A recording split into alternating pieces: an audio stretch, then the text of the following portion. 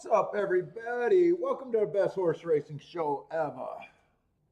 I'm your host, Paul, and we got today a little bit of Gulfstream and Gulfstream and Fairgrounds. Let's see, but we got a little bit of time to get set up as people get in here. Just move this out of the way.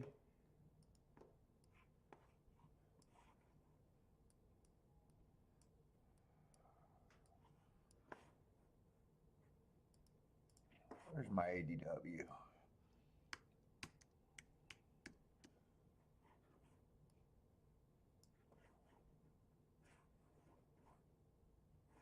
Let's see, am I signed in?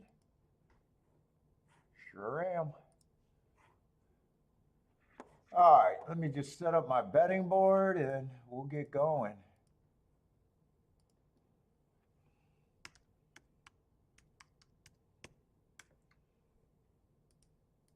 And I think I'm doing Gulfstream and Oaklawn for the rest of the week.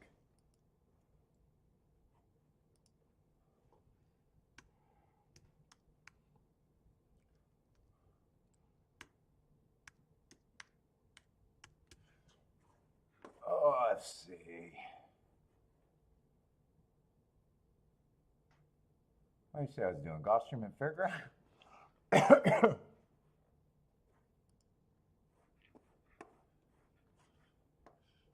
And let me just make sure I get set up. Marco Lou, what's up, man?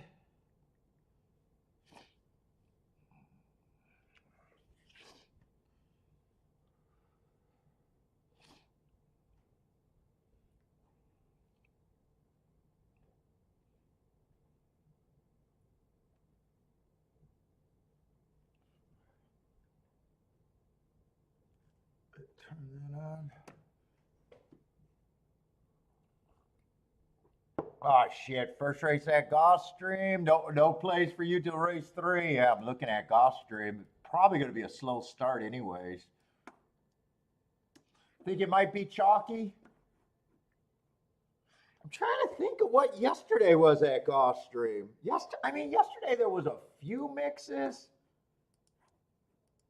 I know it wasn't great. I sat out a race with that 13-1 or 12-1. Probably should have played that race. That 7-1 wasn't a bad result, even though I was against them.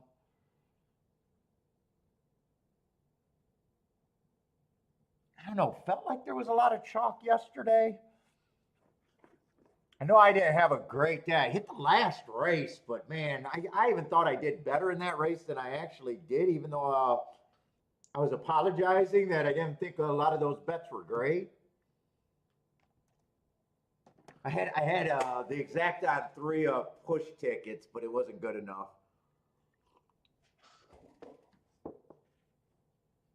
Oh, you're nice, but only 2 plays for you, so that's never wrong. Didn't cash, but that's fine. Unless you're trying to play for rebates, then it might not be. But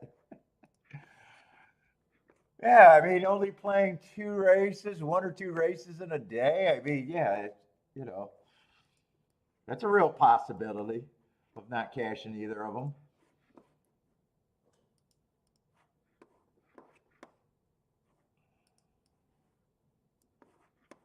Yesterday, I did like the adjustment in the last race. It just, I tried to play too much. I tried to play too many different directions.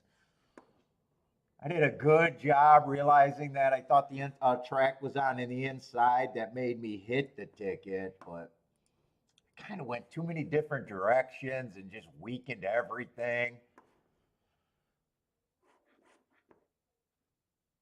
Yep, not trying to look good.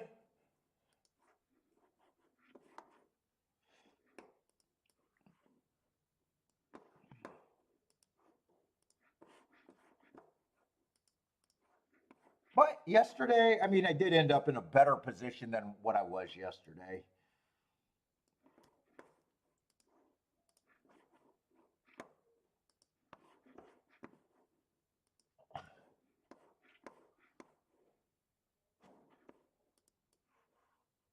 Yeah, I got a friend who says he's just interested in like one race, less is more. I said that's not bad, but it's like that all or nothing kind of attitude, you know. I can see him building day after day of loot because it's easy to go, you know, 10, 20 races in a row without winning. And if that's a hard rule you got, you're ignoring like if math is good. You're ignoring a lot. I tried to talk him out of that approach, but he likes it. I'm not saying you got to force stuff just to have more plays, but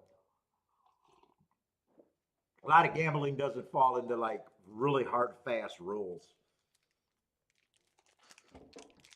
What, Marco Lewis? Is it just you and me having a private show today, or what's up with the chatters today? I am on a little bit early though.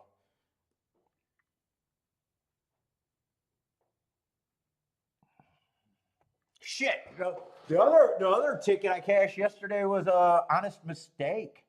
I cashed a ticket that I didn't deserve. It wasn't a great ticket. It only paid $15 or 15 to 1. Let's see. I did these wrong.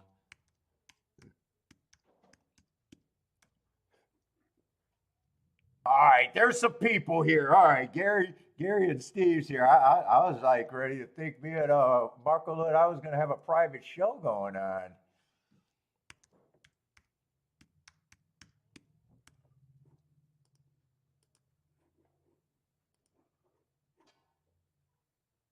What? Wait, what? Oh, it's not letting me change the name because I already got that name. Okay, let me just write golf.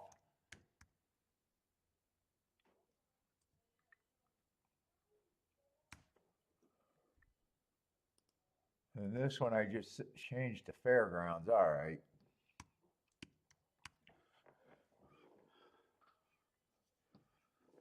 Oh, I'm fucking hungry today.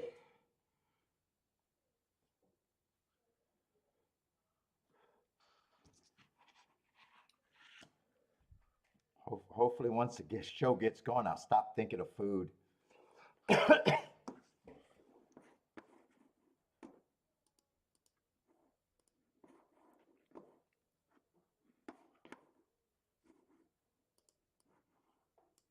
Yeah, I thought about doing Oaklawn and Fairgrounds all weekend, but I wasn't crazy about the later time and leaving early at both tracks.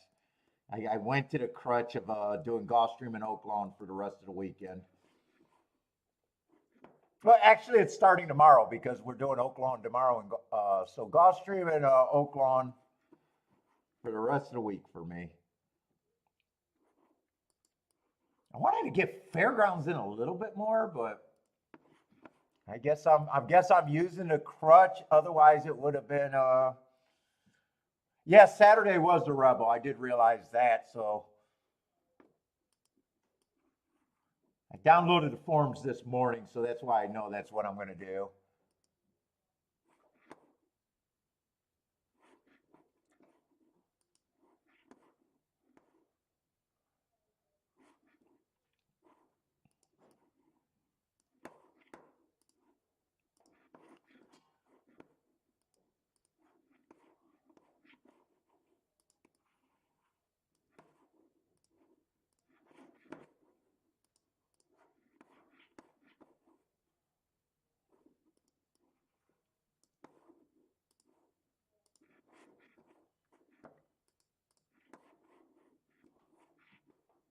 Let's see.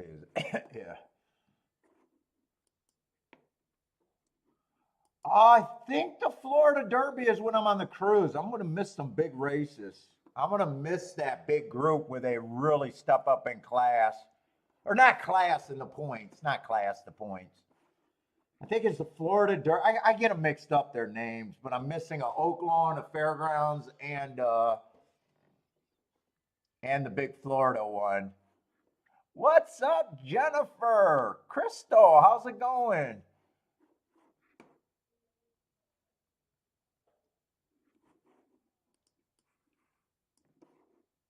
Yeah, so whatever week that is, we'll be going Saturday to Saturday, so I'll be missing some big ones.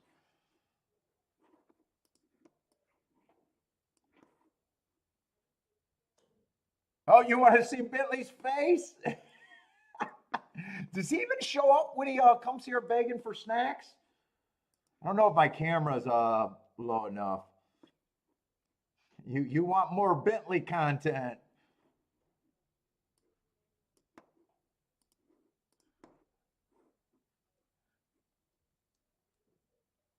Yeah, get ready to play some horses. What's up, Crystal? Hopefully, I'm saying that right. I think I am saying that right. What's up, Razor? No show today.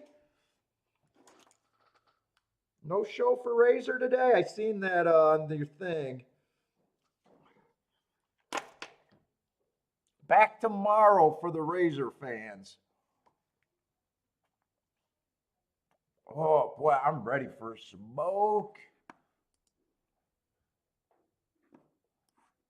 Let's see. By the way, if anyone's new to the show, welcome. I think Crystal's a new name.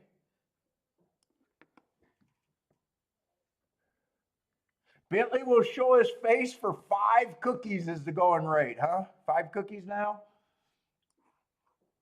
Let's see. But if you're new to the show, welcome to the show. I sit out races. I won't have an opinion every race. I bet for a living, so I have to be able to sit out. I can't force opinions. I'll be honest right up front. I only expect to be right 20% of the races that I play. So once I know how often I got to be right, I know what price I got to hit at. So I'm looking for tickets that matter for me. I'm not going to hit any more races than any other handicapper out there. I might even hit less. I might even hit less. I'm always looking for big scores because I know that makes a difference in my game. So that's a little bit about me. I do my own work, and I'm a biased profile. Handicapper is my what I focus on. But other than that, it's just knowing what horses you can get to at what price. Let's see, you use TrackWiz.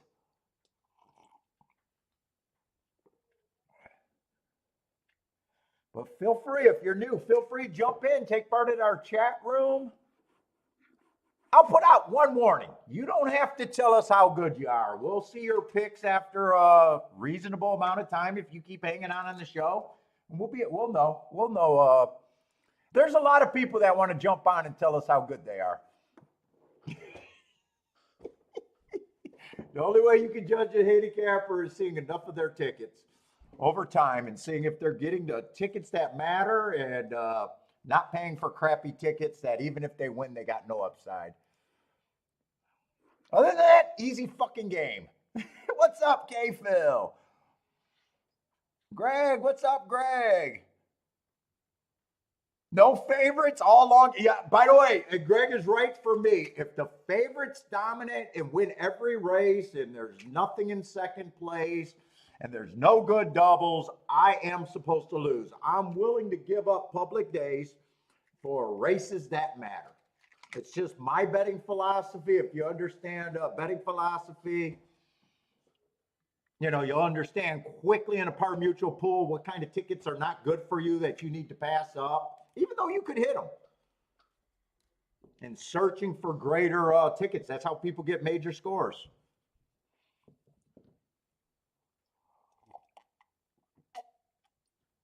But I'm not touting picks or even trying to convince you to play right. Because I'm a sharp in sheep clothing.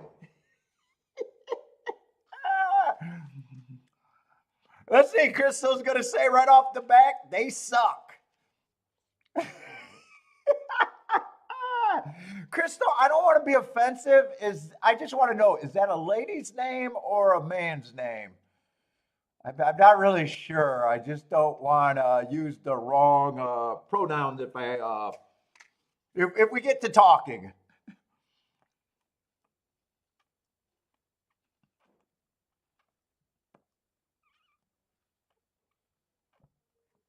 What's up, Anthony? How's it going, man?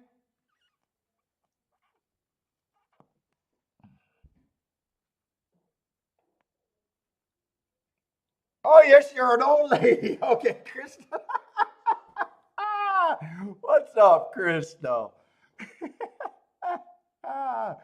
And you got your 420 vape. Let's go. Hector, how's it going? We got a 5-horse race right away, so I get a little turned off by these races because if you just were listening and understand a little bit about my betting philosophy, I got a 5-horse race with 4 favorites. By definition, I don't have to handicap anyone but the 5. If 5 can't get first or second, there is absolutely zero reasons for me to be in this race. Any order of 1, 2, 3, and 7 in the I'm mostly exact and double player, but any order of them is basically in agreement with the public, and I will get underpaid. So very highly unlikely, unless 5's the only horse that could unlock any hits here for me. What's Zero Contrast? What's up, Zero? It's been a while. Robert's on a 422.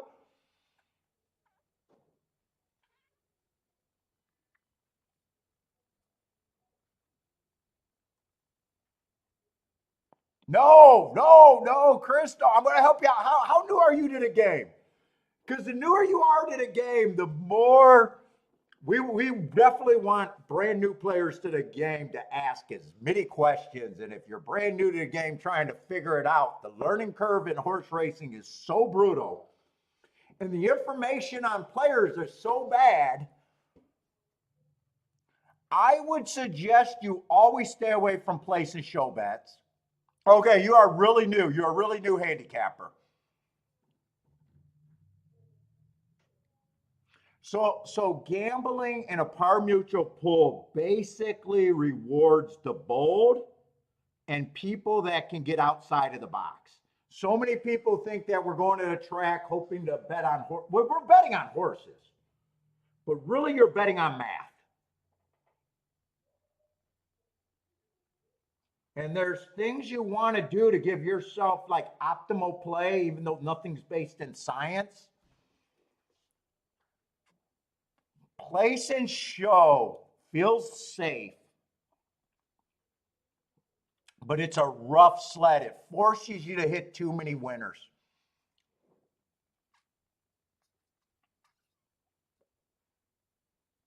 Win is technically no, it's super basic math. You don't got to think that we're math geniuses over here. It's super basic math. A lot of the stuff. But the newer you are, the problem, you're going to see me price out a lot of races, and really I'm just trying not to pay retail. I want to get overpaid on everything that I do. Based on my opinion has every right to be wrong. I'm going to be wrong 80% of the time. So being wrong is not a problem in this game. But when I'm right, I got to basically be right. So basically, if I'm right 20% of the time, every ticket that I cashed, whether it's a trifecta, exacta, no matter how many combinations,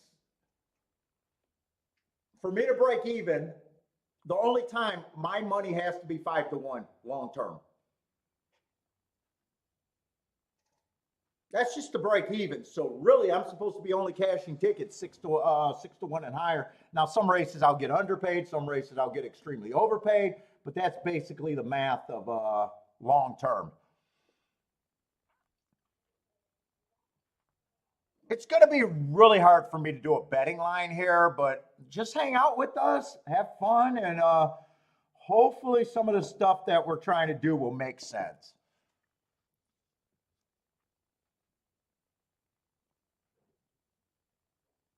And being brand new at this game, the learning curve is so tough. It's probably not a bad thing to be more conservative than crazy because most people eliminate themselves before they ever even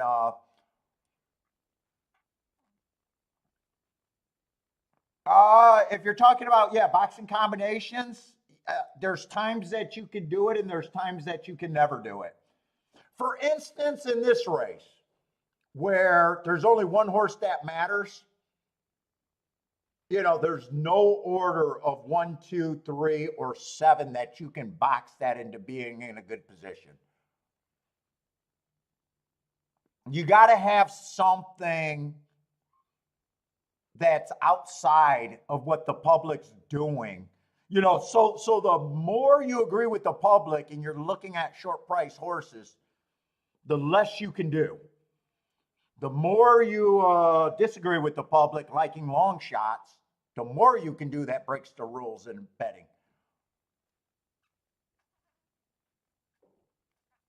Well, yeah, it's a slow process. Really, Crystal, the best thing to do is find someone that can explain what they're doing, not so much about who they're picking.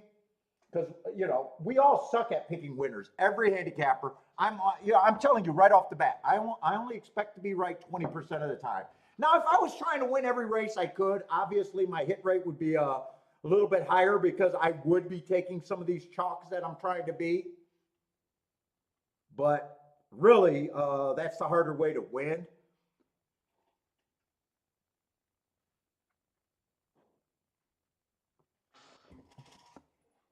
What's up, Greg? How's it going? Rent is due. What's up, man?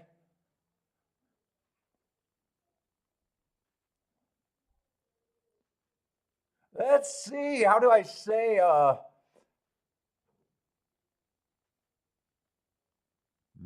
wait a minute. Madragana. What's up from Venezuela? I'm sorry. I can't even get close to that name. Madraganas?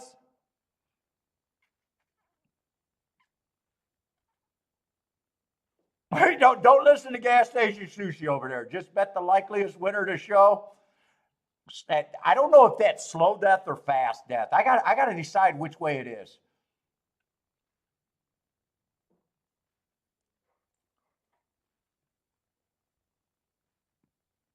What's up, Nick C? How's it going? Lloyd, what's up, Lloyd? And we're on 5 days a week lately, so if you're trying, yeah, you don't got to watch. Obviously most people don't watch my whole show, but we know a lot of people in our chat room. What's up, Charles? How's it going? Turfway broke you even yesterday? Broke you even, huh? Buy stocks. What's up?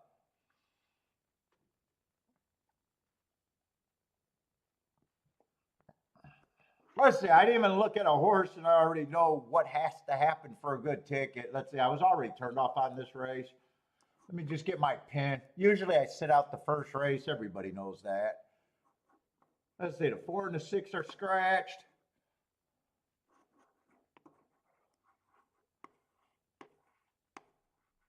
Five. Oh, this is yesterday's form. Wait a minute. Hold up. I downloaded the wrong form for Gulfstream. I recognize that right away. Hold up. Let me get this right.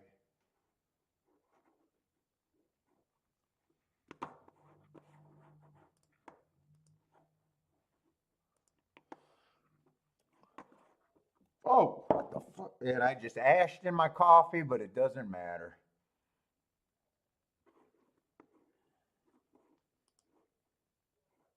Let's see. Why am I having problems finding my damn form? Because it's on my desktop and it's labeled racing form.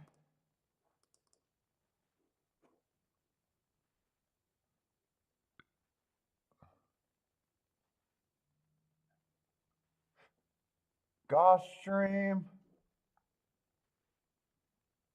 What a fucking date.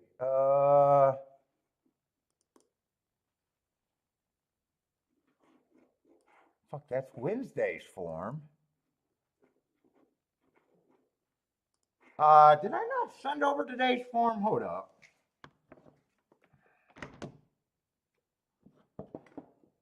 If I don't have the form, did I mark up the same form twice? Come on, that can't be right.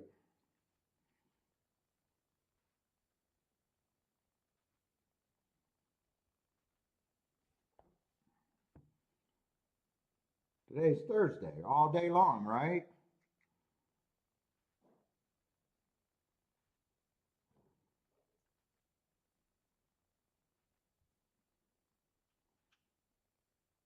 There it is.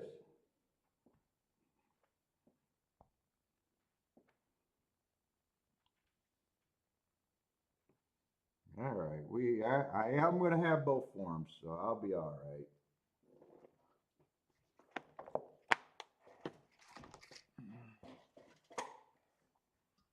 Let's see. Let's see. We got about 0 minutes, and I'm just still trying to figure out what I.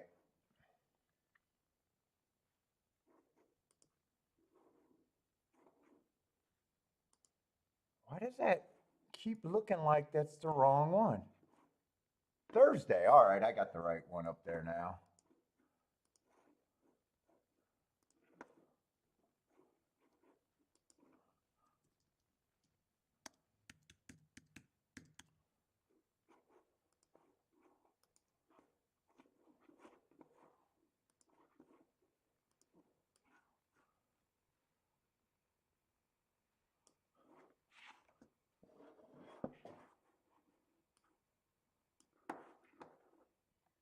What's up, noob? How's it going?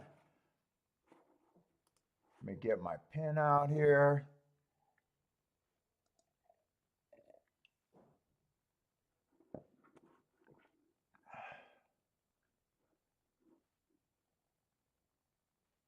Oh, nice, noob. Oh, found out. Yeah, you didn't realize you hit it?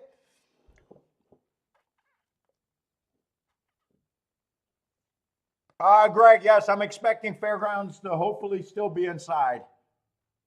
That's the whole reason to be at Fairgrounds. Well, other than that's the only other option for a main track, but.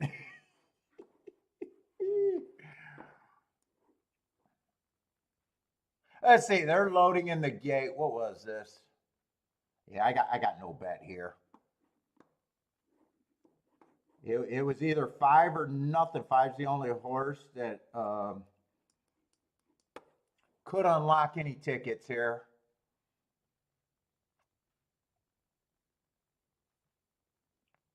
I'm going to glance and see if I even think that I can get there.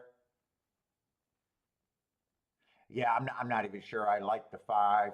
I probably, even if I would have looked at this race and took this race seriously, I still think I sit out.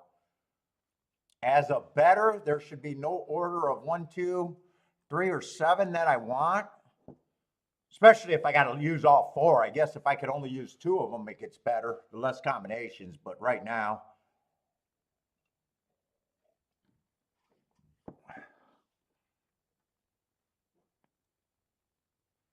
Oh, thanks, Noob. Yeah, I played that. I played that race terrible for myself, though. I played that race. I mean, I hit it. It was a good hit. It should have been. It actually should have been a score. Usually, when I got a ticket pressed down 3 times, I'm making a score. You know, when I have the same winning ticket on 3 different tickets, I'm making a real score. Not the way I did that in the last race yesterday. And that's why I was saying that, you know, this is a hardcore horse racing show because I can hit tickets. And I can still hit a ticket for $1,000, and I'm super critical about why it was so bad and why I should have made way more money. I did not make the proper amount of money on that, and I just went. It was just bad ticket construction myself.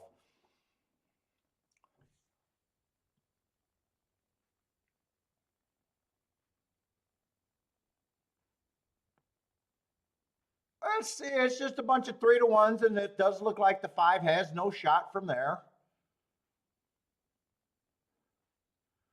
Just looking at this betting board, you know, and then you get the favorite winning. So there's no possible exacta that would be in my range of what I would want there. Maybe if, you know, 2 3-to-1s ran first and second and was overpaying and I liked it, but that's a good sit out. Oh, yeah, no, buy stocks. There's things, there's handicapping that you're proud of. So I was super proud realizing that it was inside bias that late in the day, making a ticket that represented that inside bias, having all the horses in. I know I had them all in the super and probably even all in the high five, but I'm not sure about that. But when it just came to betting, my betting was just off. So, there's great job. A lot of handicappers do great job handicapping. But the majority of them never get paid what they should get paid.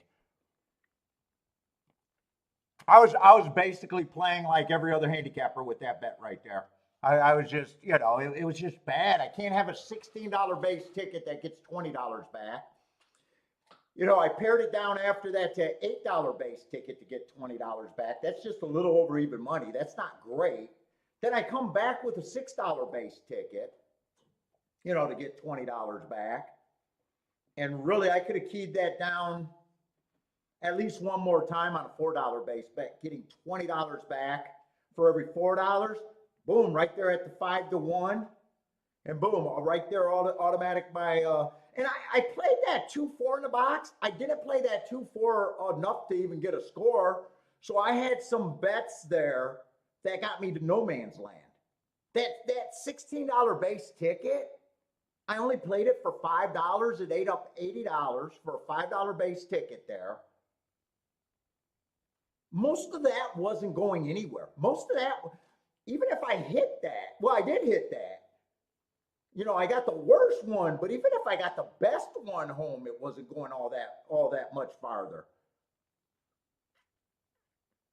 Like that's breaking the rule that we talk about. Hey, first of all, do you like the math? Second of all, do you like the prices? Third of all, you got to ask yourself, if I bet this, is this a score? That wasn't a score. That broke a rule.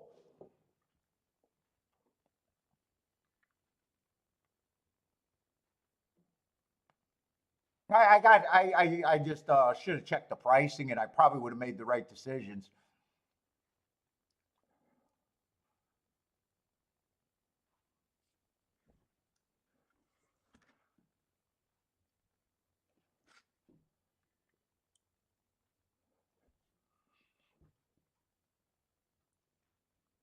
Like 10 was the value. 10 was the value and was always the value.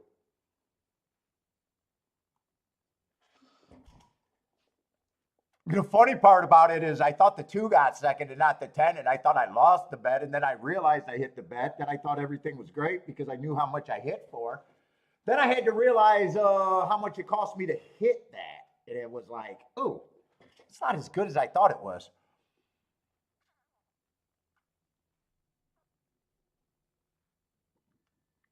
Yeah, but if you're if you're new, listen to what I'm saying. Having the horses isn't as important as the betting long term. It's really not. Especially on a ticket at that base. Especially on a $20 exacta. If it was a $100 exacta, then I did mostly right, and it would have been a huge ROI. But because it's a $20 exacta, I actually thought it was going to pay closer to 30. They ended up settling on the 3 over to 4 late in the action. So, well, yeah, it was a way to go out. It was definitely a way to go out, and I ended up having an insignificant losing day. I was on a higher side of an average losing day, on the higher side, once that bet was put in. And then I turned it into, barely, I don't know, say less than $150 in losses, which is basically nothing. You can't be a gambler that plays every day and worry about day in and day out of, we're playing for thousands, not being 100 here. So if I lose less than $200-300 in a day, it's actually price of doing business. Those aren't even average losing days for me, so.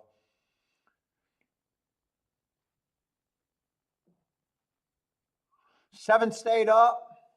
There was an objection. I'm guessing this is probably like maybe 12-1 on the exacta, maybe. Oh, we're $7 on the exacta.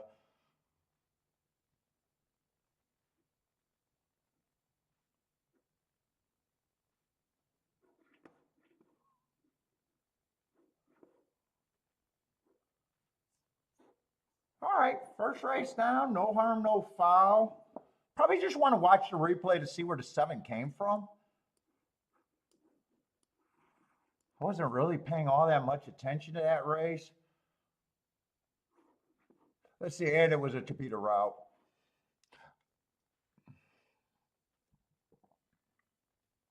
Are we on the turf today or are we off?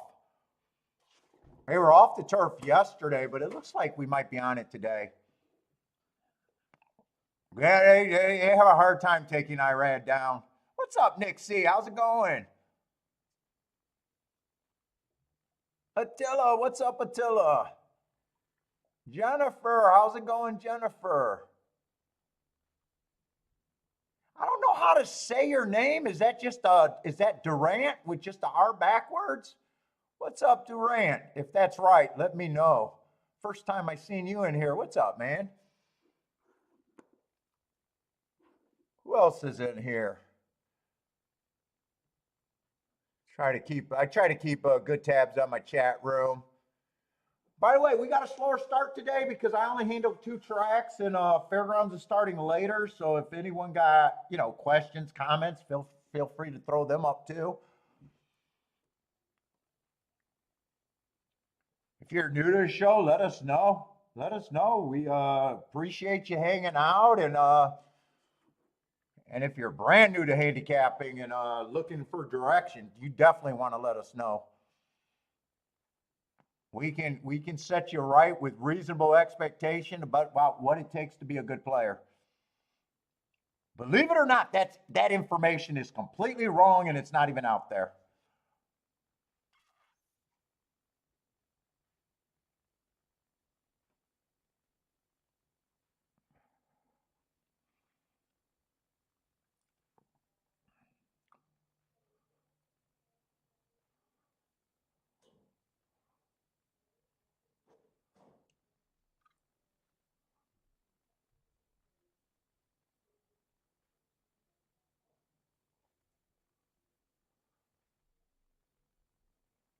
Noob, are you talking about the race at last night? $150 try? Or are you talking about let's see, I think it was just under $60 for 50 cents if you're talking about the Tampa Bay race yesterday. So ours is probably 112 for 50 cents. 112 for 50 cents maybe.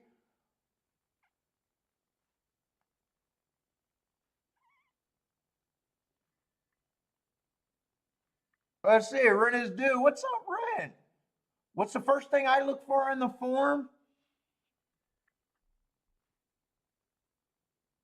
Let's see, I probably don't. I probably got to go back to before.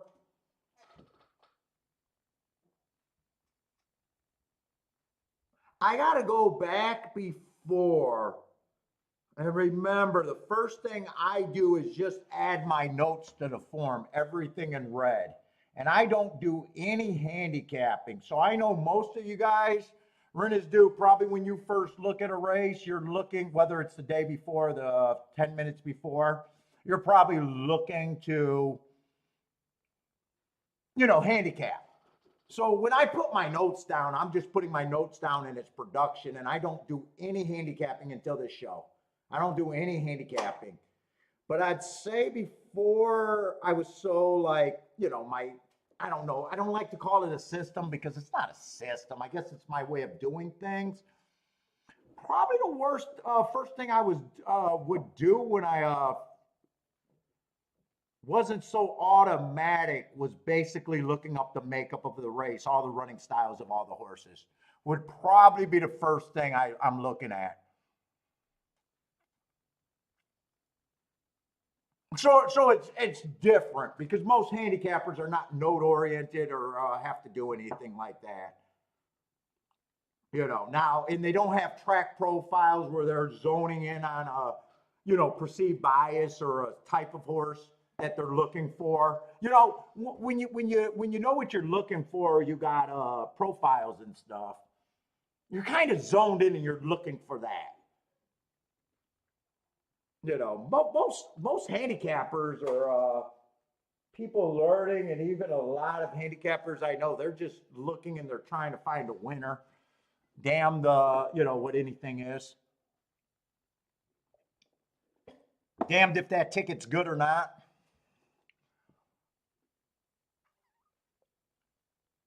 But I think if you're new, you should learn to running how to identify running styles before you. Well, actually, that changed. Handicapping, I think, if you're new, the first thing you should learn handicapping is identifying the running styles. If you're new, the first thing you should probably learn is that this is a par mutual game and you're playing against other people that aren't that smart. In a game where information is terrible, in a game where groupthink is slow death, I don't even know if it's slow death or fast death, it's just definitely death. And you got to understand that getting the tickets is what matters. I would say no crystal. And I got a perfect analogy for that, I think. Every person that goes to the track that you try to explain handicapping to, or every brand new person within 5 minutes of you trying to tell them something, they're going to say, I'm just going to bet the best jockey and trainer. So if that's 100% of what every first-time starter ever did at the racetrack, it's overvalued, meaning you got to think deeper than just that. You will land on winners no matter what you do.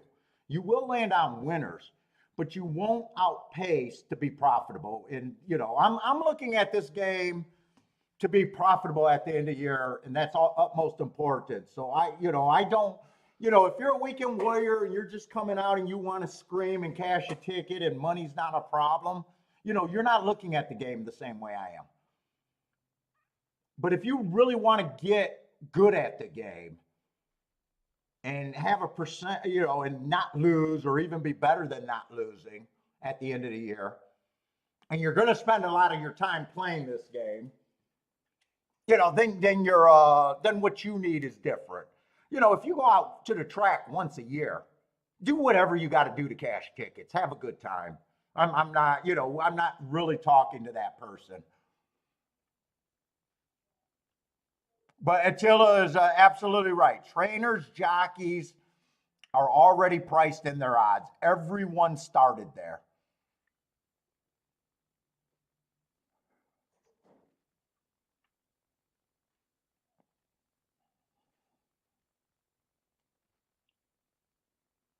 And I know if you're brand new to the game, you're going to, well, I don't have the experience to do pricing. And that is a fair point. I play from my chair. You sound like you're at home on the computer then? Probably most of our people. Well, half of our people are at work, Crystal. Most of our people are probably working while playing with us.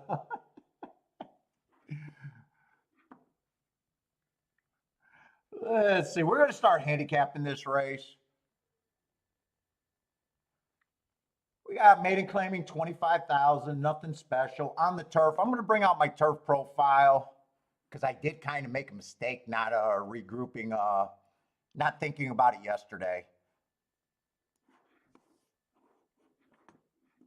And I recognize that the inside was good a little bit too late, where I should have started thinking inside off the freaking get-go.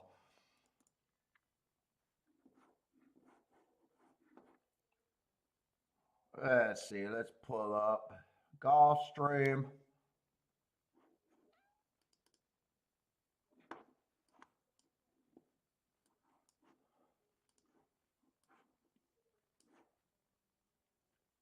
Turf routes. Turf routes, I still want to be anti-speed. They're wiring 22%. I know Attila keeps saying speed's better than I think. But I still got them going to wire 22%, and that's low. It is a track profile that I hate the most. 58% of the winners are coming from 1 to 4 lengths off the lead. It's just a pure stalking track. So far, after 107 races, just pure stalkers to me. And the reason, and post positions don't matter. So far, you can get some daily biases there. And I'm even looking up there. I got very few daily post position biases. There's 2 right there. There's a couple off insides there, but very few. So right now I got post positions inside 36%, middle of the track 32%, far outside 32%. Until, unless something happens that perks me up, I'm just going to look at it right now that post position's fair. Speed, I'd still be willing to play speed if the price is big enough, but for the most part, I'm anti-speed. And I'm just looking for horses 1 to 4 lengths off the lead. All right, that's how I'm going to start out the day there.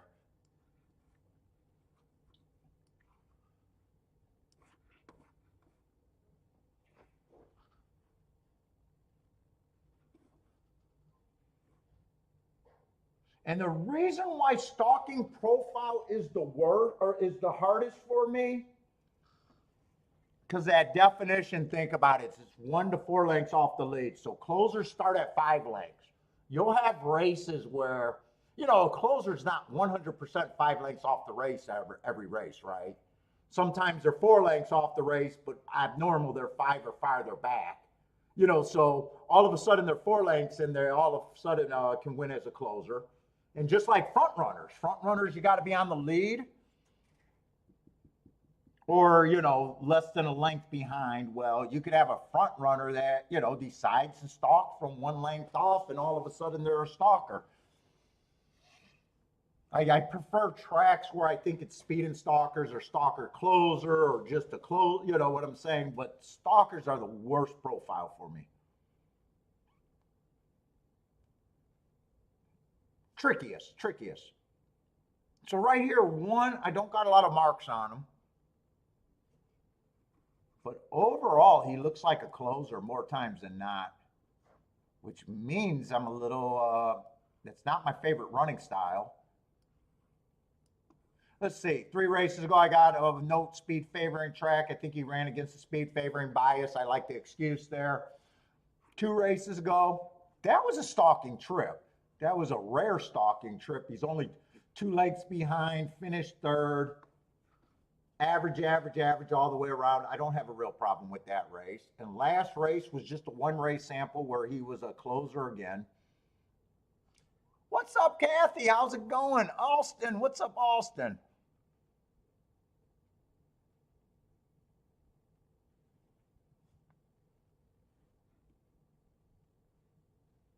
I'd be hard pressed to think he's value at 7 to 5. Got a bit of a class drop, so he got some traditional things going for him. But, I am not getting the best of the 7 to 5 number. I can almost guarantee that's going to be, in my opinion, there. It's very hard to have value at 7 to 5. Let's see, 2. Let's see, we got 8 horses in the race. I'm doing my betting line over here. This is actually my opinion on what I base my bets on.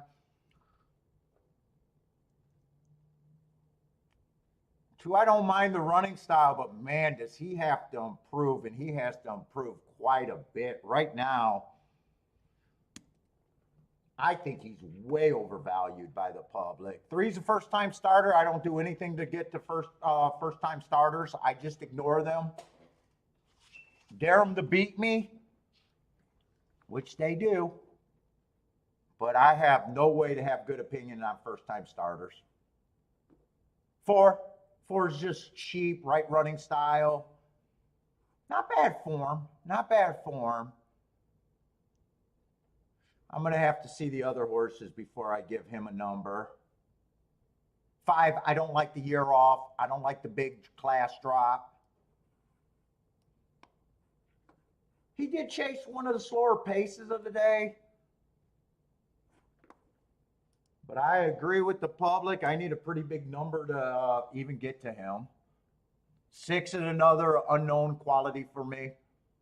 And the more first time starters that are in the race, the more likely I am not going to bet a race. What's our Rockin' Ray?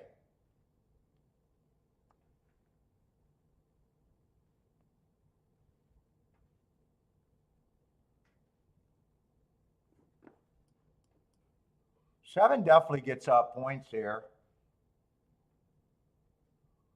8 gets points, but I'm not crazy about the running style. Unless the first time, and I'm going to be hard on the first time starters, because if I'm ignoring them and can't have reasons to get to them, I just know I need big prices. Sometimes I can throw them in if the price is right. I just can't. I can't price breeding. I'm not a hooker. I can't price the comb shot. I'm sorry, I can't do it. So breeding, I don't believe in breeding. I don't believe in workouts, trainers, jockeys. So how can I ever have, or workouts, how can I ever have an opinion on a first-time starter? Almost never. So I got to reflect that in my math. 4, I still think should be on the longer side of this group. But I think these 3 horses have the most shot. I don't know if I have to separate these. I got enough points to say that they're all. And when I'm doing my betting line, you should be doing your own betting lines because that's what handicapping is, pricing. But these are what I'm working with. For those that are always interested in doing their own betting lines, I have 2 rules with the betting line. Every horse gets at least 1%. And when I get, no matter how much I love a horse, the most I can give a horse is a coin flip. I don't bet chalk. There's no reason for me to say a horse has 90% chance and he's an overlay at 6 to 5. I don't need that. I don't need small margins. If I wanted small margins in betting, I would not be a horse player. Fuck, we got giant margins in our opinion, so. And then right here, once I get my pricing, it's really easy. I just don't pay retail. So 1's over bet. There's no way I can consider him for a win bet. I have no problem if he wins. I got 3 horses that I gave the most chance to. I got him 26% chance to win. So if he loses, I don't care. I'm also saying he has a 75% chance to lose. 7 right now is a huge overlay. I need to get better than 3 to 1 to make any bets on my top choice. So 7, I'm getting the best of the number. 8, I'm getting the best of the number.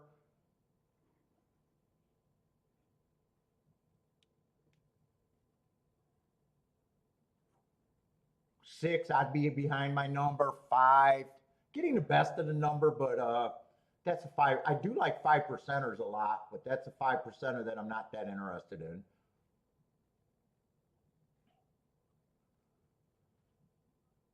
I like my betting board mostly as long as one of the first-time starters don't run. And I probably can make some bets here.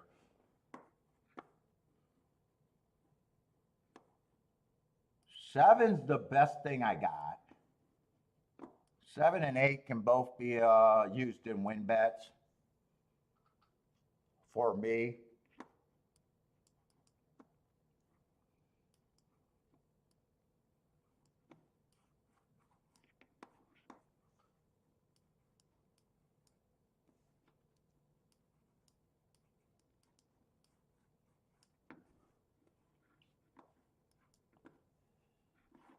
I got to make sure my stuff is worth playing, though. And actually, it's not. 1-7 is not any value here. I'm willing to lose if it comes in 1-7.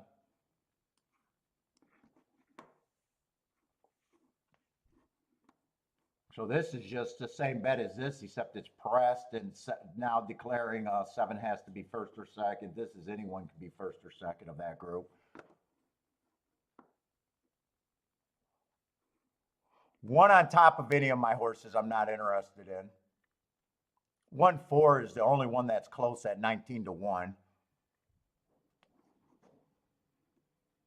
8 on top of the 1 I'm not even interested in. That's only paying $11. I might as well just bet more on the 8 in that scenario. 7-1 is worth playing though, straight, not turned around. That's paying 26 to 1. I probably do make a poke bet here. And I probably play all of that just like that. It's a poke bet because the first time starters, if 1 wins, I'm willing to lose, so I got to respect the 1.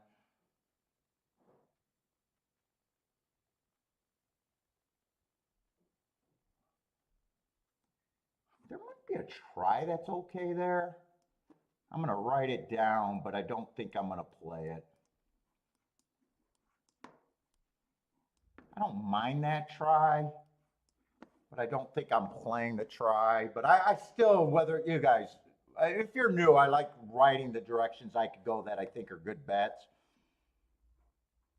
They might be wrong. I don't mind being wrong, but when I say good bets, that they're going to pay if they're right.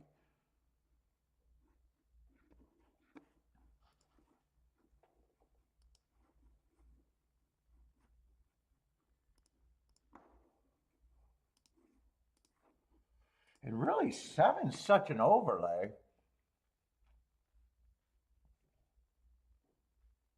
I'm still reaching. I was going to say I could play 7 with the first time starters too if I wanted to. I think I'm going to leave that alone. Otherwise, this race is honestly not worth that big of a bet to me.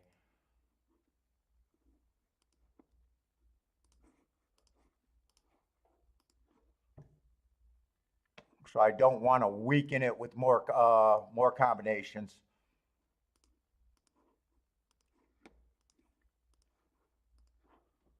Let's see, the only bet I don't have is a straight 7-1.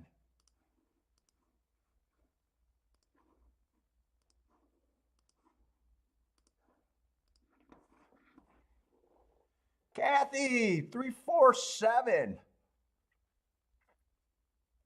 Who else got plays? Attila, the 3 to win at Gulfstream. That's got to be the first time starter.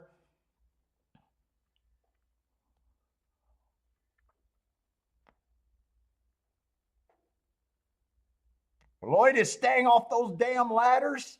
What's up, Elaine? Elaine likes the 2. Who else is sliding in here? We got Elaine, Kathy, and Jennifer today. Bob, what's up, Bob? Rockin' Ray, how's it going? Who else is sliding in here?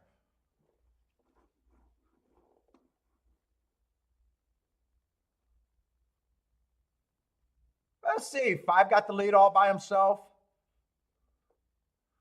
7's, I like my position on the 7 and the 4. 7 and 4 is going to get first run over the 1.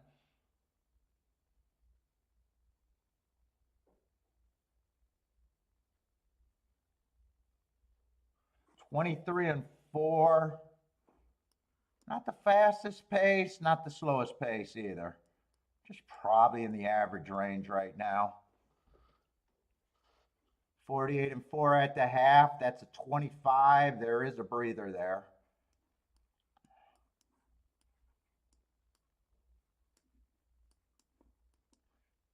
Keep this 7 interested. Keep this 4 and 7 interested for me. Come on with this 7-4.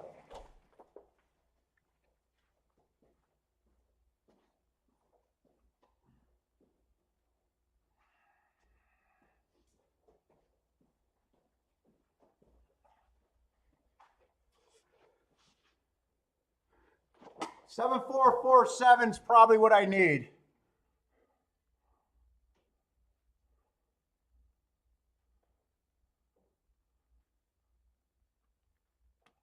I got a feeling 4-1. Wow, 4 went down from 9 to 1 to 4 to 1.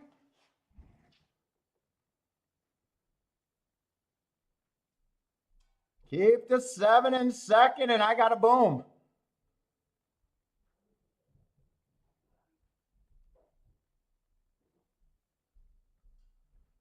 7, 7, 7.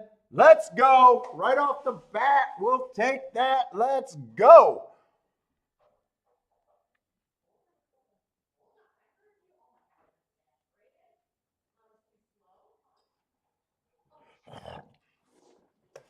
Four got pounded. Four was 9-1 in the gate. Boy, I don't know what this exact is going to pay. I never checked it, but someone got 30-1. 30-1 sounds off.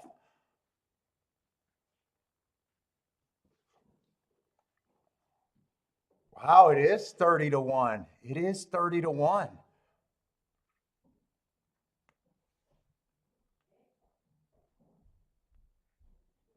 I thought that was going to be a bigger hit, but I got it on both tickets. I'll lose the win bet. I got it on this ticket and I got it on this ticket. So I got a nice press ticket for a little bet. So that's actually going to be a bigger hit, but I thought that exacta was going to pay way more than that. 30-1 sounds disappointing, to be honest. 11 or 7 was going in the gate at 15-1, and 4 was in the gate at 9-1. It does feel like I got my pocket picked.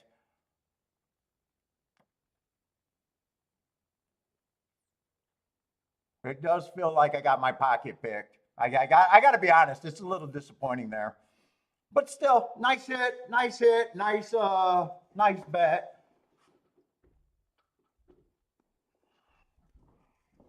But it just feels a little pickpockety.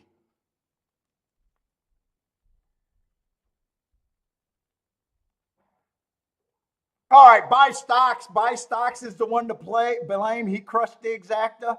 I crushed the exacta for what I got in the bet in the race. It's buy stocks' fault today. Betting machines robbed us that time. You're right, Attila.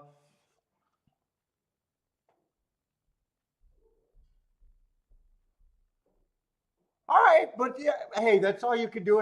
By the way, I still get 5-1 on this because it's 6 times 5. Well, actually, technically it's 4-1. You should be timing it by 6 for a true 5-1. But I do it based on timing it by 5. So I need my combinations to pay $30 to be right here, which is paying 31.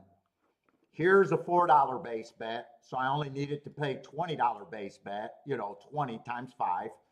Or, 4 times 5 is 20. So I'm ahead of the math there. And that's all we're trying to do here, Crystal. Even if the 2 beat me, I would have been happy with that bet. I would have just been wrong. I would have got beat by a horse that I didn't like that much, and that's racing. If I'm going to be right only 20% of the races I play, that is the type of numbers that I got to get. I thought I was just way ahead of the math there.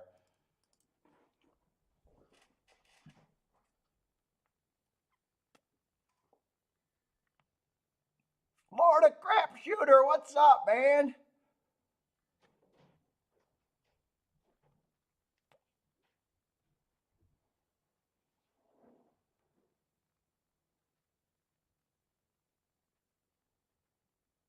No.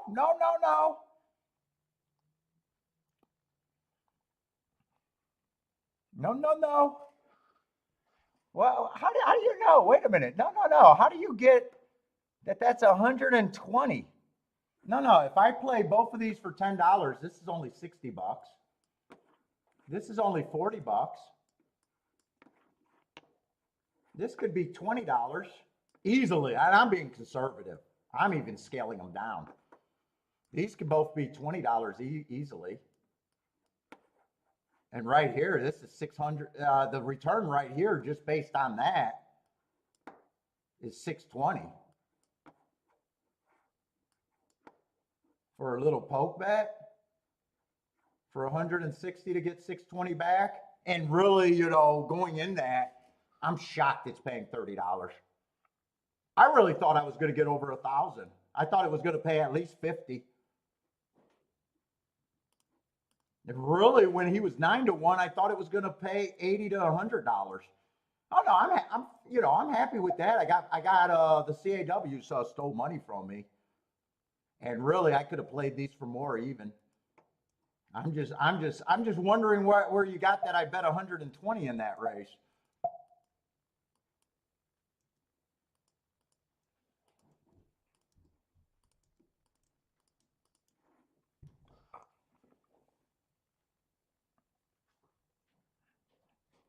Yeah, and even, I play this for more than this. My bets always, when I always am betting, the worst I'm going to do is play them. Whenever you see me have a ticket multiple times, they're not $5 hits because I'm pressing. Why would they be $5 hits if I'm pressing? So at the worst, it's $10. But there's a real chance that, if I play this for 10, I'm playing this for 20. There's a real I mean, that's not even, the less combinations are always getting, as they go down in combinations, as my combinations go down, say I got a big say I can do it 3 times, 90% of the time, more money is going to be on this than here. And this is going to have more money than here. It's just, good betting. I mean, it's better betting. You always want to play your squeeze down tickets for more than your whatever your base. So I would call, $6 would be the wider base, and the $4 is less.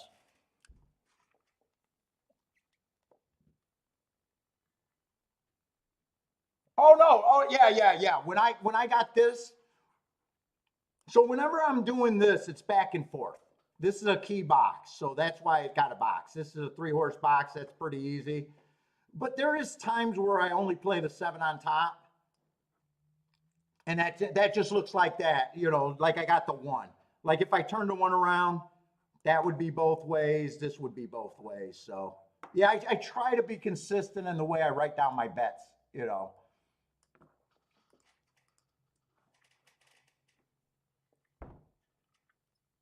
Oh no problem, no problem. Because I know people are looking at that, but I was just wondering, because some people are guessing my average bet and all that, and it varies so widely. A playback could be anywhere from $300 on under.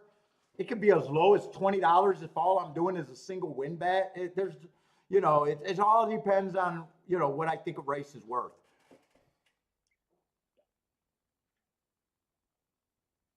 And then it's, a lot of times I got a number in my head that I'm approaching in the bet. Let's just say I thought this bet overall was $200, and now it's just the combinations. That changed since I started pressing. Before it was on a scale of a play bet was $5. A medium bet was $10 or $20. It could vary. Very rarely got exact as over $20 unless I hit the key box on both sides. Then they're doubling. But since I started pressing, some of the rules that I used to do, so I could have a severe play bet, that before I was doing $100 in an entire race, or let's just say it's $50. But let's just say I got this combination: 7 on top of just 2 horses and no win bet. All of a sudden, that looks like a bet that I'm going after because, if I'm saying the bet's worth $50, now all of a sudden it's $25. So you can see the power of declaring how much a bet is worth to me in my head. Because before, that might have just been $10 and, maybe a win bet. It's easier to do that. And now it's able to scale way up.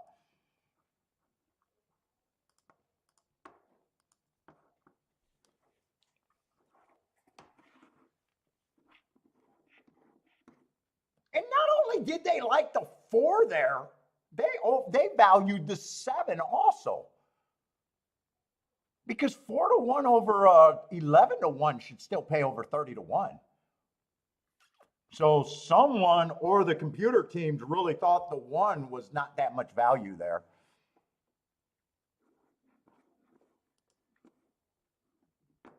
Let's see, Fairgrounds, we still got 50 minutes, so I got too much time to handicap right now. Oh, no, I don't take that as bashing. No, I don't take that as bashing.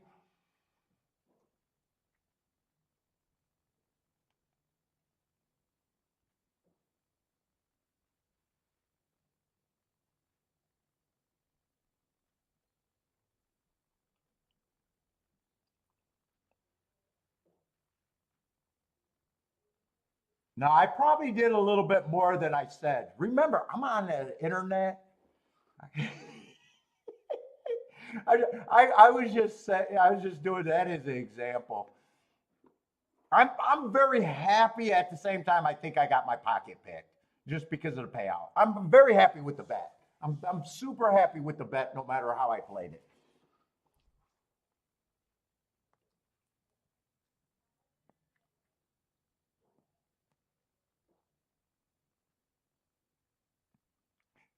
Hey, Florida, you got to read between the lines sometime. I know a lot of people that are they like to over exaggerate their hits in public. You got to remember, I'm 5 steps ahead of most of the players online out there. And I got a lot of content for the IRS or anybody to get jealous and watch.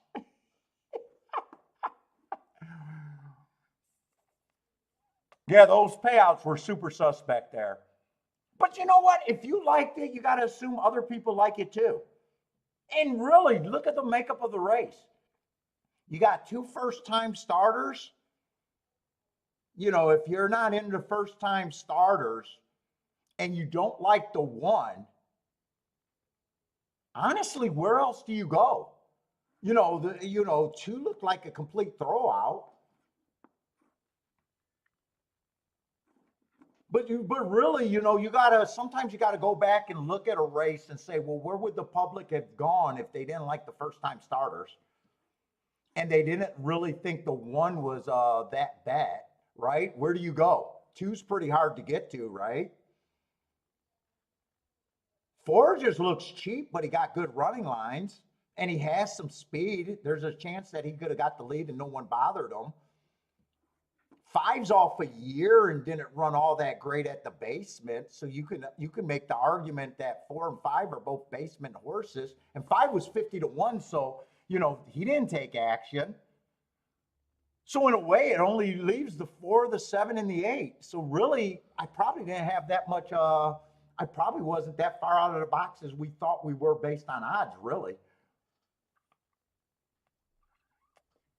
When you go back and look at a race, sometimes you could say, wow, I could see the public getting there, and it's not that hard to get there. All right, we got the third race over there at Gulfstream, though.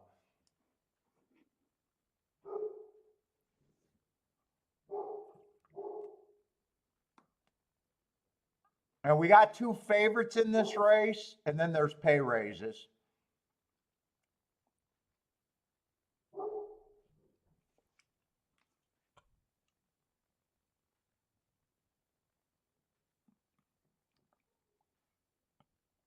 Fuck, my pick is bad, and I got something under my bridge. It's going to drive me nuts.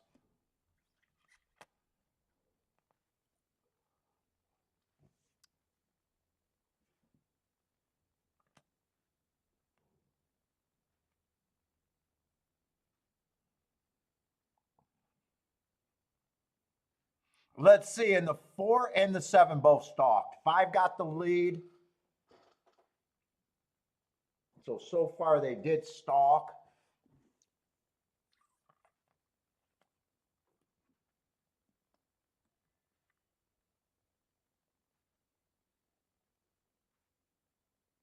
Let's see, and the worst ticket I can make as an exacta player would be any order of 1 and 4. And then a 3-horse box, probably any order of 1, 2, 4. A lot of you that are trying to get better at tickets, just look at a race and look at the odds board and just recognize what's the worst thing you can do and still be a winner. So there's really no ticket of 1, 2, and 4 in the exacta that I really should own here.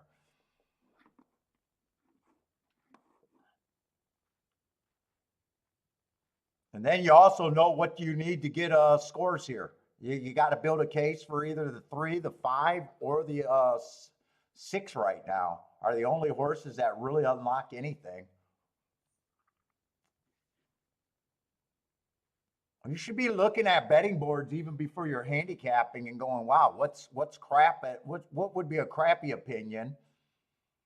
What would be a better opinion, or and it is, could you get to something better than that?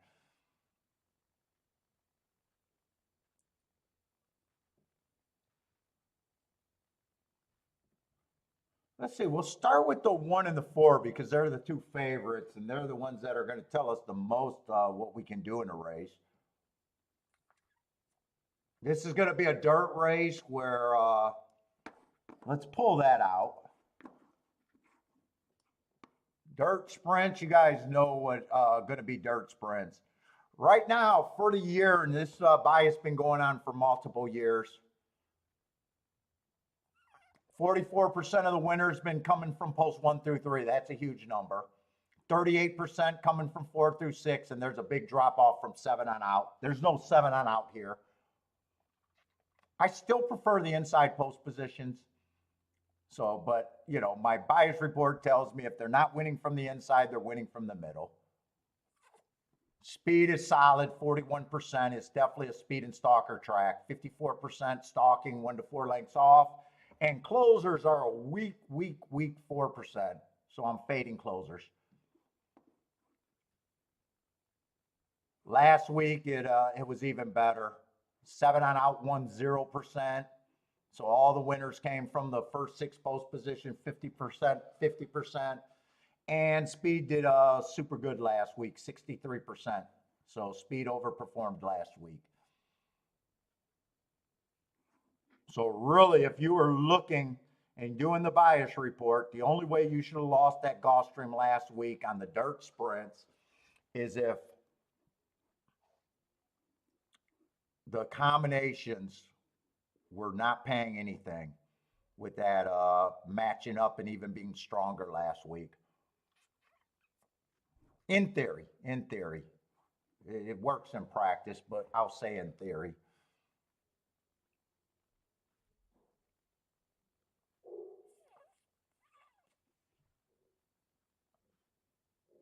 I say 1's definitely going to be on the inside, no problem there. No problem at this level. 4 races ago, I got a bad rail early pressing day. Average match strides with the slowest winner. I don't like that race. They didn't like that race. They laid them off. Comes back, runs a much improved race at the level. Dueling on the front end, average on the pace, no problem there.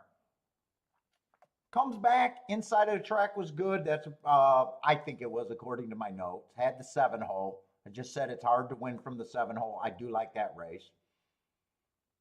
Still managed to get second.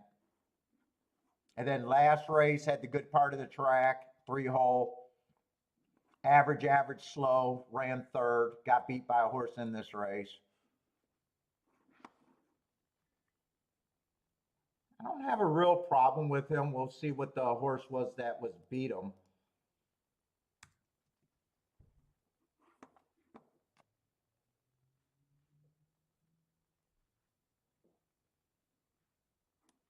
Three was the horse that beat him last race. Beat him out of oh wait, no.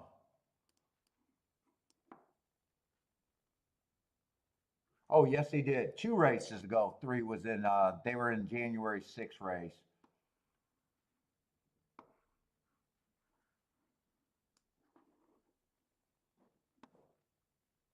And 3's going to be on the inside today. 3's still a nice price. So 3 is capable of beating them. And 3, I don't mind the progression either. 4 races ago was early pressing day. 1, 2, 3, 4. Did not break, so I like the excuse, the asterisk. 3 races ago, inside of the track was good. He had the 8 hole. I like the excuse again. Then he wins. I still gave him an asterisk because I thought the inside was good. He was in the 4 hole, so that might be a race that I want to watch the replay because maybe he did have the good part of the track.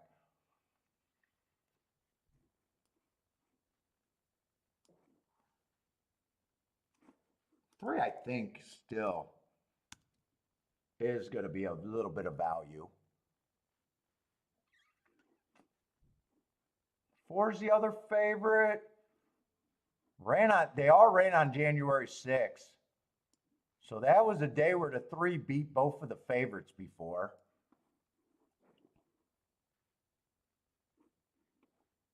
Let's see, 4 races ago, I got the 4-horse having a inside bias. I like the excuse there. Then he gets a speed favoring track. Runs a decent second, but slowest pace of the day. The day he lost to the 1 and the 3-horse, he was on the outside, so there's a little upside there. And then he comes back and wins again, slowest winner of the day on a speed favoring track. Got mixed feelings about him.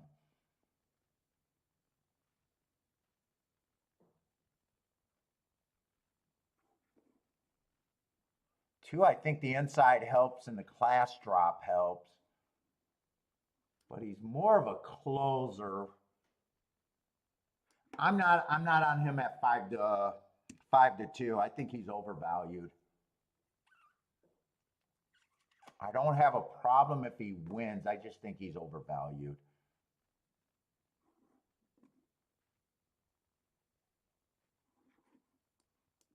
Five ran on the same January 6th race, so that January 6th race might be a race that I wanted to watch a replay of. We got 4 of the 4 horses coming out of that race. He had the 6 hole that day, so I think he was at a disadvantage. He's probably at least 15% to me too.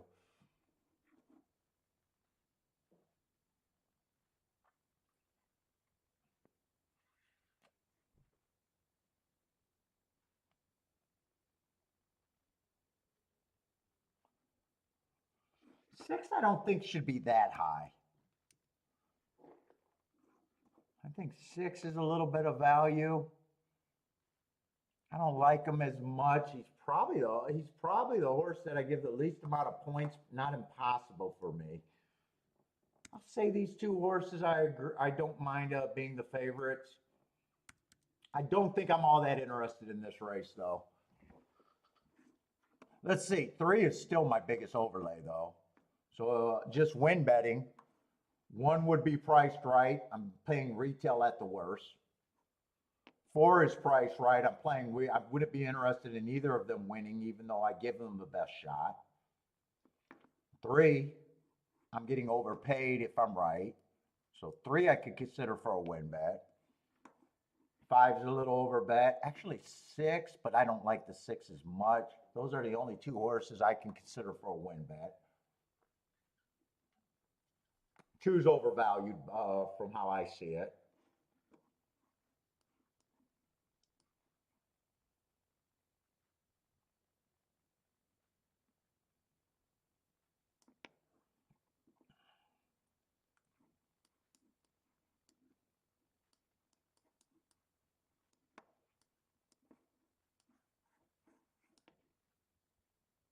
I don't completely like that, but I would pare that down.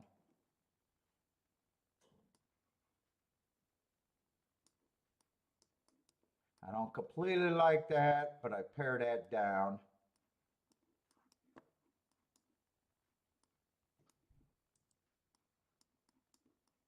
Don't completely like that, but I keep paring down.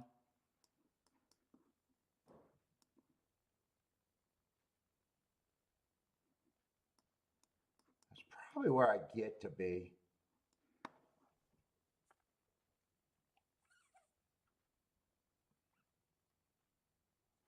Let's see. I don't really need this race after the decent hit. Let's see. 1-3 is 24 to 1. 4-3 is 27 to 1. I always base this on the worst. You know, if the favorites win and the 3 gets second. 4 and 5 can't be played on top of the.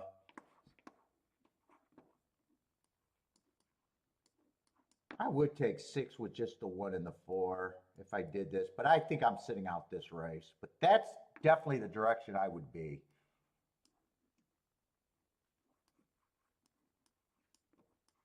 But I don't think I'm that interested in this play.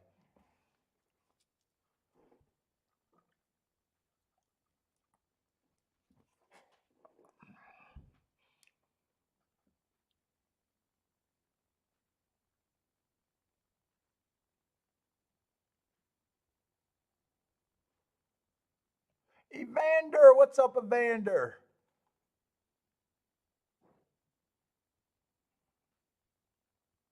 Crystal likes the 3 here. Good luck on the 3. Three's who I'm rooting for. And 3 is the only reason that I even wrote down tickets.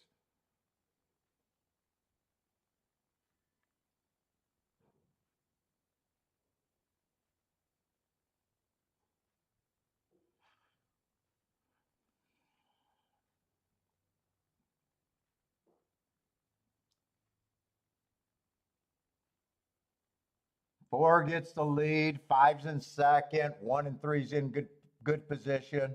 Everybody's in good position right here. 2 has the most to do.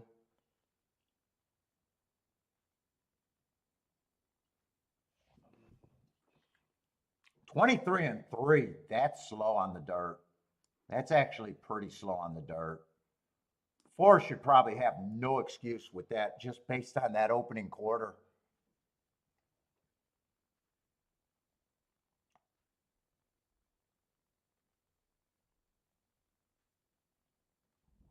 $46 and 4. Sped it up a little bit. 23 and 1. So he didn't get a breather, but that first call should be a breather anyways.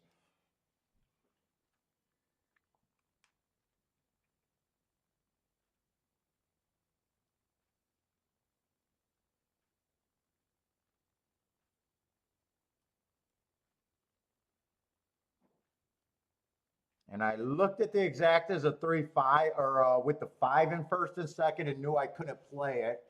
And then after the race, for the new people that are trying to do betting boards, or I'm trying to convince you should be doing betting boards, all you want to do is look at it and see if your opinion was good. I like my betting board. I had the 1 and the 4 as favorites. One of them did win. I had the 3, 5, and 2 as second choice. 6 was the biggest throwout. Then I'm looking, at the result. Could I have played 3-5 or 4-5? That's not exactly that I want. I think that exact is going to be about 14 to 1, if not worse. I think it was 14 to 1 when I checked it, and it went to worse. 7 to 1, 7 to 1 exact as I can't ever own. So that's going to be a good sit out with a good betting board that kept me out of trouble. And at the same time, if I would have played the race, it would have been somewhere making the 3 be first or second. 3 got third, but not good enough.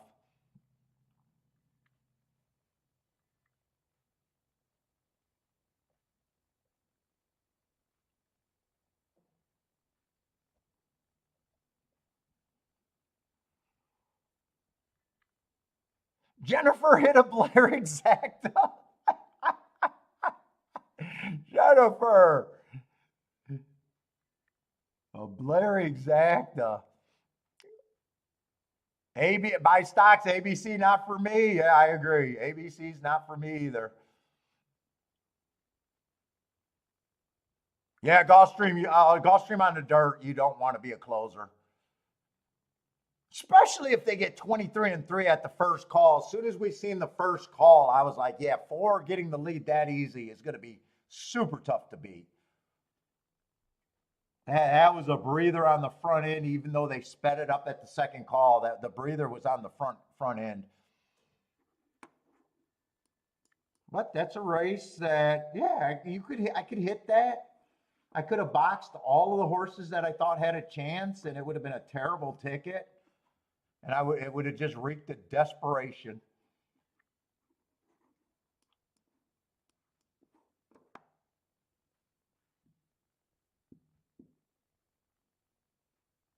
What's up, Abdul? Abdul with the 4 to win. Nice call on the 4. Christopher, what's up, Christopher?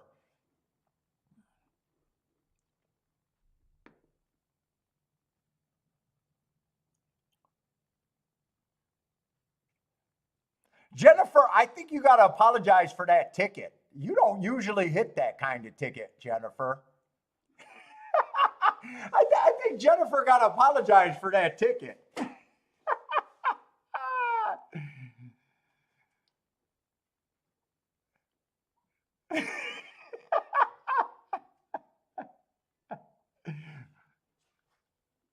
Jennifer, that's not like you to hit that ticket.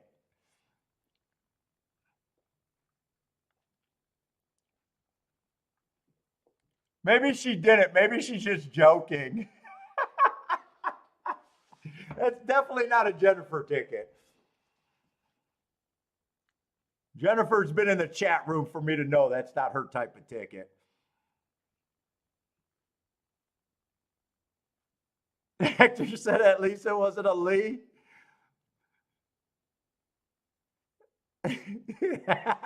What's your spreadsheet is your ROI sheet, your record? Oh, you threw in the 6, so you thought you had upside with the 6? Yeah, 6 I was completely wrong about, but he still outran the 2, so he shouldn't have been 17 to 1.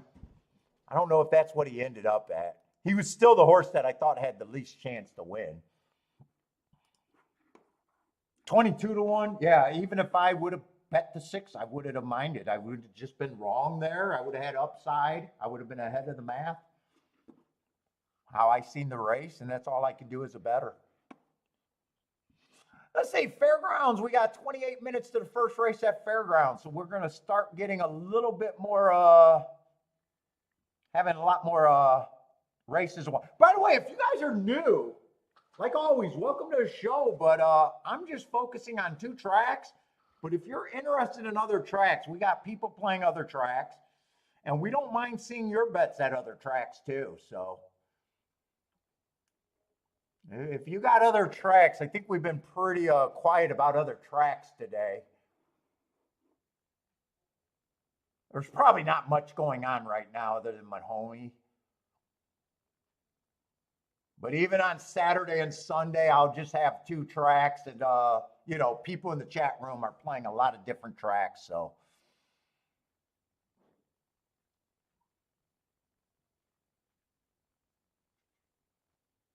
feel free, throw up picks wherever you guys are playing, like always.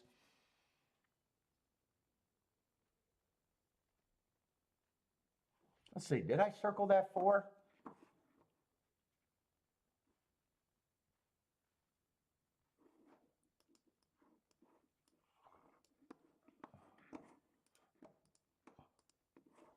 And let's see, I just want to see how close Gulfstream and Fairgrounds. Let's see, they're 6 minutes apart, so I don't have a ton of time. I'm turning on the Fairgrounds feed to make sure it's working. And I'm hoping they show me the track. I just want to see if the track is nice and dry today.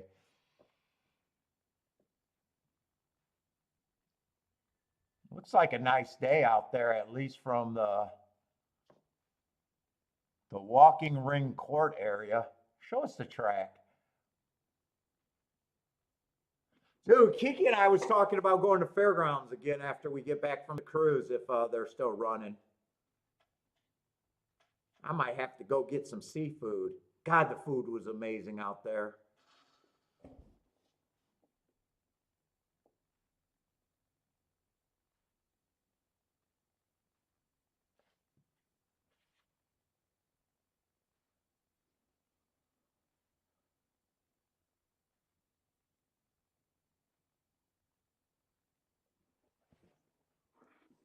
Let's see what the first race is. We got a fairly big field out there for the first race, too. Let me just glance and see what it is. Ooh, cheap little maiden claimers. Yeah, Orleans, yeah, we were talking about going back. Tiki got some air miles we got to use up. Or I guess we lose them. We got to use them or lose them, I think. Or maybe she's just trying to convince, maybe she's lying to me, but that's what she said. She might be lying to me to get out an extra trip. It was Gulfstream or Fairgrounds she's thinking about.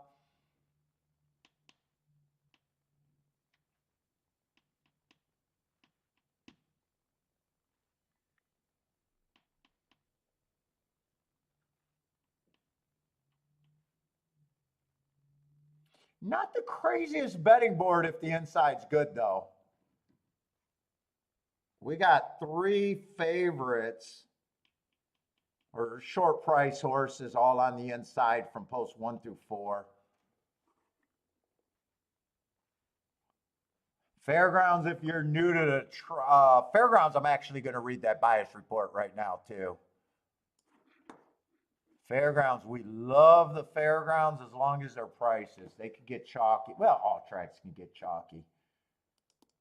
But I love my profile at Fairgrounds.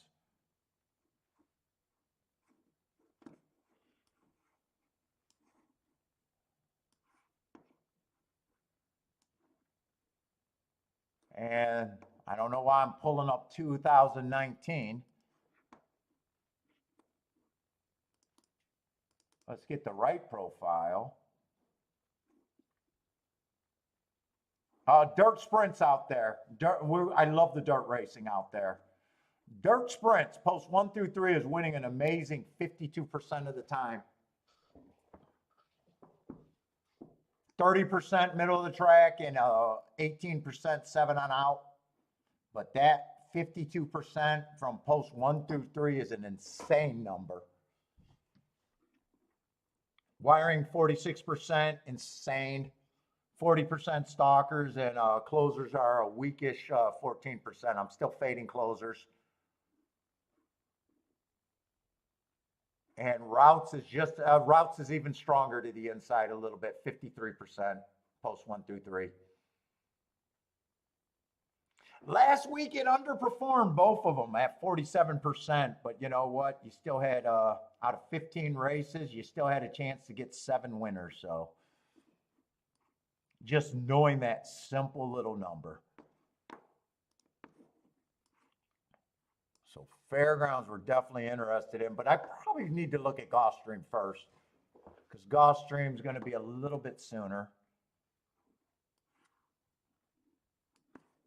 And with them, and hopefully they're not on top of each other all day.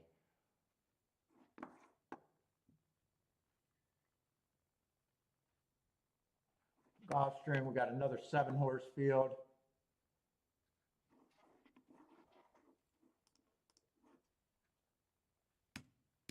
And they are all going to start at 17%, 9-2 before any handicapping. And if you're new, when we're making betting lines, all I'm doing is taking points away from horses I can't get to and give them the horses I can get to. And that's going to spit out what odds I need to be a long-term winner. Or, be ahead of the math long-term, I guess. I don't know if that guarantees you're going to be a long-term winner.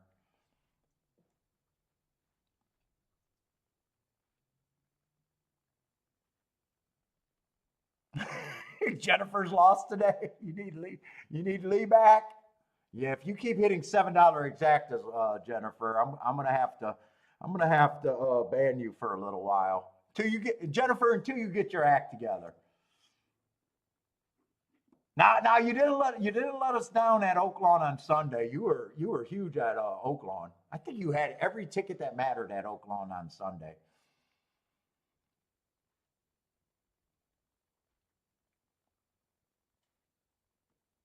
Or the majority of them, maybe 3 of the 4 if you didn't have them all.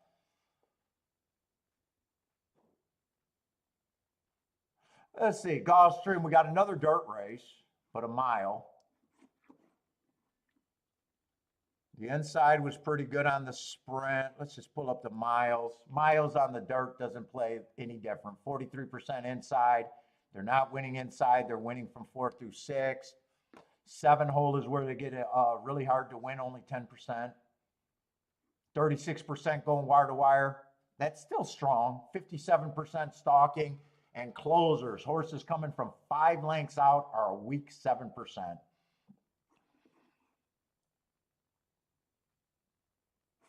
Probably to the point where closers, I'd only use a closer if they're in post 1 through 3, probably, and if the price is huge. Unless I got information that it feels like the track's backing up today. But I can't make those adjustments till later in the day if I have to. Let's see, looking at the betting board, the worst exact I can make is 3-2 or 3-1. 3-1. And the worst 3-horse exact the box I can make is 1-3-6 in a box.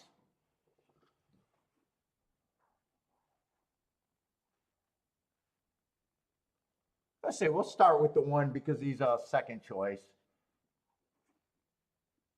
Inside's going to help. Stretching out makes it a little bit more difficult, possibly. Let's see, 3 races ago, I got him matching strides with the fastest winner, average slow. That was at a little higher level. Then he drops last race. 1 race sample, got beat by a horse in this race. We'll have to see who that is. And then last race, early pressing day, was a closer, so I gave him an asterisk, going slow average. Got beat by another horse in this race, so I'm in a way, I'm wondering why is he 5-2 right now.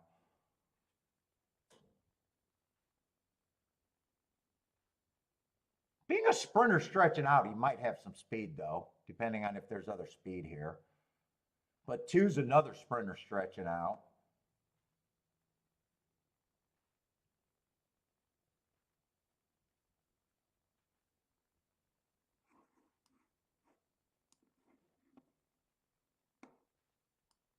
He ran with the 1 horse 2 races ago and ran a better race. Although he, he had the right running style too. But he did have a better race 2 races ago. And then last race, he had the wrong running style.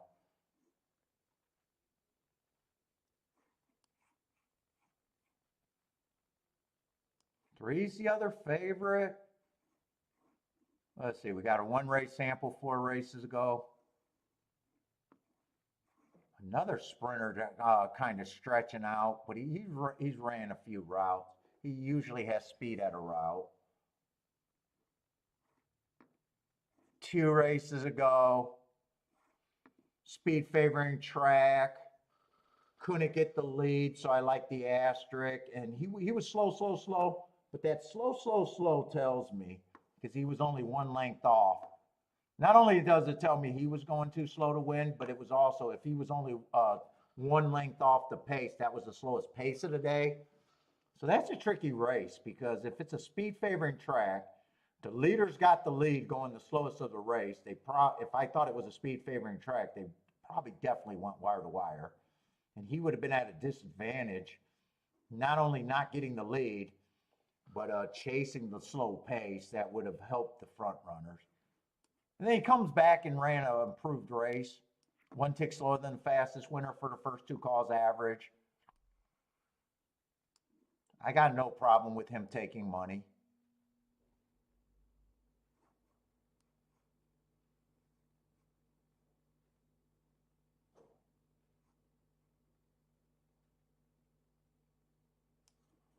This January 17th race, a lot of the horses are coming off of that. The 4's coming out of that race, the 2's coming out of that race, and the 1's coming out of that race.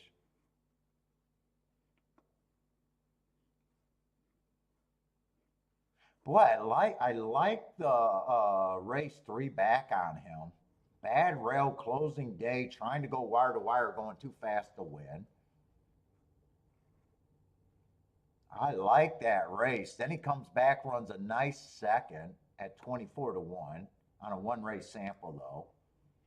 And then last race, he didn't have the same speed, ran with a bunch of horses in this race, what was at a disadvantage. Yeah, I don't know if 7-1's high enough. I got to see more horses before I start doing a betting line.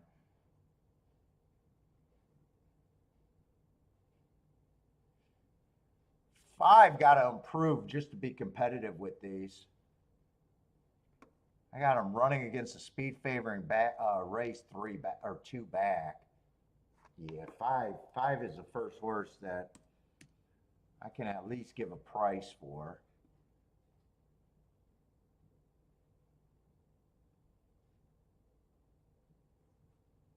Let's see. Six was at a higher level. Then he dropped to the basement last race, did improve.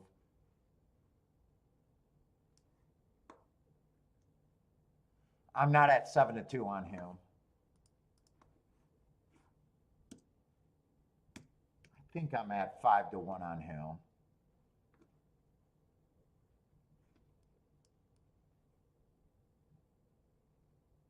Seven, I'd like better on the inside. Seven, I'm going to say is priced right, being in the 7 hole. It just gets so hard to win from out there.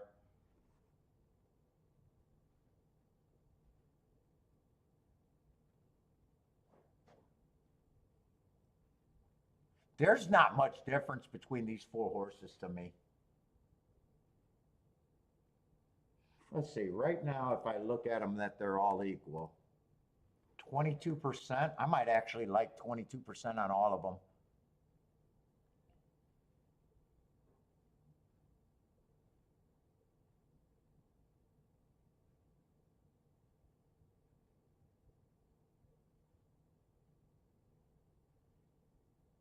I think I'm okay with 22%. That makes 2 an overlay. That still keeps 4 an overlay. I'm not interested in betting the 1 or the 3 to win either, so that 22% makes it impossible for me to bet them to win.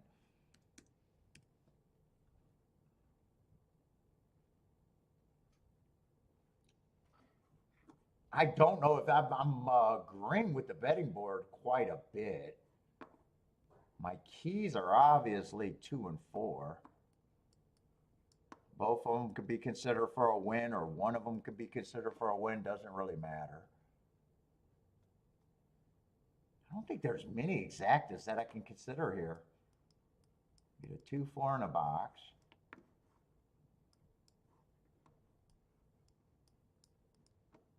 Two's the, well, 4 right now is the better overlay, but they're so close it doesn't matter.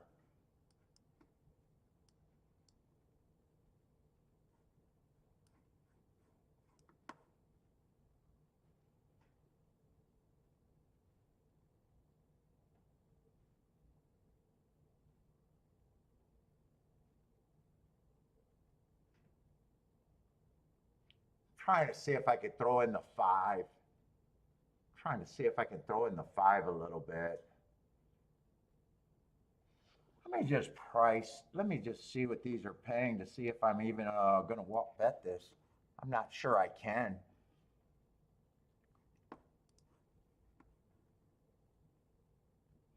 Let's see. If I always price my exacta on the lowest side to see if I like it. So if it comes in 1-2, it's 40-1. If it comes in 1-4, it's 40-1. If it comes in 3-2, it's 12-1. So 3-2, I'm not interested. And if it comes in 3-4, it's 15-1. So I can turn it around with the 1, but I can't turn it around with the 3. If the 3 wins, I'm willing to lose everything.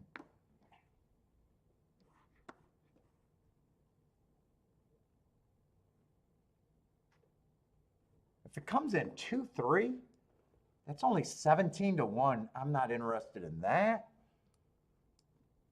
So 2-3, I'm not interested in. 17 to 1, no. 4-3 at 21 to 1, that's so borderline. I'll write it down.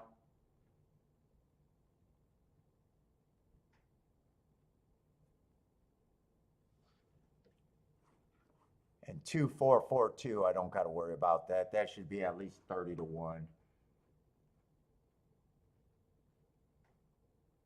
No matter what, if I play this race, it's still a poke bet. It's still just a poke for me.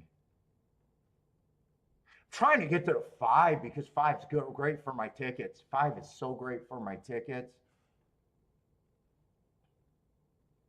6, I can't play the 6 out there with him being that big of an overlay.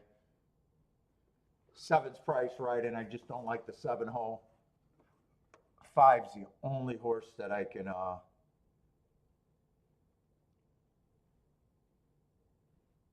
kind of reach for.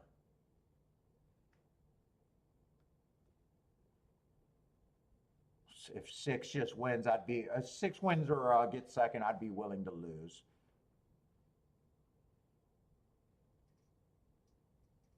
Same with the 7.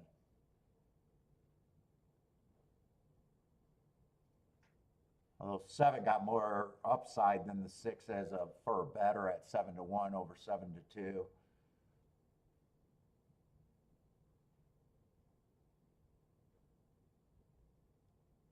Let's see, Earhand. What's up, Earhand?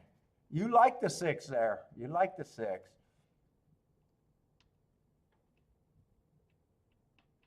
Jennifer's already passing on 4, on race 4. I'm having a tough call. Even though it's a poke bet, I'm wondering if I should even do this.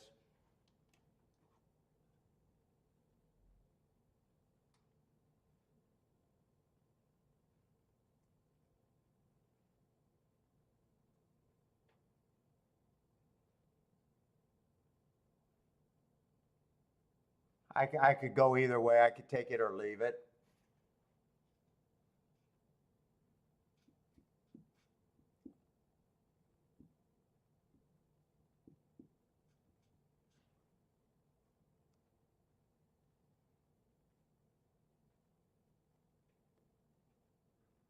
I probably do like 3 better than the 1.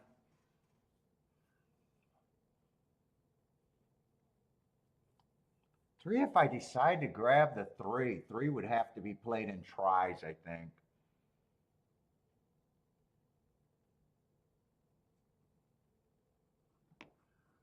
Basically, I think I'd be looking at 3-2-4. I want to play around in tries. I don't mind that 3-2-4. I think that 3-2-4 would hit my threshold. I could box that, then I could press that down also.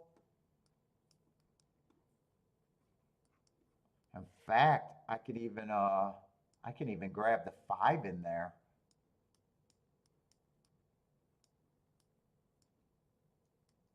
Well, if I use the 5, then I'd want the 1 in there, but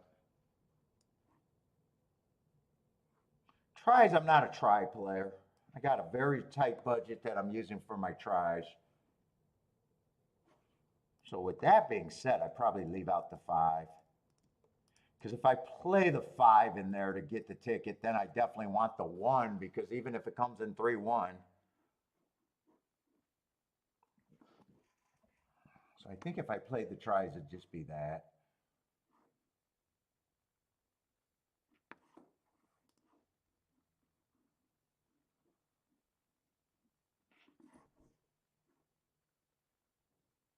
Let's see, Marco Lou likes the 6 and the 7. Let's see, I don't have many combinations here, though. I really don't. So even if I, especially if I don't do a win bet, if I don't do a win bet,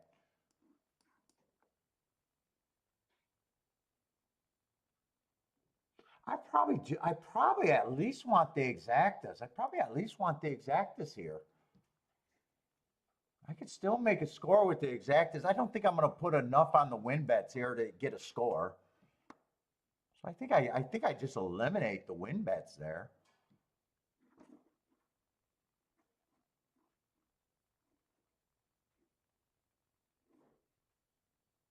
Yeah, I think I can actually play this and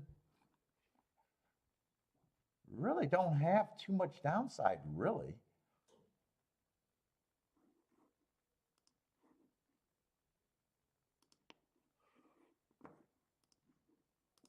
Whoop, not a box. Oh no, I do want to do a box. I want to box that 2-4.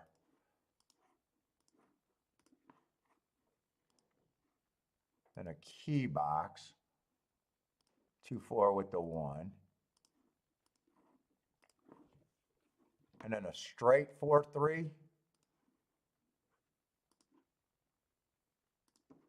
No, no. Yeah, straight 4-3. Straight 4-3. That's right.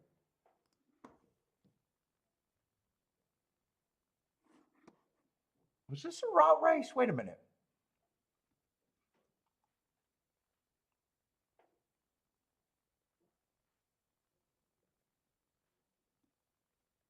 It is a route race, and you know what? I'm going to add one more bet here. I was trying to make a case for the 5. I'm going to play that on the smaller side.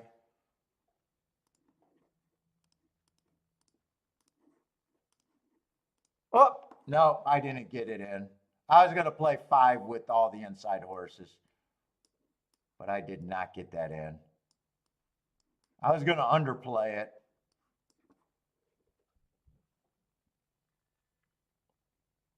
So all I got was the exactas, and I didn't do any tries. I didn't do any tries. No win bet.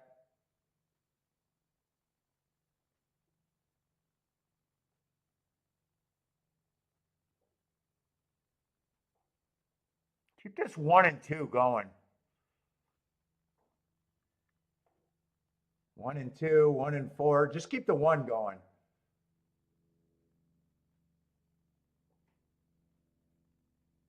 Keep the 1 going. Drop the 3 out of there, and I'm feeling really good right now. I gotta go pee. Billy, you want some snacks?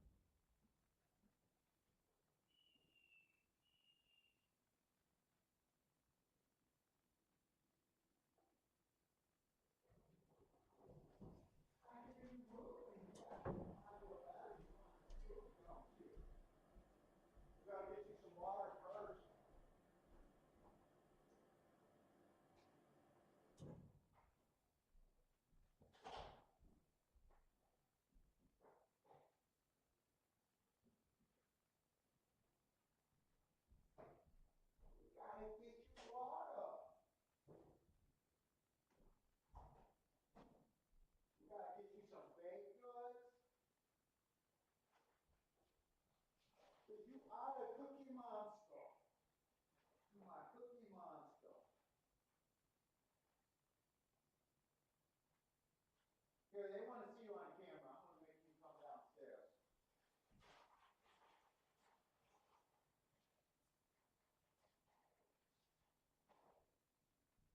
Come on, you come downstairs with me. They want to see you on camera.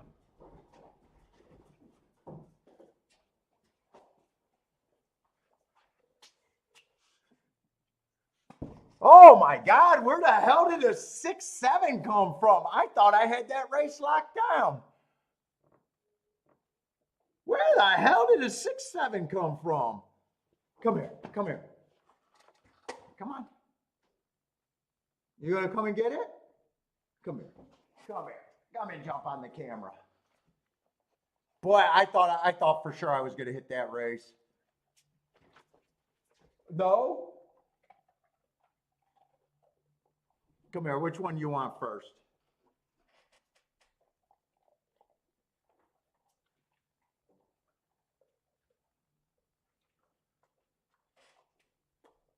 Wow, 6-7, huh? That is not what I was expecting on the dirt. Wow. Well, when I got up, I thought for sure my horses were the only ones that were running. All right.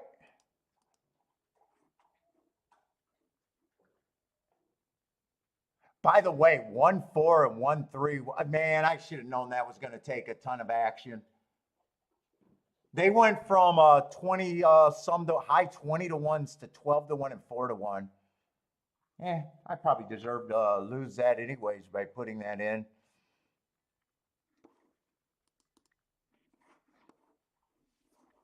Not going to have any time for fairgrounds.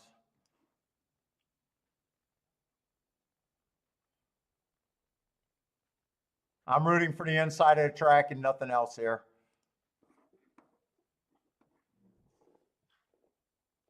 Anyone from Pakistan? We do get Pakistan watching. India, we get watching India. Istanbul, we get watchers.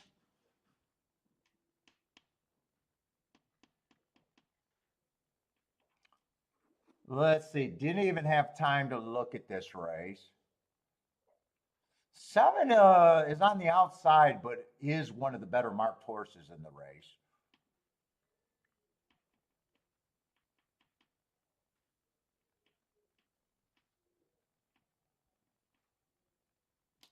Who the hell is that 9? 9's a first-time starter.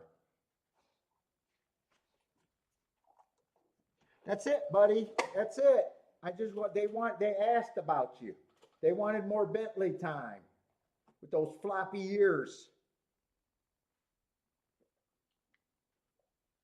Those floppy ears, man. You got floppy ears. Floppy ears.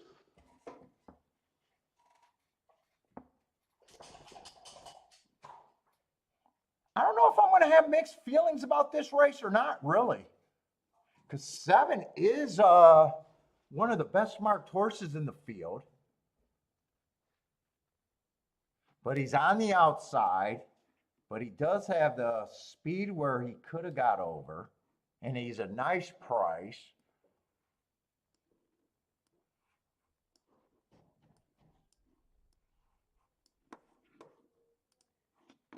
I'm not sure what price I would have had him. That Heart 3 races ago is definitely eye-catching.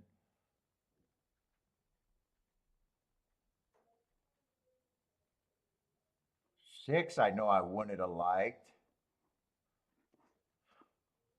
4, well, 4 got the giant class drop. I was ready to say I'm surprised he's 4 to 5. But that is a giant class drop. 3 had excuses but have 0 speed. 3 would have had to be a price.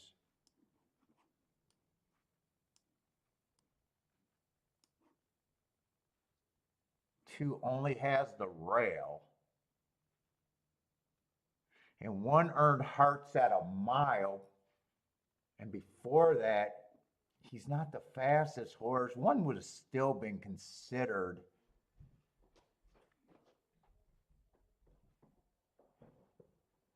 I would have liked to have been able to handicap that race. It would have all been depending on how much what I would have had this 7 at.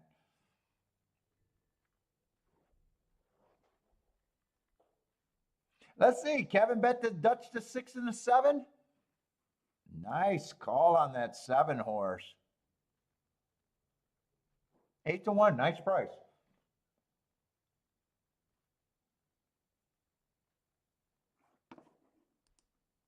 Dude, I think the only horses I could have used were one.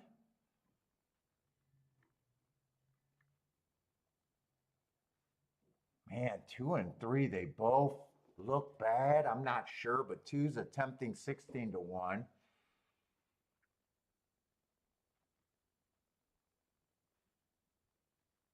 Probably definitely using the one. I'm probably definitely using the four.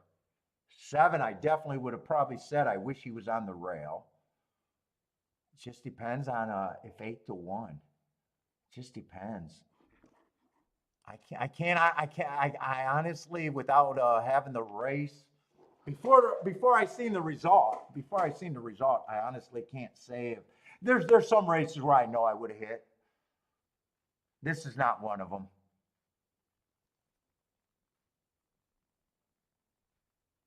Uh-oh.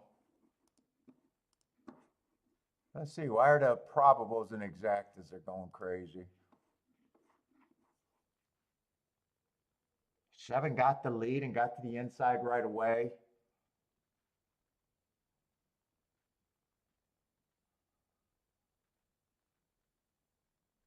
What's up, Jokers? That's another new name. What's up? All right, I want to watch. Well, I loved the way they broke at Gulfstream. Let's see. Well, the pace fell apart. Was that a fast pace at Gulfstream? 24? 24 is not a fast pace. It's not slow either.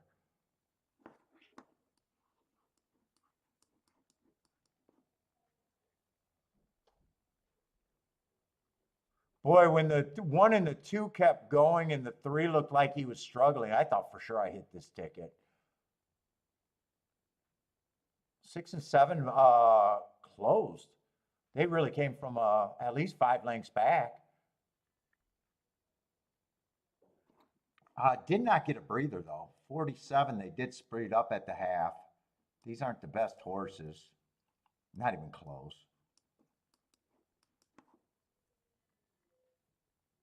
One looked home from here, and I would have known I had no shot. 6 just never stopped coming. And 1's dead nuts tired. And 7 just got into gear. Well, that's a better ticket than the crappy tickets I was playing. I'll say that. Yeah, 49 to 1 exacta. Did people hit that? Let's see. Kathy with a boom.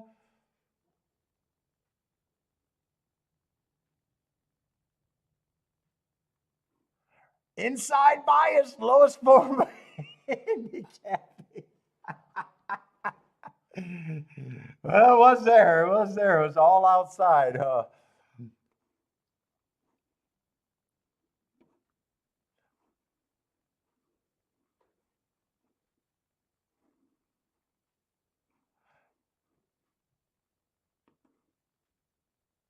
Let's see. Marco Lou thought the 7 had a bit of value, but says no bet. Well, Marco Lou liked the 6 and the 7 to close at the pace. Good opinion, but you didn't bet that, huh?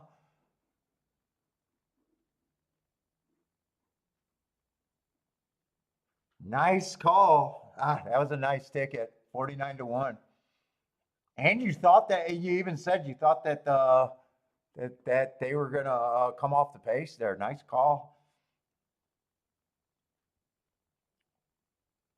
Oh, Rex, I know. Fuck, dude, if you hated bias, there's no way you could be watching this show as long as you have. You've been around forever. Well, I can't say I didn't love the setup, but I will admit I looked at this payout. This payout went really down. If I would have known, if that payout would have went down sooner, I would not have played this. I wouldn't be shocked if this one. I probably would have still only played the 2 and the 4, but still a play bet. And I didn't do the win ticket, so that was actually good. I didn't do the try, and I got shut out of trying to squeeze the 5 in there, so Probably lost less than I probably should. I was pretty close to not playing that race too. So in a way, I lost more than I should have, but in a way, I lost less than I should have. All right. The outside won a race at Gulfstream, huh?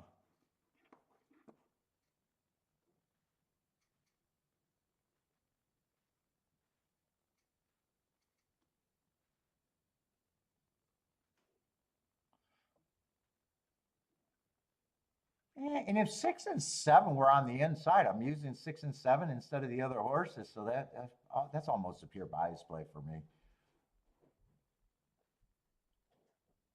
6 ran 2 races at a higher level, improved. I don't really have a problem that the 6 won.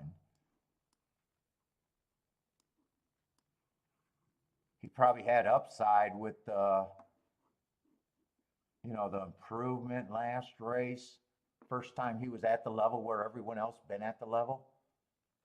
Yeah, overall, I probably don't got a big problem with that result. Sean, what's up, Sean? Let's see, but we got a 12-horse race over here at Gulfstream. Let's just get rid of the 1. Oh, wait, no, that's not how I do that.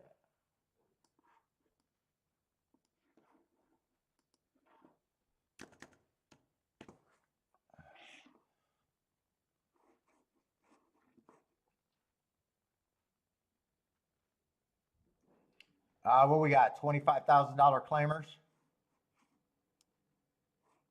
Was the turf the race that I hit?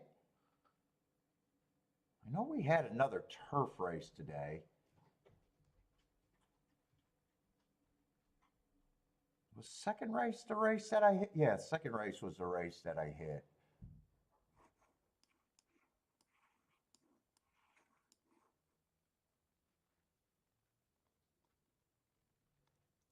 Just making sure I circled all the winners. Yeah, that was the race that I hit. Okay. And they did stalk. But the horse that had the lead was 50-1, so. Well, I was going to say, 7. If the 50-1 wasn't in there, 7 would have probably went wire to wire, but that's right, he got tired.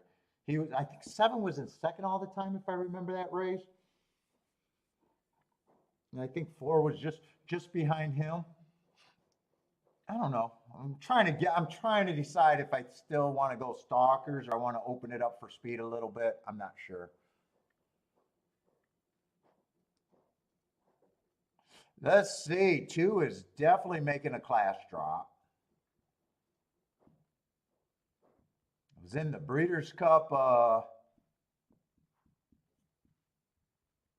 Turf Sprint, huh? Oh, a couple years ago, though. 2022.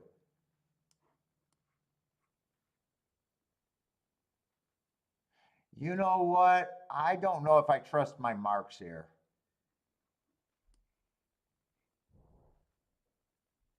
Let's see. For me to get the November 22 of 22 and the Mammoth, the only way I get those marks in there correct is if I got the Saratoga form and I marked it off that Saratoga form. Let me look that up to see if that's how I got those marks. That's the only way I could have because I purged my data. So the only way I got these and they're right, because sometimes I look up the wrong year, and now I'm realizing that that's a possibility that those might not be right.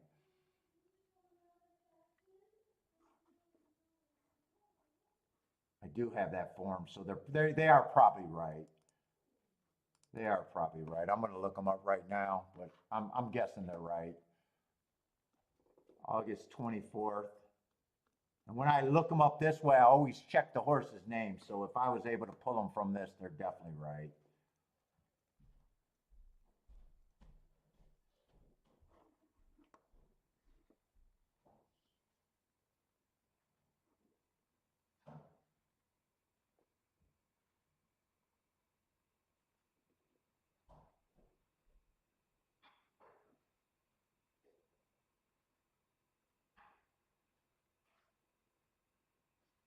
Saratoga, August 24th, 6th race.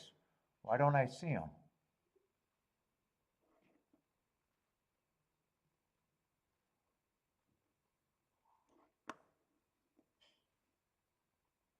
Oh, August 24th, not August 23rd.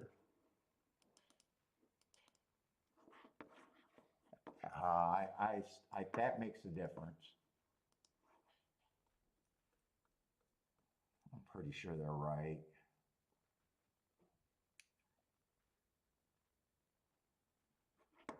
Yeah, there he is.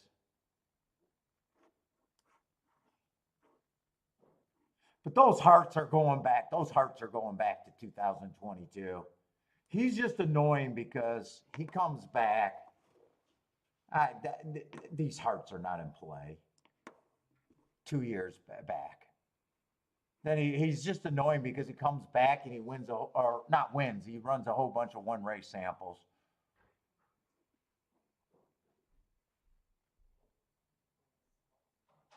Which is annoying because, one race samples, I don't have notes. I can't call a bias. I can't compare times. Although I will say,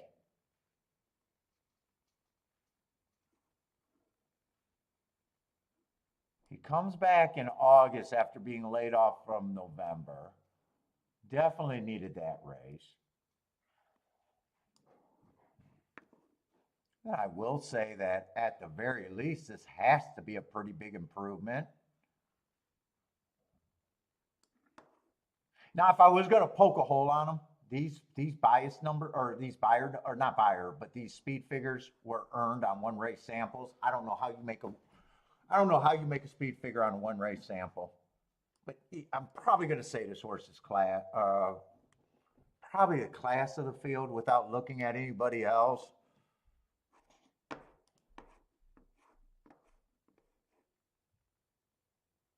And probably almost just ends up being anti-value to me more than anything. Let's see, Austin is all over the two. Hammer time on the two horse, huh? Yeah, he makes me nervous because I could go either way. I think if I play the race, I probably got to be against him though. And he's a problem for me making a betting odds line because I don't trust the speed figures. I don't like speed figures, and I'm not a good class handicapper. He's a horse that I'm going to say, if healthy, I have no problem if he wins. I don't like the price, and that's probably enough of a reason.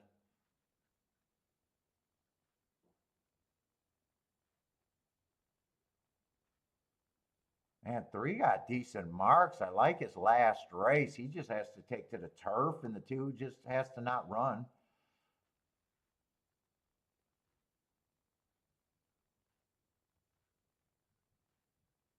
Let me see the other horses they're betting because I'm looking at the 3 and the 4, and I'm like, yeah, they don't look bad to me. But let me see who they're actually betting. Let's see. We got another problem with the 5 horse. Been off a couple years.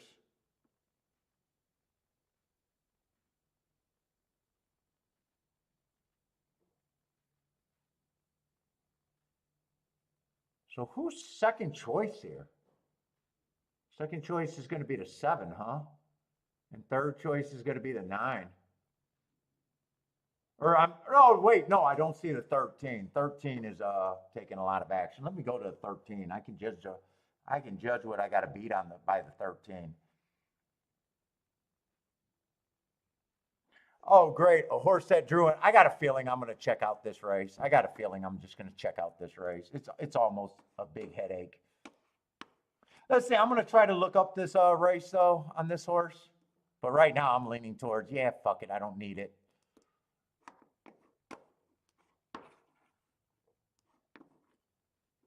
What is that, January 26th?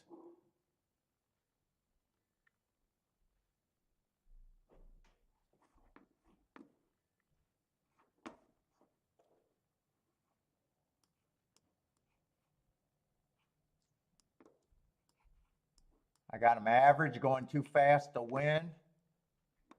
Going too fast to win, so I don't have a problem with that race.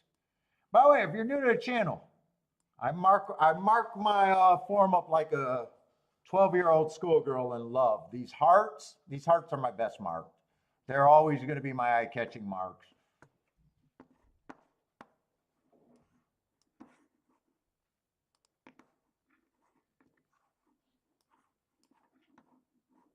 Let me see if I can look this up off the racing form. It just feels easier.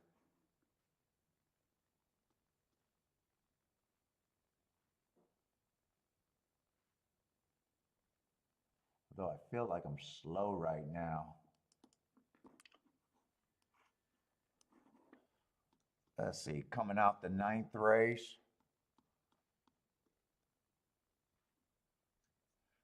3-hole.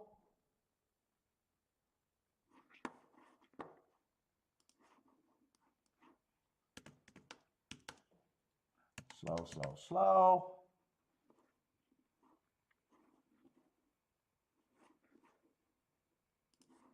Another stalking day. I should have gets an asterisk there. Square, slow, slow. And average, average, average. But he's been doing it at a class drop too.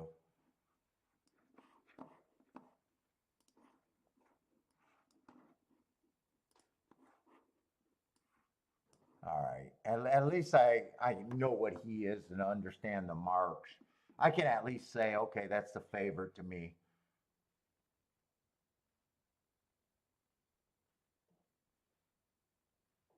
$12 should be a little bit higher of a price.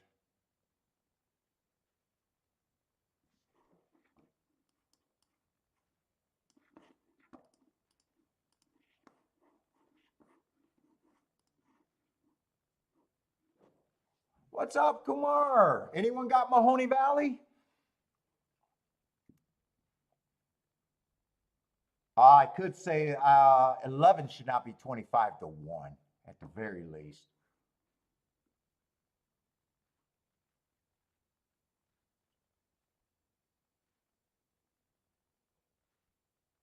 Boy, there's a lot of horses that I don't think. Let's see. What is his number? 9 I would be hard. When I'm doing my betting line, it's easier for me to get to what it's easier when I start with horses that I'm not interested in.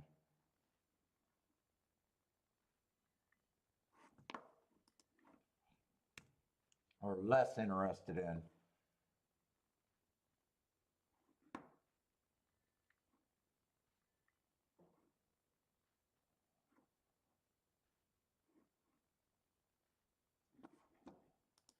Boy,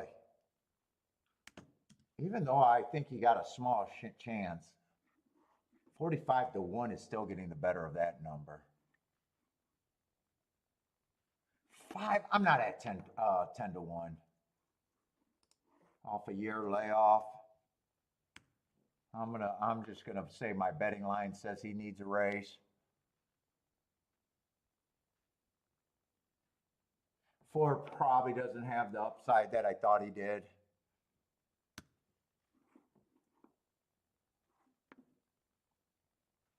I think 3 stays a little bit of value here.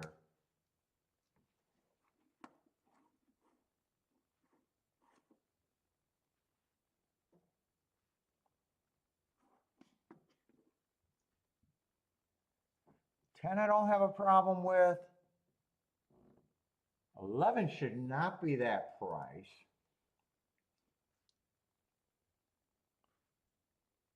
Let's see. He's a horse that I'm going to give a lower percentage because I'm saving points, but he's going to represent a spot.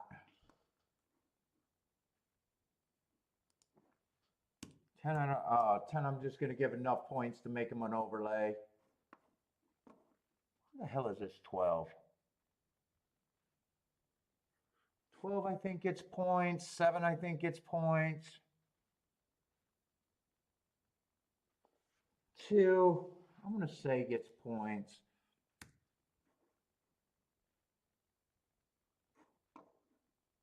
But 7 and 12 gets less.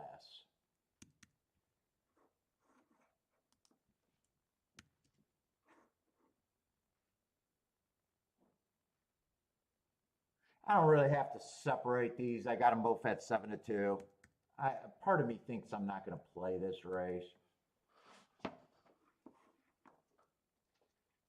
I don't really know what to do with that 2 horse. I think 2 in a way is keeping me out of the race.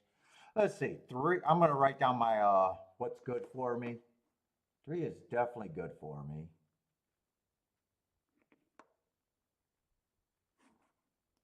8's a pretty big overlay. 10's still good for me. And 11 is still good for me. And I am going to have a lot of horses written down here. That's the 13, the 2. Yeah, 7's over bet.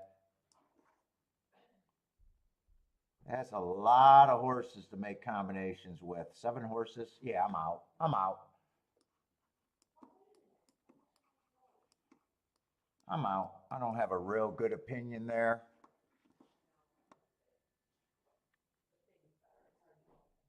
If I played this race, if you got a race like this, I could still play it, but I'd have to be aggressive. The harder you think a race is, the more you got to demand out of what your ticket pays. I'm not talking about betting big. I'm talking about combinations got to be juicy here to even want to play.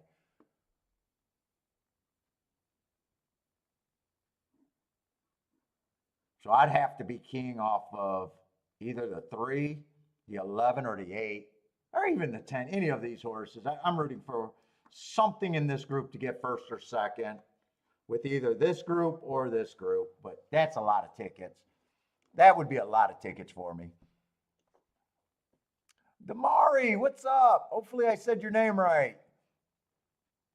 On break, how's it going? Hector. Oh, I seen Hector earlier. First time starters, what's up?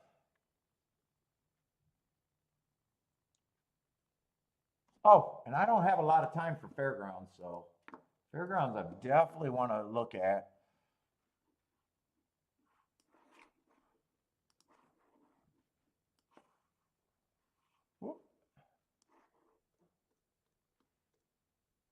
We got another sprint there.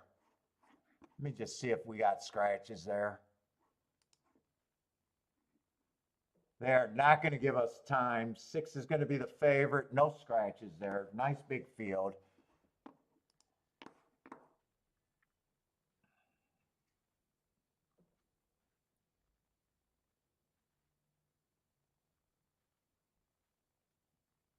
What is this? This is 6 furlongs. 12.5.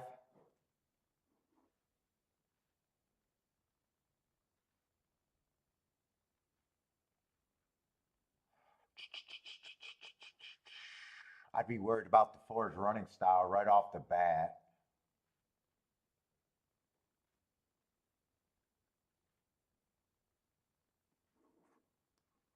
Five got some eye-catching marks. 6 is drop and ran against the speed favoring race, but has not ran since March. I think that was a favorite. 9's going to be too far. Plus, he's mostly route to sprint, which I absolutely hate. Even though last sprint he ran a pretty nice race, but with him being on the far outside. Let's see, 8 got a speed favoring track last race, handled business, but I don't trust that improvement.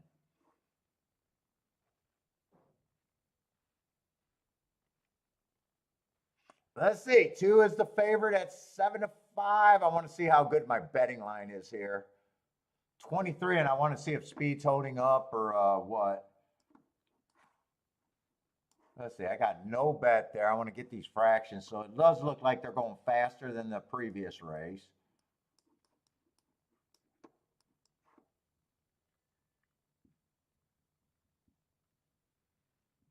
2 is getting hounded the whole way around.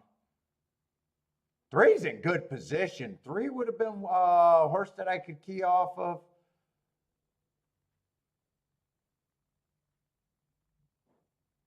I think 10 was another one. 13 is gearing up.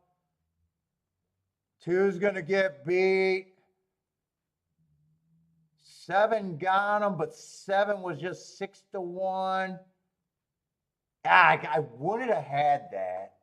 I had all the contenders, I think, but I wouldn't have had it that way. I would have needed one of the horses from the other group.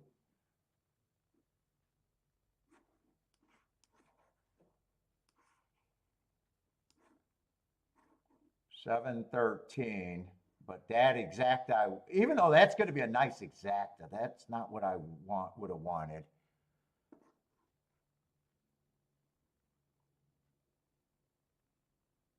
So none of my long shots ran.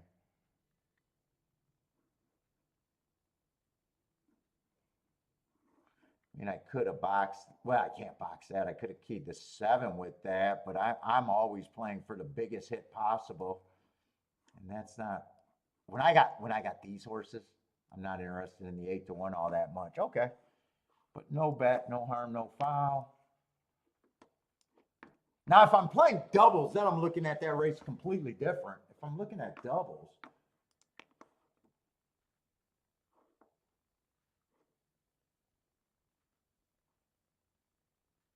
The 7, I still got 7 and 12 are actually my second choice.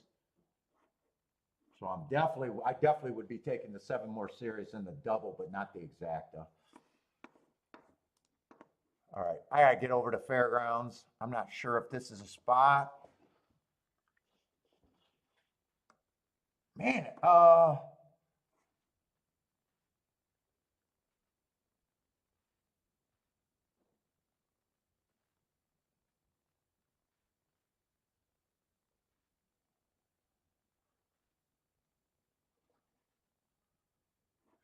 dude, I do think 2 got a bit of upside here. And I think 3 got a bit of upside if the rail's good.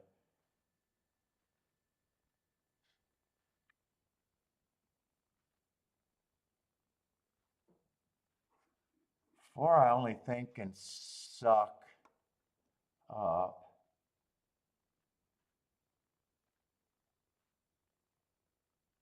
Let's see, 5. 5 earned Hearts last race at Delta Downs.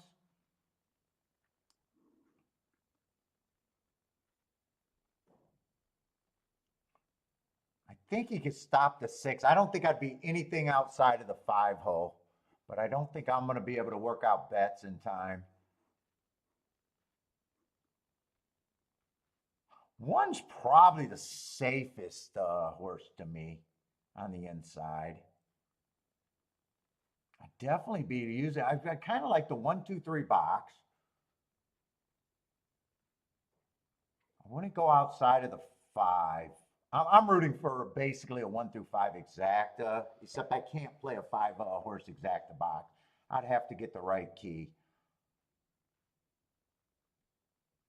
2 might be the key. I'm a little nervous about the 2 and the 3, just stepping up against winners for the first time. I think I sit out this race just because of time and I can't completely look at it. 4 will be used, but not with the 1, I think.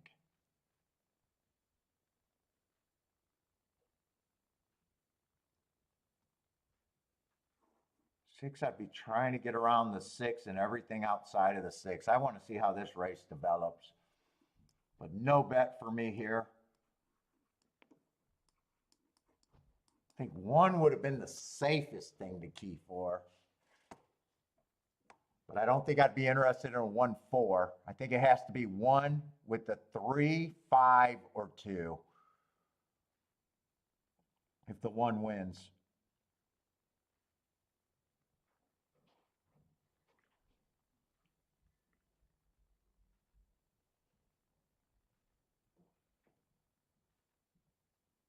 And I don't think one could have been played with the 6 either. I would have been willing to lose on that. And if they come outside of the 6, then I definitely would have been wrong. So right now, I think I got to root for this 1-3, 3-1. Nope. This is going to be a, well, it wasn't a sit out. I didn't have time.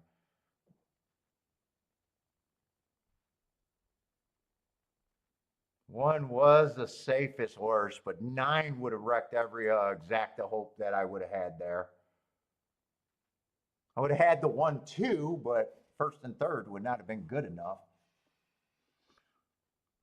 All right, I don't mind the one horse winning.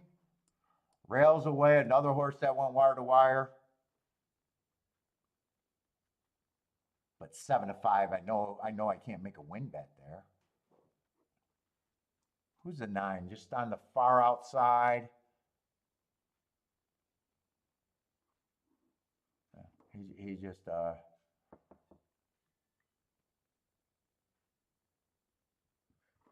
what was 1-2 paying? I'm just curious.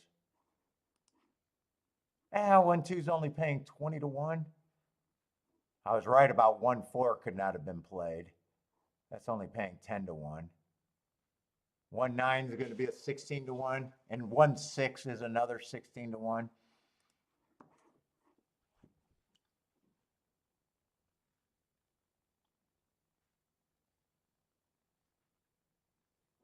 Cheers for Kathy. What's up, Kathy?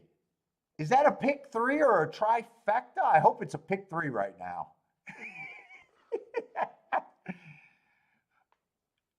Unless you had, oh no, that's right, it's 1-9. I was ready to say unless you had the 1-2 exacta. Yeah, it looks like speed at the fairground. Speed definitely looks good.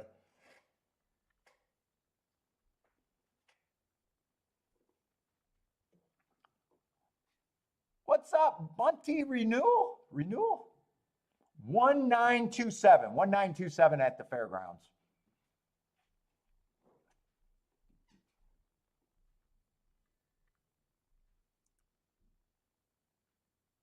Jennifer. Okay, Jennifer's back on top. Forget those $7 exactas, Jennifer. There's Jennifer. She's back. Okay. 18 to 1 winner and I'm guessing a 30 to 1 exacta.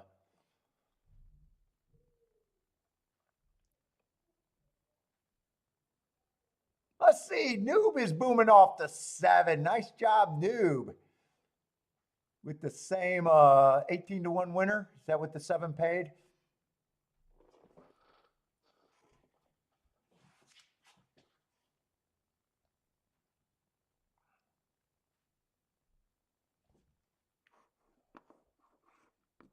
Oh, Rex says that was not that nice of an exacta at Gulfstream.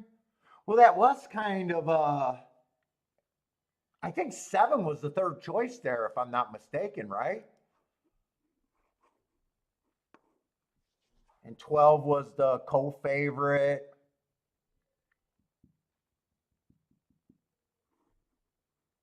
What was that exacta? Probably 30 to 1. Maybe 30 to 1 on that exacta. What is that, 5th race?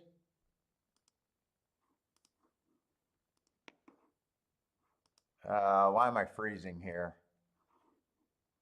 5th race results. Oh, they're not showing them?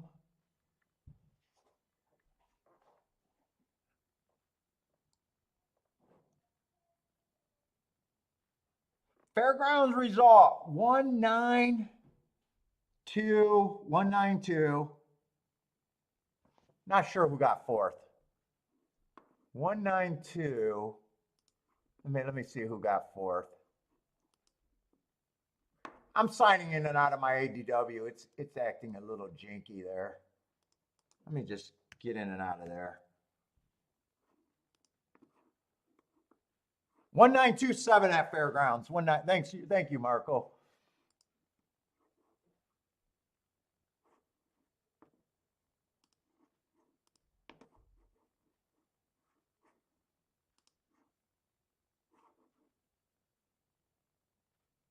Yeah, 30 to 1 on that exact. 29, 29, close enough.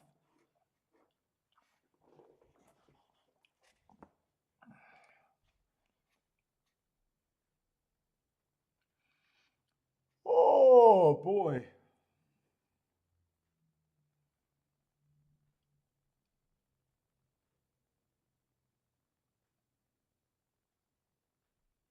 Let's see. Lloyd had what did Lloyd hit? Gulfstream?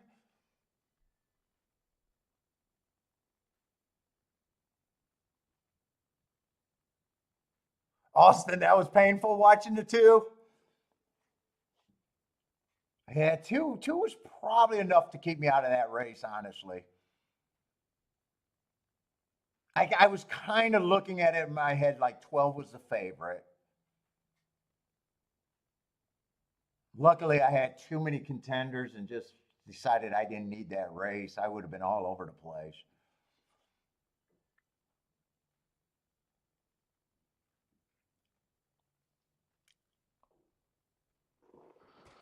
The two looked like that horse that he was either going to win, or I kind of thought he was either going to win or not be there in a way. Sprinter stretching out. If he's running right, he probably is close to the lead. If he loses, he probably gets burnt up like he did. Let's see. Austin's looking at the pick four. Pick four at Gulfstream. Good luck.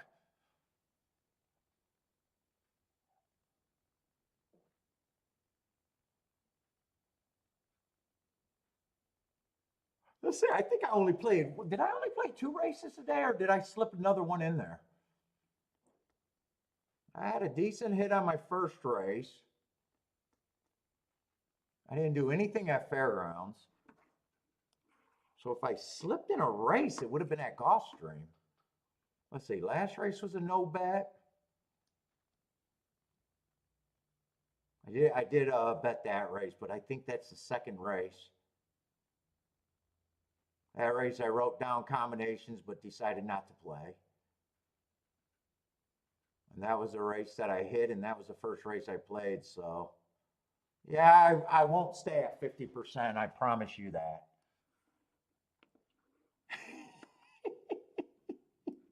I won't stay at a 50% hit rate. What's up, Bodrick? Oh, you're going to the casino in Durant, Oklahoma.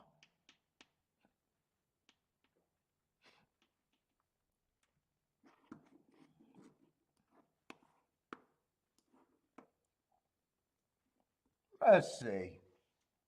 Probably don't got much time between golf. Okay, Gulfstream and Fairgrounds is separating. Now we got about 10 minutes between the two. Good. Give me a little bit more time and I'm happy. Let's see. We got another 6-horse, or no, 7-horse field. All I'm trying to do is mini betting boards as I can. See if I can make bets off of it or not. Let's see. We do got two favorites though. 9 to 5 and a 5 to 2.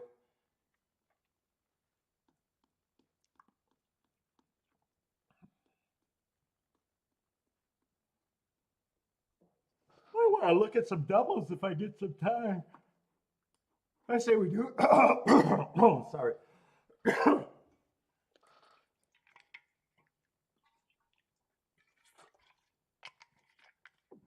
It's my bottle. Ugh. Oh, it's happy birthday, Amy, huh? Amy's birthday, going to stay at the casino.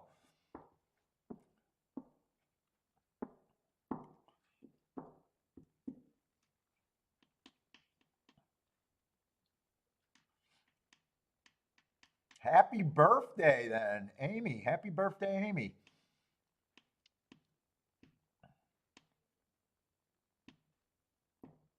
Didn't she bail you out last time you did a trick, Bodrick?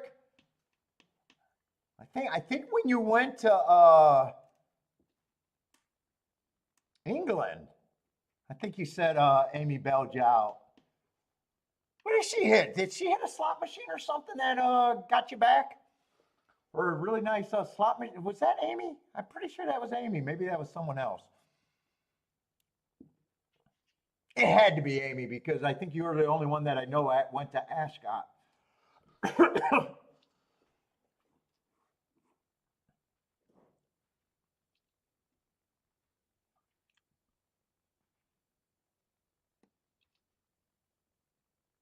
Let's see. We'll start with the 6 here, though. Hasn't done anything wrong. Ran second first race, wins second race out, and first race I don't mind the excuse. Had the 8-hole on the dirt. I thought it was an inside early pressing day. Went decently fast to get second. Average 1 tick slower than the fastest winner average. I have no problem with that. If I'm right about the bias, that's a nice race. And then he comes back and wins easily as the favorite. Oh, it was Amy, and you heard about it for months? She got to take your gambling card away and start making some decisions, Bodrick. What's up, Devil Dog? Got some Mahoney Valley action. Good luck, Devil Dog.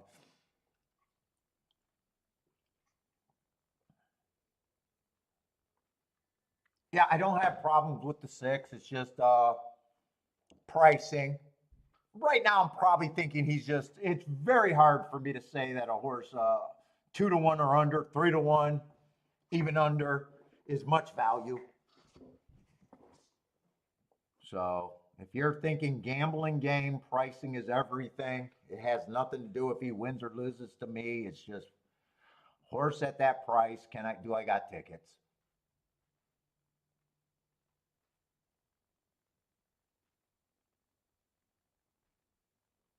Let's see. Let's look at the other favorite, the 3-horse. I'm always trying to get to the inside at Gulfstream. 3 is just closer to the inside than the 6. First race out, I don't mind. Thought he had the good part of the track, but first time out, I can forgive anything, and he still ran second. I just got him as going slow. Match tries with the slowest winner that day. But first time out, I can still forgive it. Second race out, I thought the inside was good, and he had the 5-hole. I like that second, but again, he's average. Match strides with the slowest winner, average.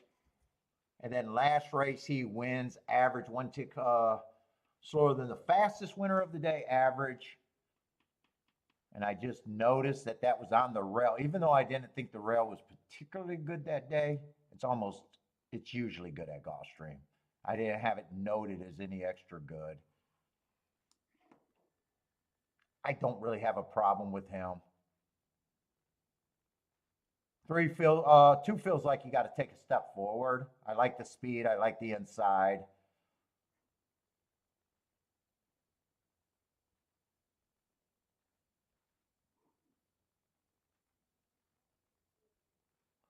One might be a little interesting at 10-1. Now, 4 races ago, I got him on an inside day, being the slowest winner of the day. But then he comes back. I got him running against the inside bias. Then he comes back, runs against the speed favoring track in the stakes. Then last race, I got him running against the inside bias where he had the 7-hole. Let's see, that's December 29th, and I just see some horses are going to come out of that race. I just want to see who's coming out of that race because he was on the bad part of the track. Perceived bad part of the track. Where 4 had the better part of the track.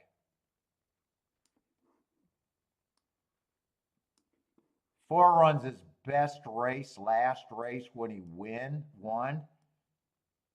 Oh no, he didn't win that race. He runs a decent second against the bias on January 25th.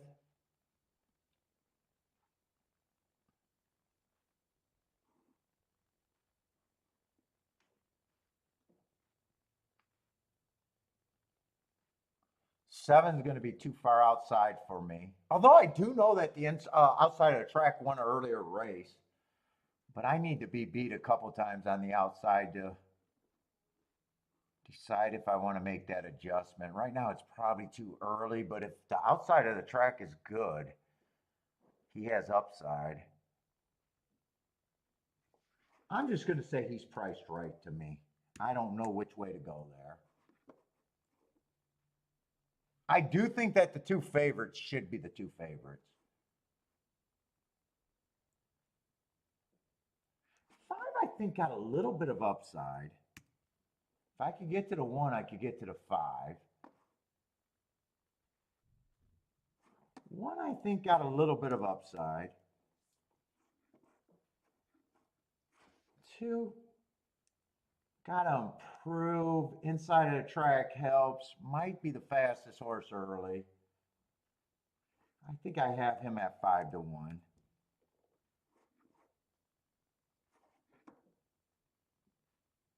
Four, that's pretty big improvement last race. If it's not for the last race, he's almost a throwout to me. I'm not sure what I think of him. I'm going to say that 5-1 is not right for me. I'm going to say I need at least 7-1. I'm going to say these two horses are the favorites. Hard to separate. I'd probably just say they're both 30%ers.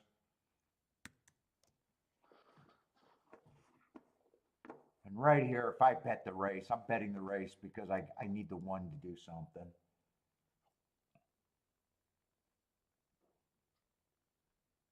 I think one's my only real overlay, right? Six is just basically barely a 1 point overlay. Or I'm sorry, not the two. Two at 6-1 is barely overlay. Oh, three actually ends up being an overlay too. I didn't realize that. But one's still, you know, more points between the two.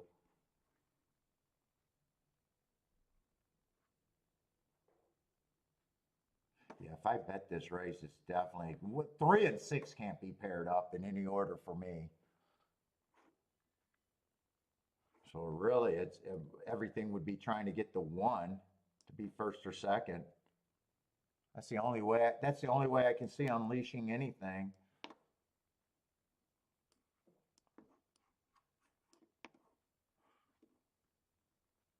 I think that's the only exact I'd be interested in.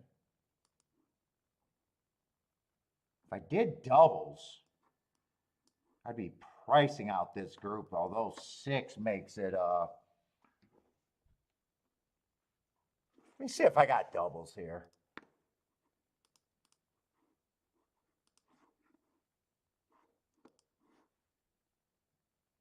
Let's see, we got a full field. I guess a full field for American racing. Yeah, a lot of low price doubles. If the 3's a little bit better in the doubles than the 6. 6 probably eliminates himself just because of shitty doubles if the 6 wins. Unless I like something that has a lot of value next race, 6 probably can't be used in a double.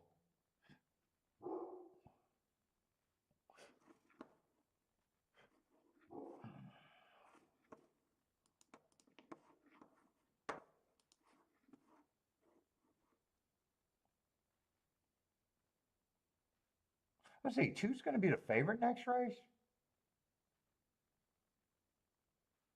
If he has an edge, it's a very small edge in this field.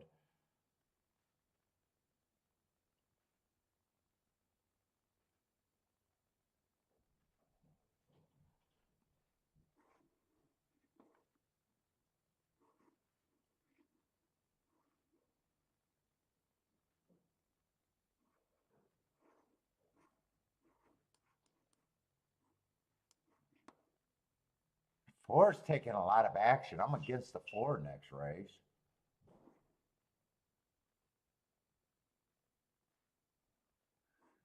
I would be interested in a 5, and the 5's 10-1.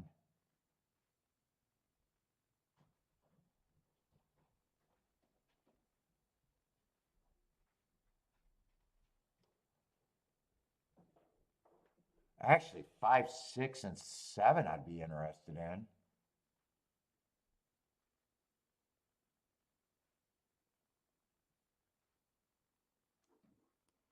2, 5, 6, 7. 5, 6, 7 are all good for me.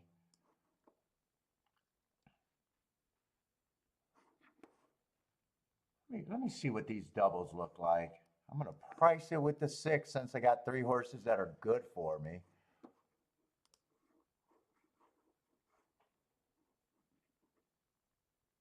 Six with the 2 is a no-go, but I kind of already knew that. 6 with the 5 I'd still be interested in.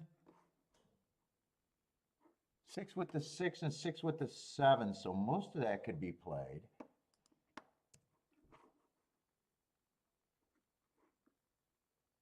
One to all of that is good. 3 to the 2 is a no-go, but it's like this.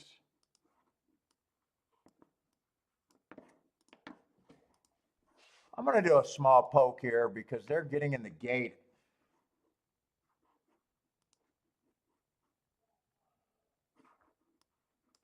Two was supposed to be in there.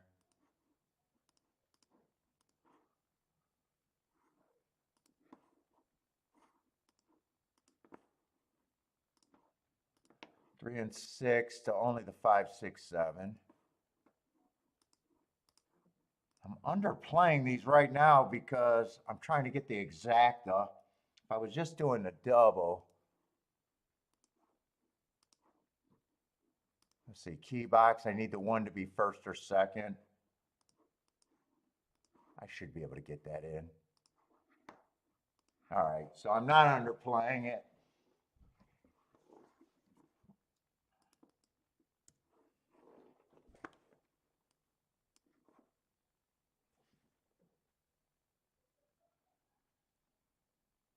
Oh, that 7 got a good break. It might be an outside track right now. Just keep this 1 running. Keep the 1 interested for me.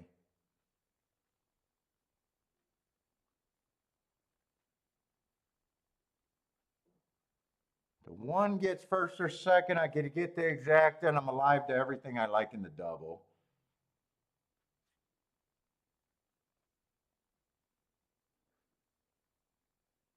I need 4 to go away.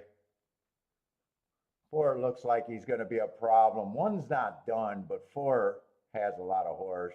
1 might be done now. The 4's going to get slow here. I just don't know if 1 has any horse. 4 might be clear enough to hold this on.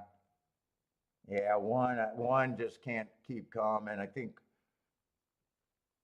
Do we got 1 more run? Because 4 can get beat if 1 can keep running. 4's done. 6 took the soul. Ah! He didn't take the soul enough. I'll be alive to the double, but I'll miss the exacta.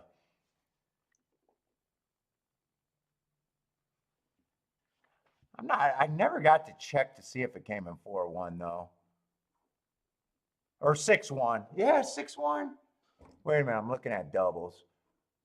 I would have only been an 18-1 exacta. All right, I'll be alive to 3 horses I like, but I do lose a horse with the 6 winning. Fuck, that 4 was just waiting to be beat, and one just didn't have any energy. He wanted to beat him, but he couldn't do it.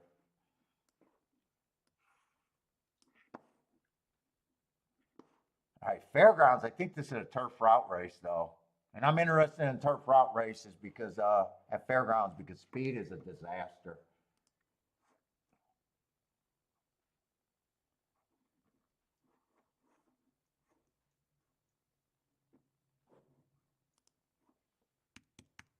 Haven't got to play a race over there yet. Let's see, I just want to remind myself how big of a disaster I think speed is.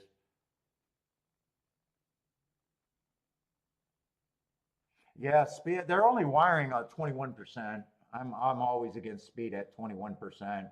45% stalking, 34% closing. I'm looking at this like speed and stalkers is where I want to be.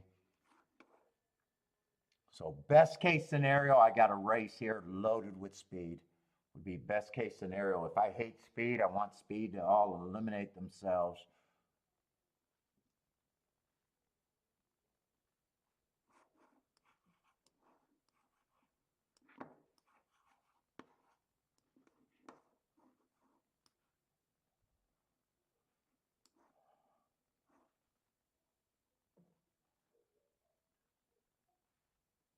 Not a lot of not a lot of speed in this race.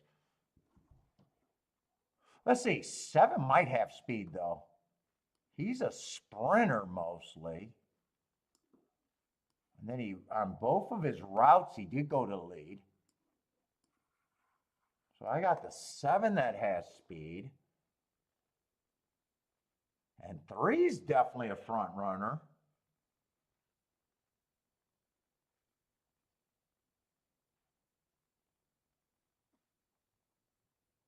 What is this, 15,000?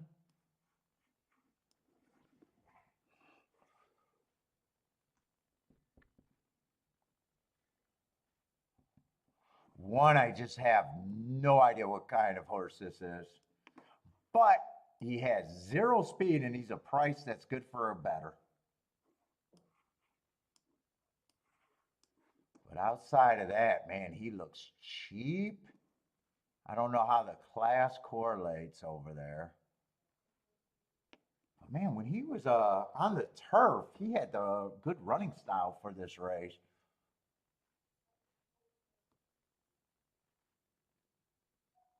Two's hit or miss. He was close to the pace last race.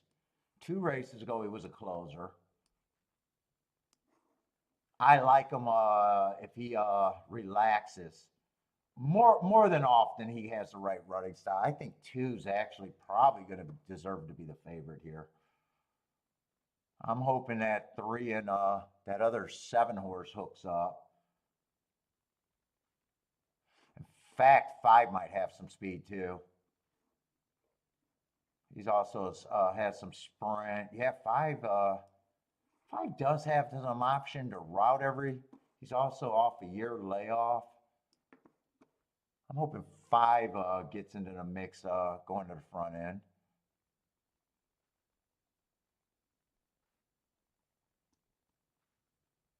Oh, 8 has tons of speed.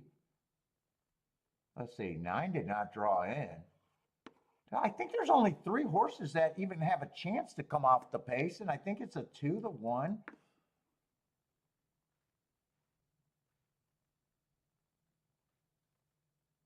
And the 6. I think those are the only 3 horses that even have a shot to come off the pace.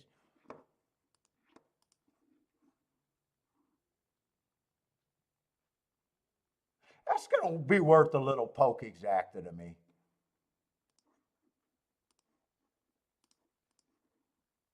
216. Just a little poke exacta.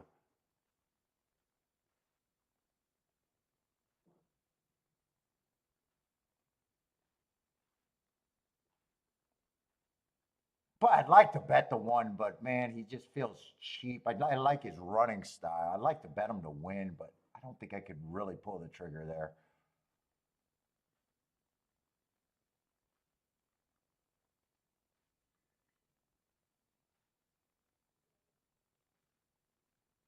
Oh, and 8 turns everyone else into the proper running style. 8 went to the lead. I was hoping that 8, 5, and 7 would all be gunning. 3's now relaxing on the pace, so the pace dynamic really changed here.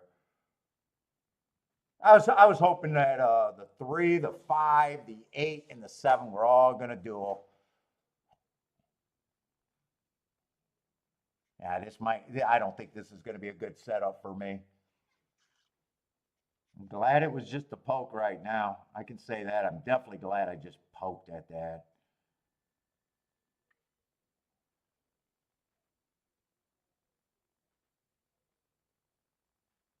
And he gets a big breather at the half, too.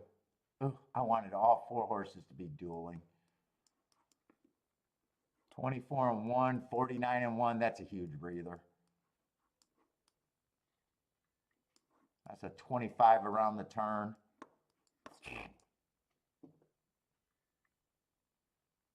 I don't think anyone's going to pass anyone.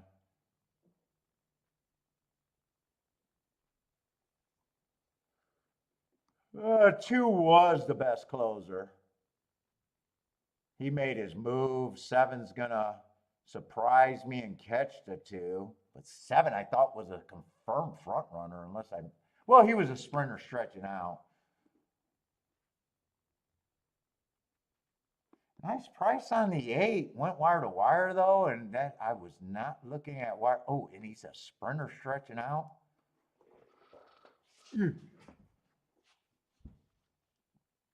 God, how do you give a sprinter stretching out a slow freaking pace? Nice job. Nice job on the 8.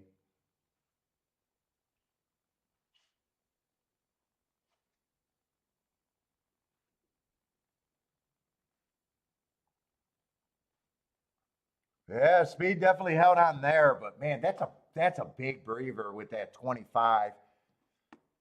74-1. I think there's even a breather there. 25. Got 25 around the 2 spots.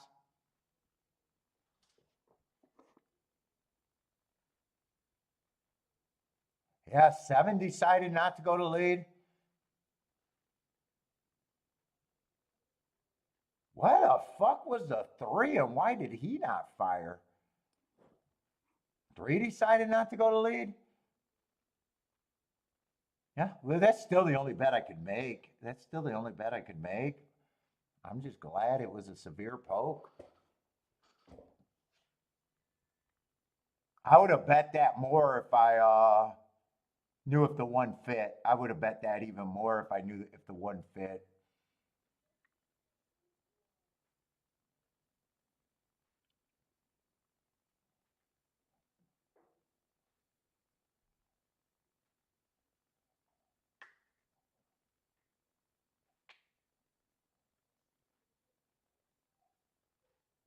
With me not being sure what the horse that had the most upside to me.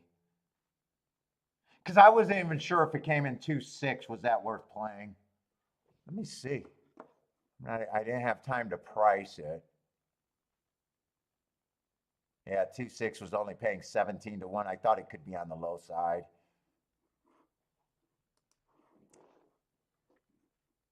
And I wasn't convinced that the 1, even if I got the pace, I'm not even convinced that the 1 would have been there. I'm convinced that the 2 would have got a much better chance.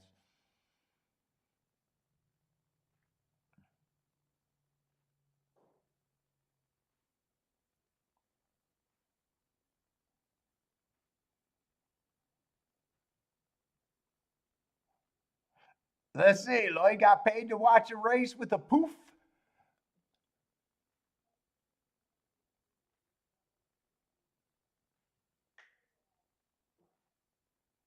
Charles, what's up, Charles? Oh, you tried to do something with that 1, if that was at Fairgrounds? I don't know if that's at Fairgrounds or Gulfstream.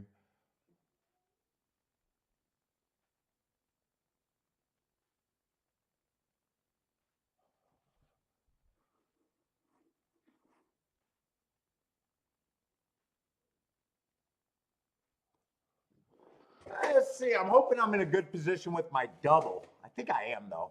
I think I'm in good position with my double at Gulfstream.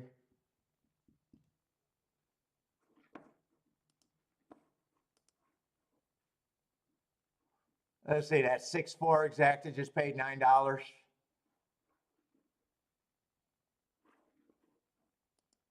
Yeah, I can't have that ticket. Let's see.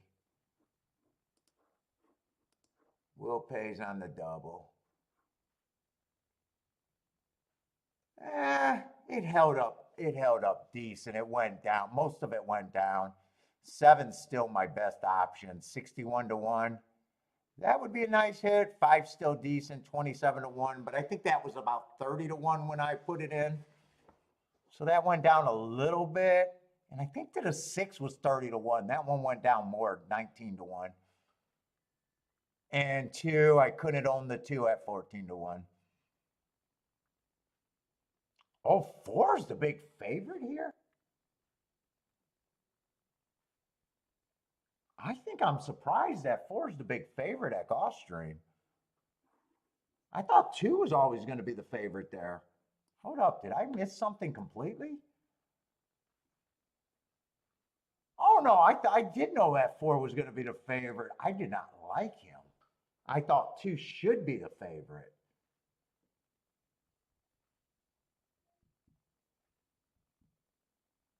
I didn't like the trying a route race first time out. I didn't like him going to Indiana and losing, and then he comes back, wins at Gulfstream on the turf on a speed favoring track. Oh no, on the Tapeta on the speed favoring track. Got the slowest pace of the day. He handled his business, but if it's speed favoring, slowest pace of the day, I just thought that this is a favorite that could get beat here. Yeah, I thought 2 was going to be the favorite here. Although, even with 2 now not being the first choice, it might make the exactas more playable. But I still can't play that double 14 to 1. This is a Tapeta Sprints where you want to be a speeder or stalker. Closers are at a disadvantage. I don't think the 1 got super great marks. He fits, but man, 3 races ago, I got a speed favoring track with a chase. I guess that race is better than it initially looks, though. Speed favoring track, had no speed, stalked, got the slowest pace of the day. But then next race, you know, again, slowest pace of the day, slow, gets third. He wins last race, average. 1 tick slower than the fastest winner.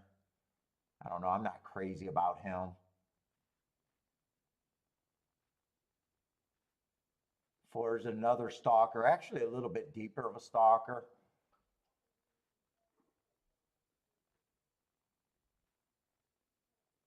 3's a stalker, just like the 1 and the 2, who I wasn't crazy about. 4 could get the lead here, but man, I just don't. I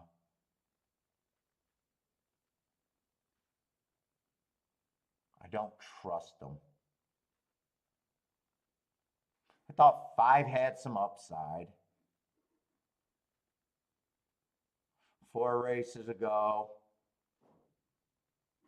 1, 2, 3, 4. I got him running a decent third, stalking.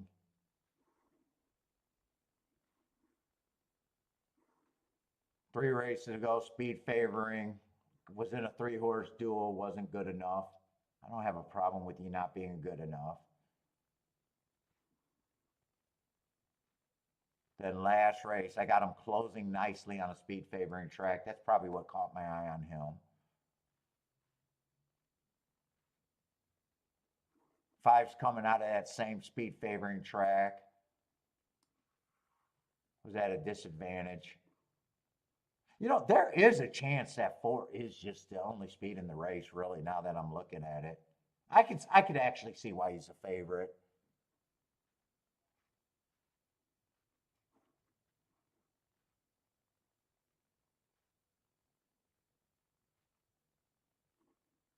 I'm actually going to look up that, well, I'm going to look up that January 7th race. I want to see how slow that was for that day.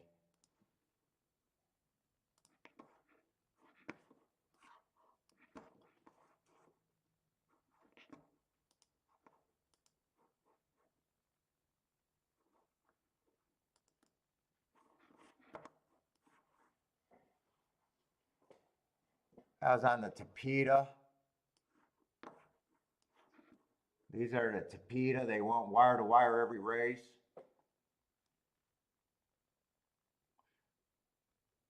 And he was coming out of coming out of first race, which was the slowest raw times.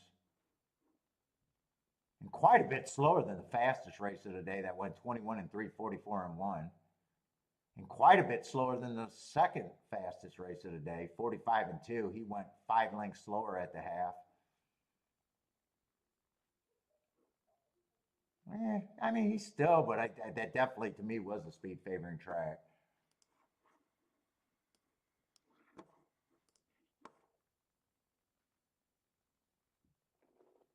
I gotta go bathroom.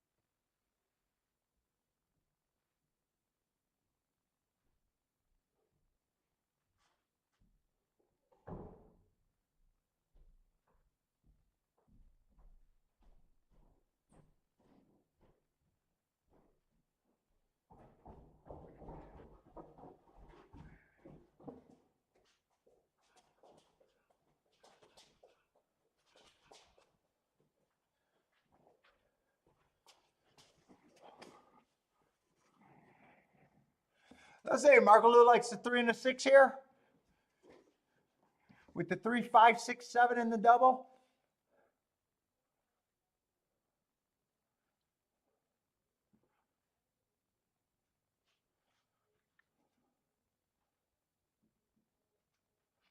Let's see. Austin owns the all button.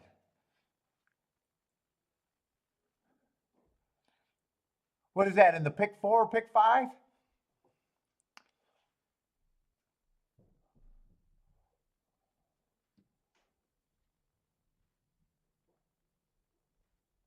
I don't think I'm going to do anything else here.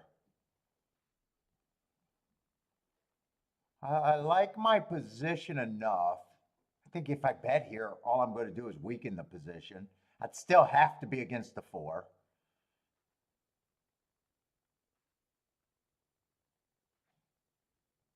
Yeah, so I don't think I do anything else. I think I just need one of my 3 horses to get home. I don't think I do anything else here. I give myself enough time to look at fairgrounds.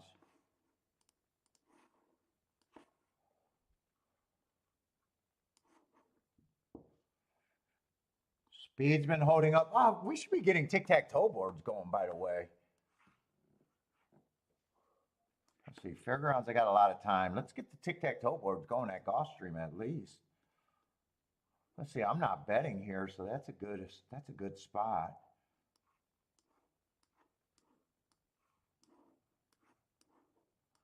Let's see, we do got all the surfaces today, though.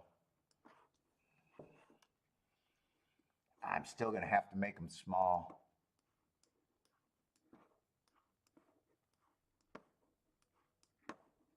We'll have to make them small.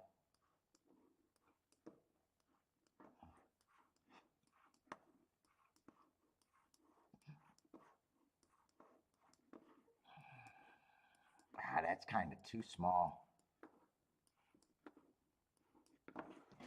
That's really small now that I'm looking at it. Let's see.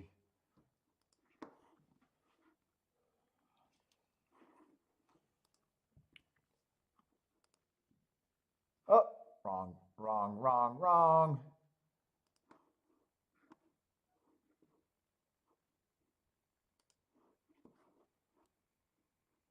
What am I looking up? Gulfstream.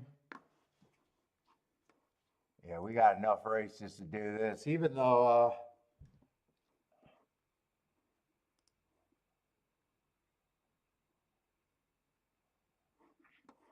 let's see, all weather, first race, the 7-horse. Whoop, 5-hole though. From the 5-hole. Big favorite.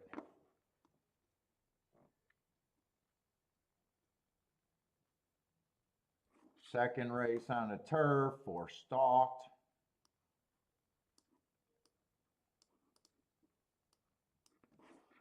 Nice, 4-1.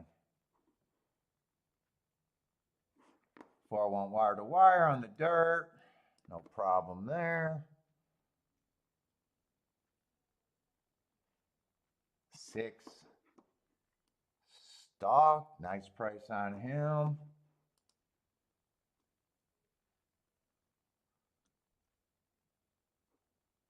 Let's see. 7 closed from the 6-hole on the turf. I'm going to write the post position. Well, I'll write the number. Nice price on him.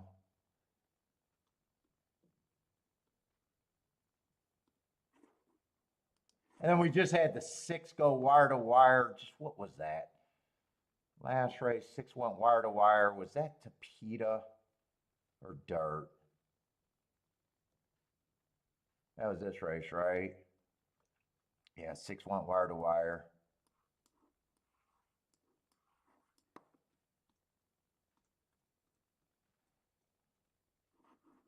On the dirt. No real problem there either.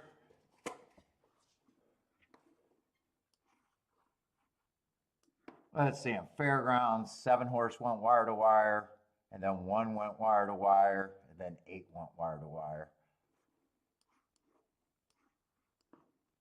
The only thing I might not be sure about is post positions. I think there's been scratches. Let's see, the 1 went wire to wire. That was a favorite. 8, I'm just not sure about the post position last race. What would that be? Third race? 1, 2, 3, 4, 5, 6. He would have been in the 7-hole. Nice price on him. And 7 in the first race. I don't know if there was scratches in the. I don't think there was scratches in the first race. I don't think so. So I'm gonna guess he was in the 7-hole. Unless there was a scratch and I didn't get it because I didn't have time to look at the race.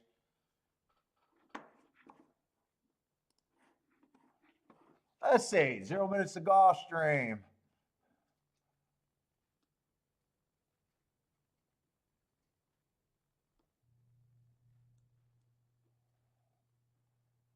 Mile and 70 at Fairgrounds. Let's see how they're betting that. We got 9 minutes. I'm hoping to be able to watch Gulfstream.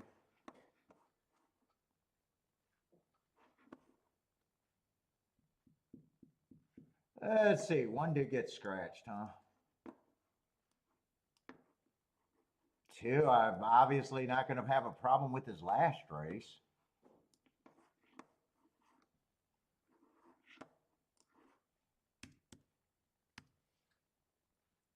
Oh, we got a 6-horse field. I might have a problem with this price, though.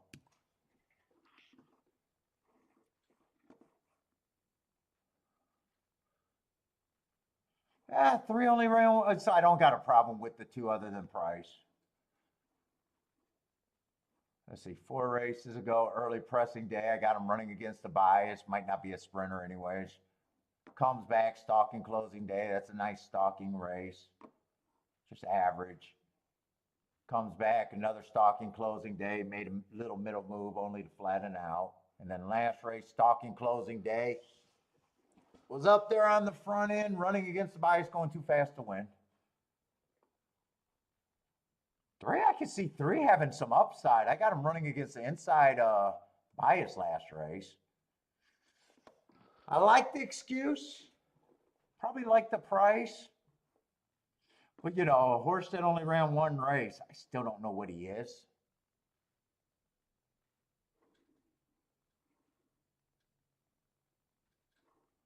Let's see, 4 would have ran against perceived bias also. 6 is the other favorite. I got no problem with the 6. I just like the 1 better. But I got no problem with him taking money. That actually looks like the same race. And 6 to me was running a stalking closing race where 1 was doing the dirty work against the bias, going too fast to win. Even if I'm wrong about the bias, going too fast to win is a problem.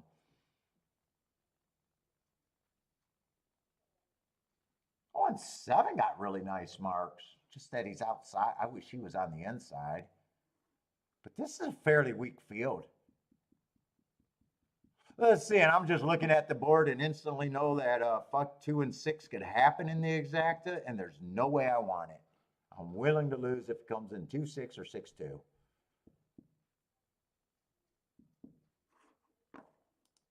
I don't even think I have to make a betting board there. There's just horses I'm going to use and horses I'm not. Let's see, I do not want this 4 to get away with anything.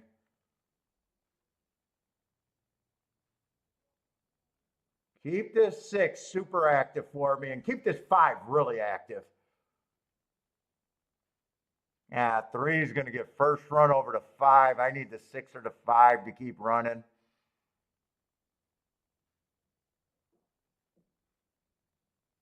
Or 7 to gear up, but 7 got to come faster. I need the 4 to go away. Come on, 6.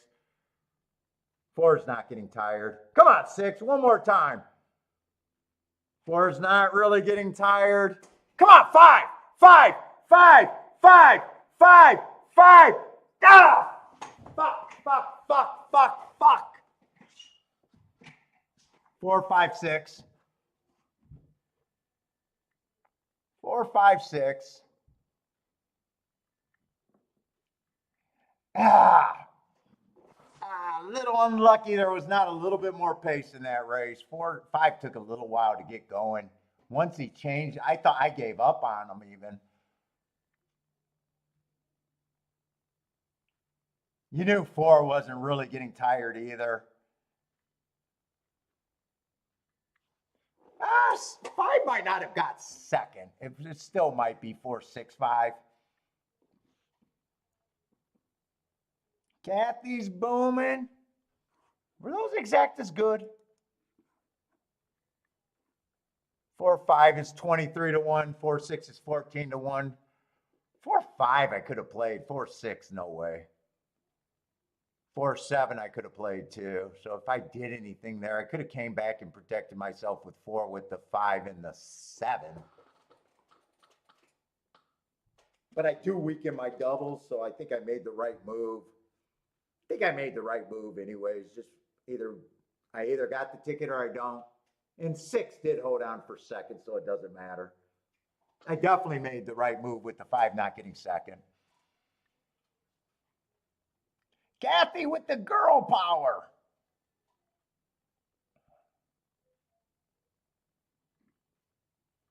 I can't say I didn't. My horses didn't try. I can't say that. I'm fairly happy with that. 4 I was always trying to beat, and I can't own that double. So $5 double, nicely done, I guess.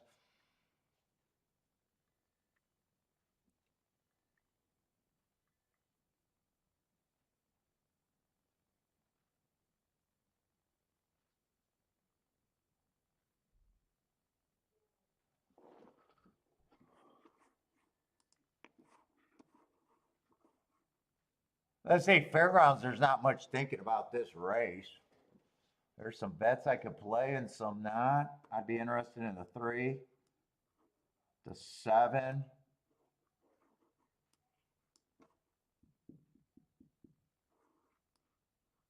I'm actually interested in too much here.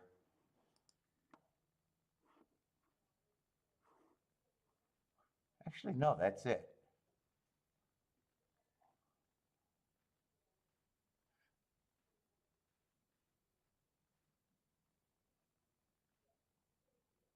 I just think there's no bets you could put together there.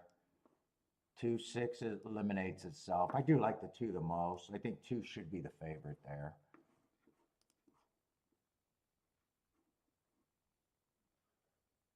Two fours not playable, 2-5's not playable, 2-6 is dog. Actually, there's only one combination with the 2 that I'd even be interested in.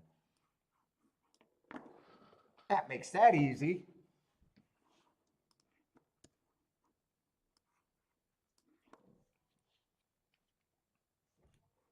Two's done. Two's done. There's still some interesting bets there if I want them.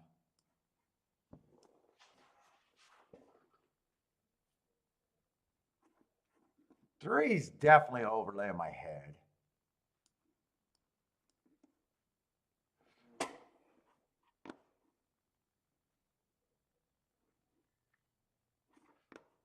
Two's not completely done. Wait a minute. Because 7-2, I think, got some upside straight.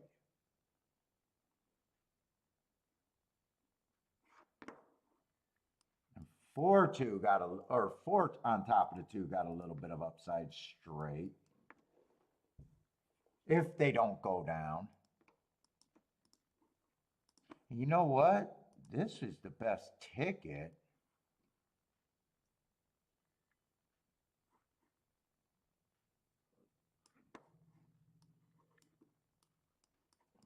Who's the 4? Wait a minute. Do I like the 4? You know, I don't trust the 4 there, but I play him with the 3.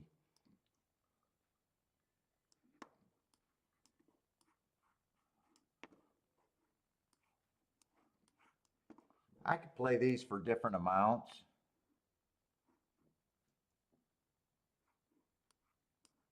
I would add 4 on that key box. I'm a little interested in this 3.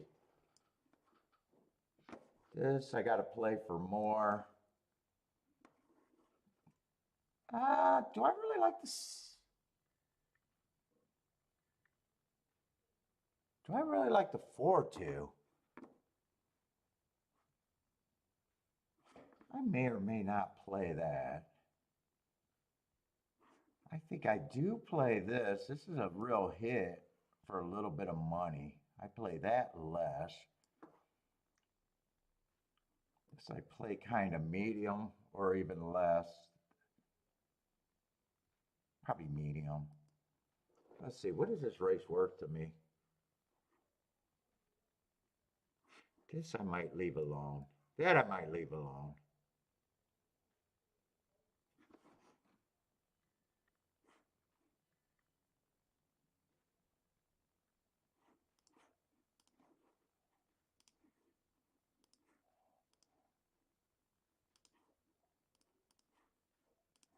That's the only exact I want.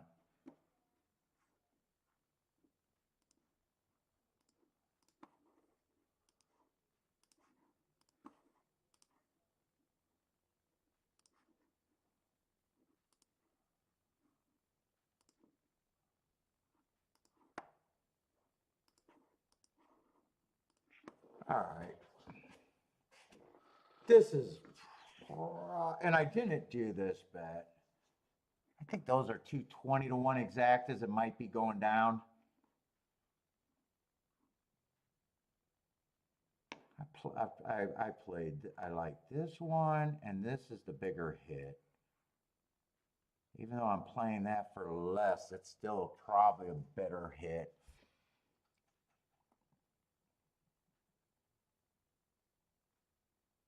This could have been 3-4-7 or 3-6-7. Actually, I could have did 3-6-7 or 4-6-7 here because I still got the 3 with all of them. Instead, I pressed. Maybe that was too aggressive. Maybe that was too aggressive, but I think 3. If the inside's good, 3 might have some upside to me. And if the 3 doesn't run, I probably don't have anything anyways.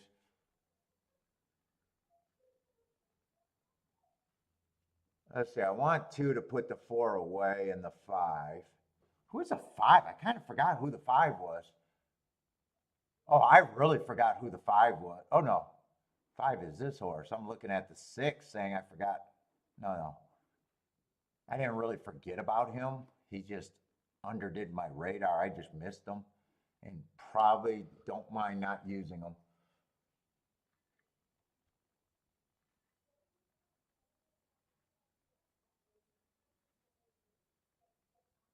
Keep this 3 active for. I don't think he's active.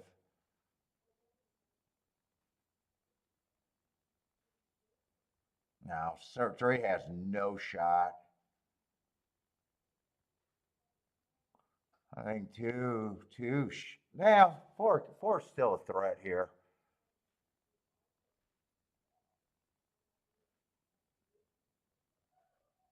I got a shot if it comes in 7-6, but 6 is not coming fast enough, and I don't even think 7's coming fast enough.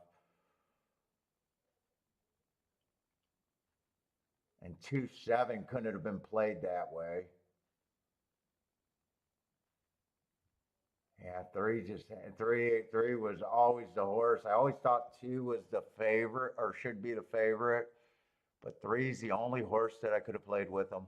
Everything else is a shit result.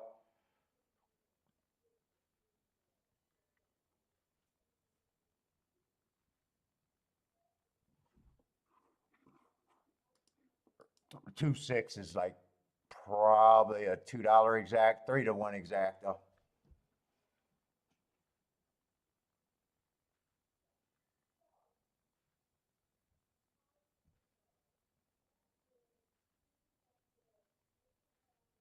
Could have sat out that race too, but I don't. Also, my exposure isn't that much. If I'm right about the 3, I think I could get a decent hit there. If I beat the 2 directly, I probably didn't have to do these bets.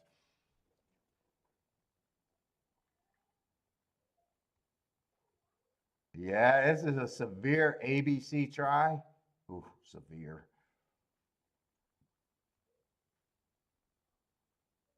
So far, there's only one result I even won at Fairgrounds, and that would have been the first race.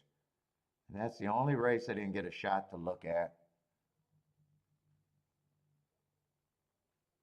Yeah, it's gonna be a you can it's very hard to beef up a 3-1 exacto with a 5-1. That try you're in that try is gonna be rough.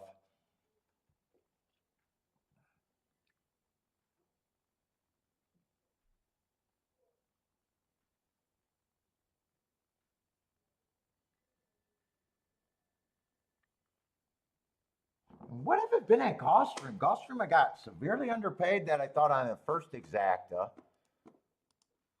And I've been giving money back. I don't think I can fuck up my day though. Just make it less. I don't think I can really fuck up too bad today. I probably stop before I fuck it up too bad. Let's see. First race, $7 exacta. Woof. Third race, another $7 exacta. Woof. Fourth race, 49-1 exacta. I played that race. I was just wrong. Nice exacta though. 29-1 exacta there. I sat out that race. But that's not the direction I was going. And then here I got a live in the double. Liked my position, but it didn't work out. And got beat by a race with a $14 exacta. So really, I hit the only race that I should have hit there today, that I could have hit. Everything else were tickets that could happen that I don't want. Or I couldn't get there, one or the other. They had some bad. Gulfstream's been chalky. Except I can't give up on Gulfstream. I keep hitting keep finding that 1 or 2 races a week that make everything perfect.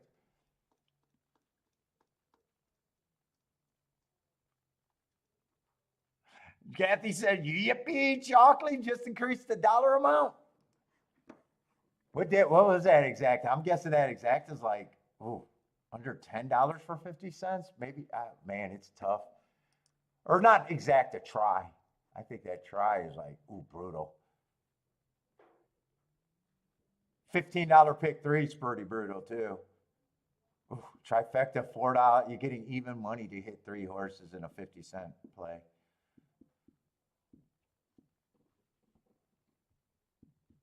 Yeah, hopefully Fairgrounds start picking up some shit. Three had no upside there.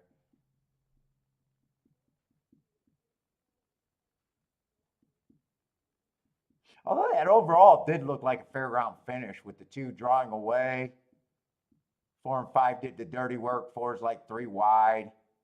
6 is tucked on the rail. 3 is just dead. 6 just keeps coming. And 7 is kind of tucked too wide, it looks. 2, there was no doubt that 2 should have always been the favorite there.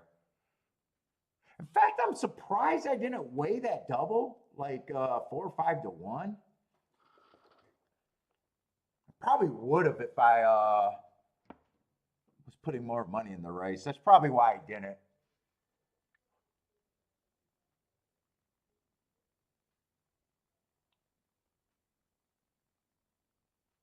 And it was the only combination. That might be the other reason why I didn't weigh that severely with the 2 on top of the 3.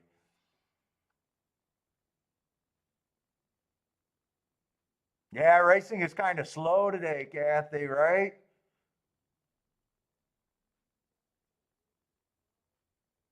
I really like the ticket that I hit, man. It just felt like they picked my pocket. There's no way. 4 to 1. That was 9 to 1 in the gate. With a 15 to 1 that ended up being 11 to 1 at the end of the race. Normally pays 30 to 1. That pays 50 to 1 all day long, if not higher. Although I'm happy with that ticket, I'm happy cashing that ticket. Still feels like I lost at least close to double what I normally would have got paid on that.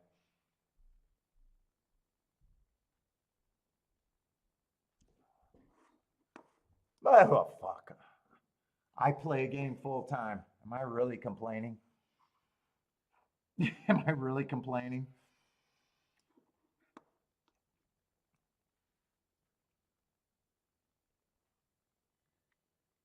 Let's see. We're going to the late double at Gulfstream.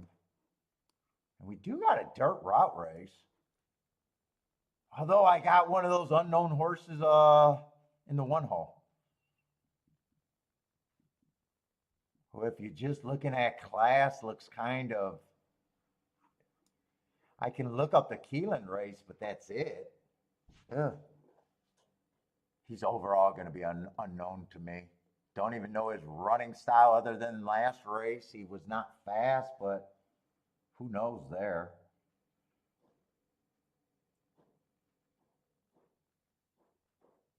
And then 2's co-favorite. 2 I can definitely get to.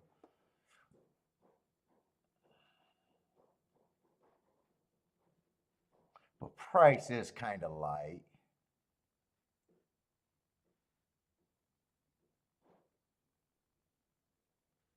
Uh, I think I'm going to be in a position where I got to keep this narrow, and it probably because I already looked at the 4 and I can get to the 2 and the 4, but that's basically favored and favored anyways. I don't really see anything that's screaming they're going to bump up the tickets. 3 might be that horse on the inside.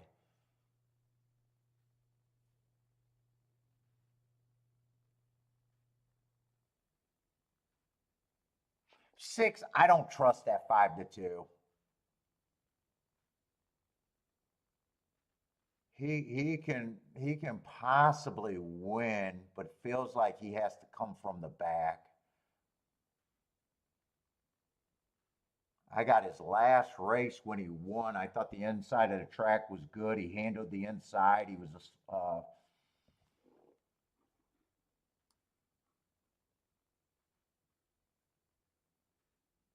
looks like he got the gravy stalking spot and kind of a average, match strides with the slowest winner, average kind of pace.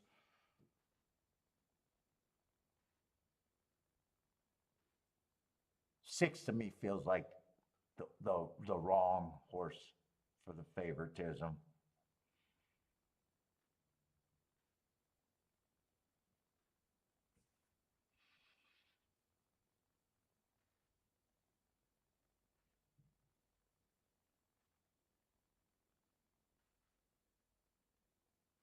I'm going to look up that 1027 race, but no matter what I have there, I don't really know what to do with them. And it actually, any order of 1, 2, 4 is probably not that great, anyways. 1, 2, 4, if I think that's the result, I probably got to sit out, anyways. I don't think I want to own that ticket.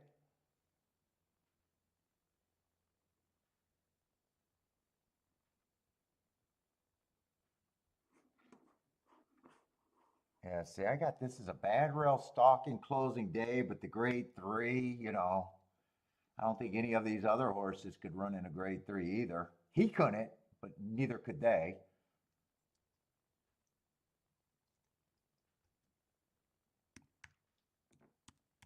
I mean, he ran grade 3 somewhere in the world successfully, but I don't even know if I have no idea what that track is.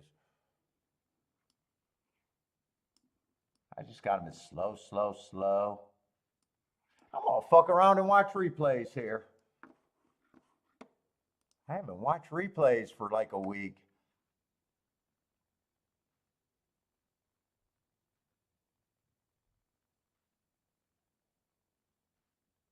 Yeah, feels like that's kind of where I'm at too. Feels like the 2. If he wins, you say they got you. If he loses at a short price, who cares? Or did I say that wrong? Yeah, if he wins, I almost feel like I won't have him. He'll be at a short price. And if he loses, then you made the right decision. Who cares? Yeah, he does feel like that too, where, at the end of the day, if he wins, it'd be like, yeah, I probably kind of thought that could happen. If he runs miserably, I'm saying the exact same thing. I could see him running miserably.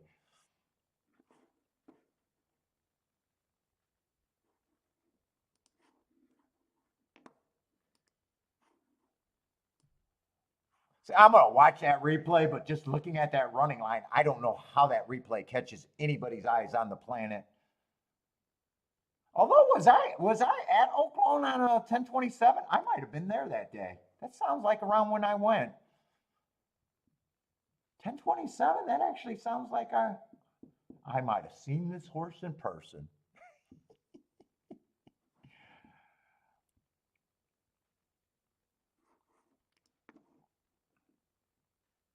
Yeah, and if that was just now you look at the speed figure and say, you know what, he doesn't have to improve that much.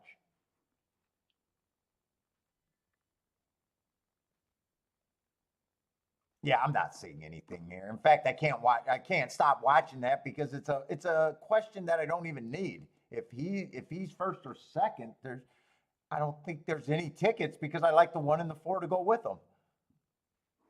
Or I'm sorry, I like the 2 and the 4 to go with them, unless I could get the 3 to go with them.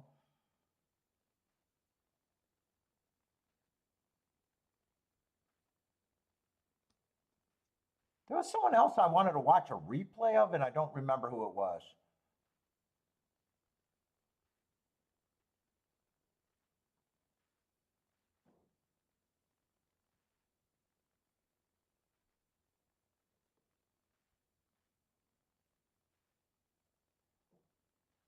Maybe there is no real replay I want to watch here. And if I get rid of the 1, it just looks like really if I play this race, I got to make a case for the 3, I think. And really, I don't know if I even need to do anything.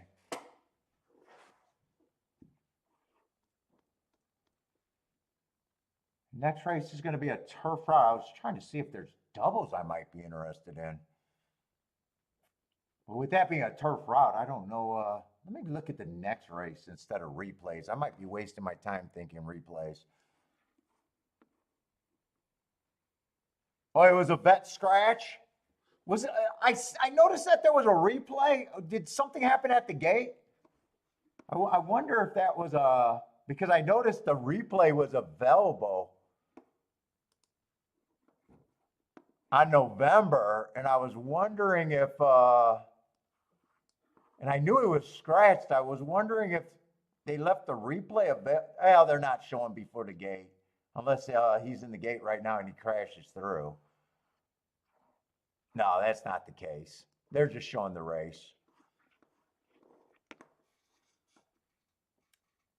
And 2's 9 to 5, so really, I don't have anything here right now.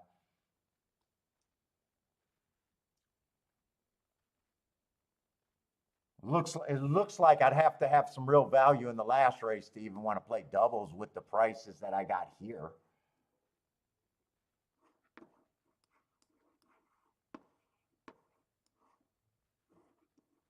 Like pairing a 2 up with another low price horse. Let's see, 3's going to be the favorite next race.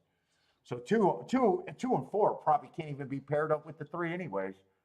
I'd have to be looking to get outside of the 3 next race. And probably got to be looking to get outside of the 6 and the 5.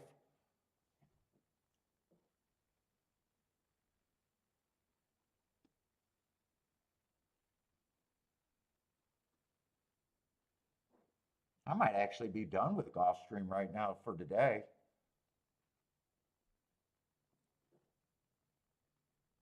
Ah, 6-6, I'm looking at him and I was like, yeah, there's some stuff I like about the 6, but he's a 5 to 2 morning line and can't be paired up with what I'm thinking about pairing him up with.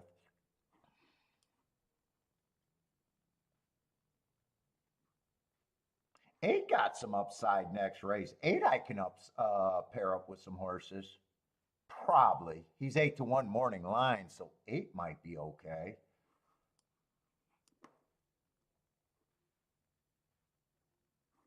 Just write down.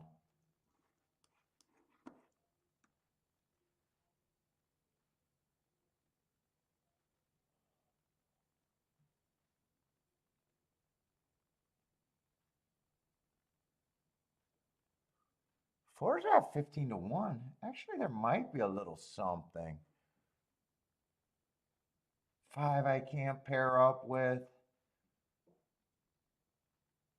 6 I can't be pair up with.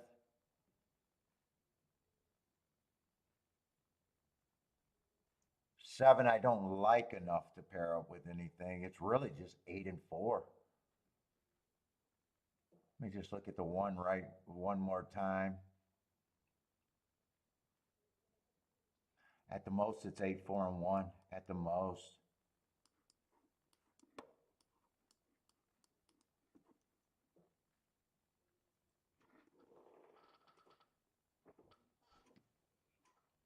Let me price that out. I don't see any expensive tickets there.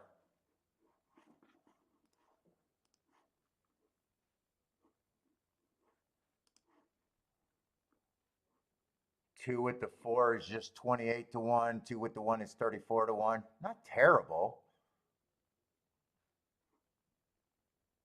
Wait a minute. Am I saying there's an 8 next race? Or am I in the wrong? Oh, I scrolled back too far. I scrolled back too far. I was looking at last double going into this race. Oh, 2 to 1 is even better. 41 to 1. 2 to 4 is 105 to 1. And 2 to the 8 is the worst at 24 to 1. That'd be the only one that I pressed there.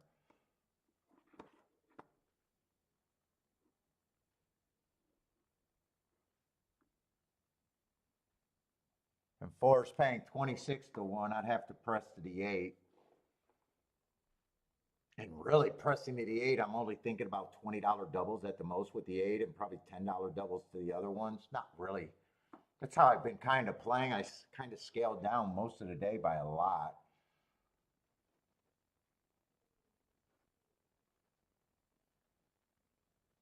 Here I probably weigh the 2 to try to get it a little bit more times. Maybe if I weigh the 2 for the same amount of money that I thought I would.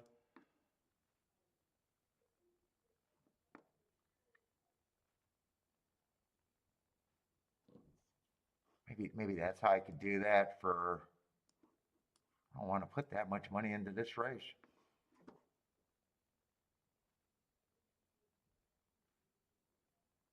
So really, that really just comes down to basically a nice 2-8. 2-8 I'd have nice. That'd be the best ticket, or that'd be the one that I have by far the most times.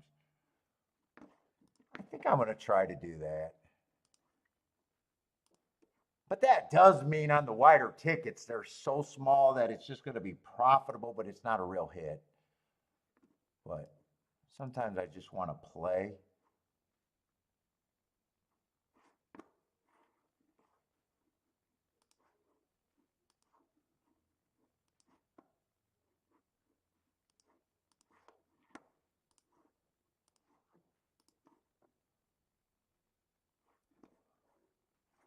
Let's see. So then I press the 8 with just a 2-4.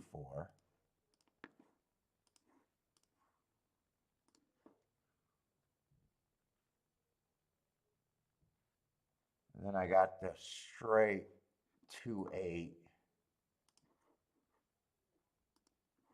I do that right with everything that I wanted? I got to write this how I played it. So I got the base ticket right there. And I got the 2 and the 4 with the 8. Then I got the 8-2 or 2-8. And then I got a 2 with the 8-1-4. Oh, one came out the gate, so one's a danger. One's definitely going to be a danger here. 4 got the lead. Well, actually 4 I got played less, unless the 8 wins next race.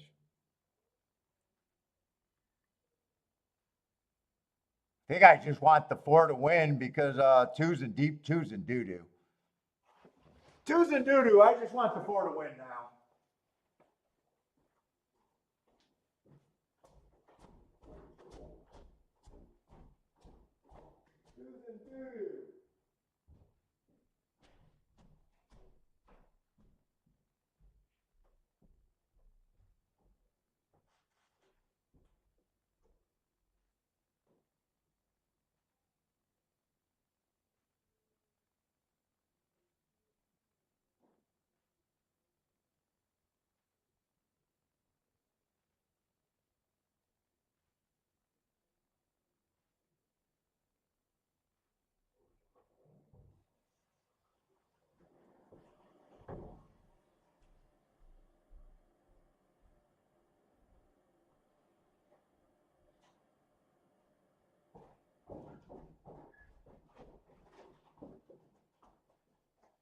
Well, I either got ran down or I didn't.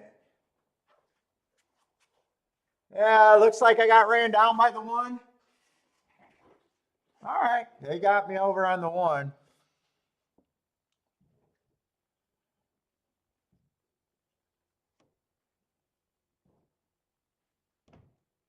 For second best.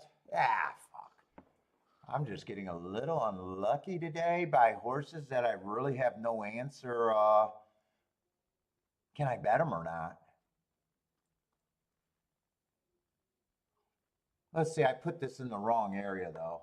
Put this in the wrong area. I just want to put this in the right spot. Yeah, I can't even, I can't even complain. He felt like he either wins or he doesn't run.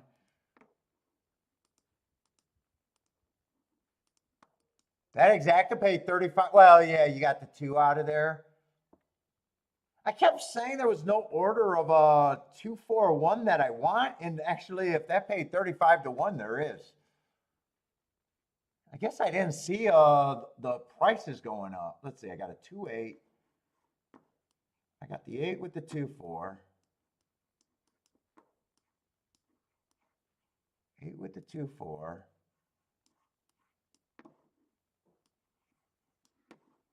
Then I got the base ticket, 2-4.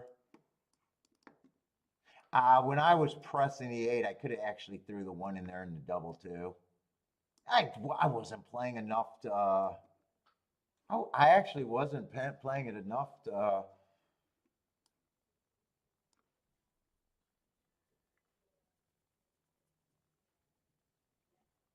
Oh, that's right. I got that other ticket. 2 with the 1 8.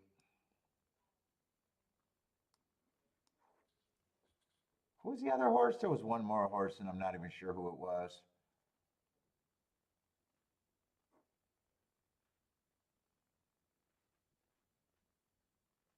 4.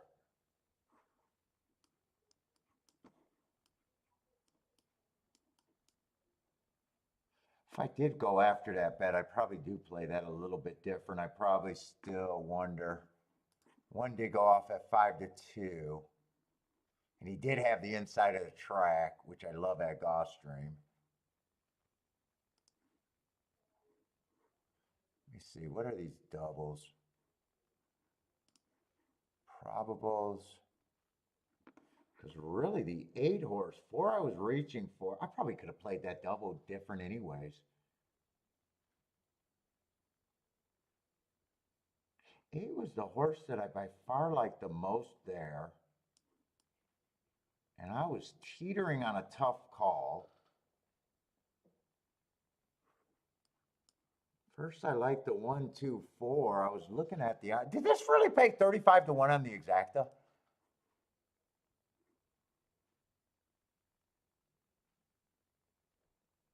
Wow, actually, 1-2 was paying 25-1. 1-4 was paying 35-1. If 2-1, they were paying 22 and 19-1, and if 4-1, they were paying. Wow. Boy, I just assumed that exacta was bad. That's what I get for being an assumption. I just assumed that exacta was going to be bad.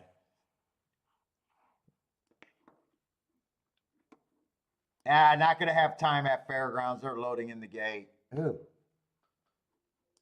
I'm going to have to think sharper than that for other bets. Or shit, I should just shut the doors right now if I keep assuming shit. Fuck. 35-1, and I kept saying those were main 3 contenders that I could have. I said that I didn't like the 6 at all.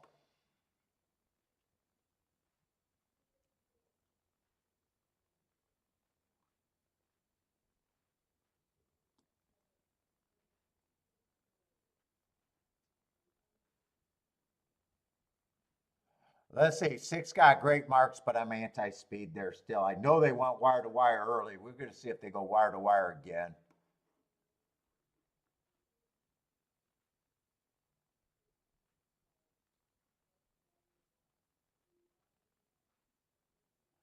Dude, I don't think 8 should be 70 some to 1.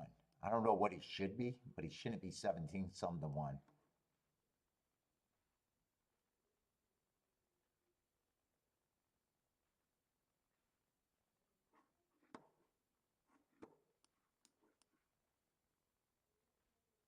Seven should, wait a minute, wait a minute. Either I am just, 7 should not be 29-1.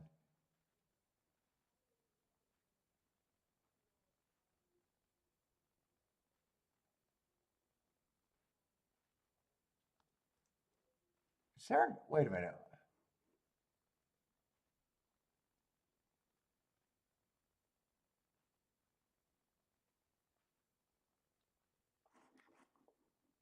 I got to poke at this race. I don't know if this is a good bet or not. It's definitely a loose bet. 7 and 8, I'm betting to win.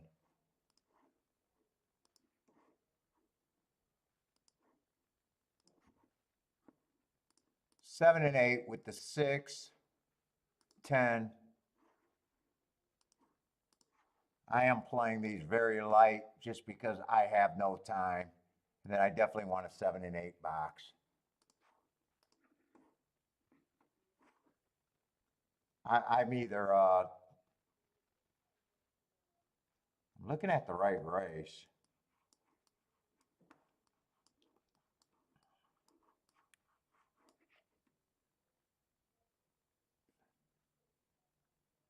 What are they having problems with? Well, I don't have to worry about any of these tickets if I'm right. I guarantee I don't have to worry about the payouts if I'm right.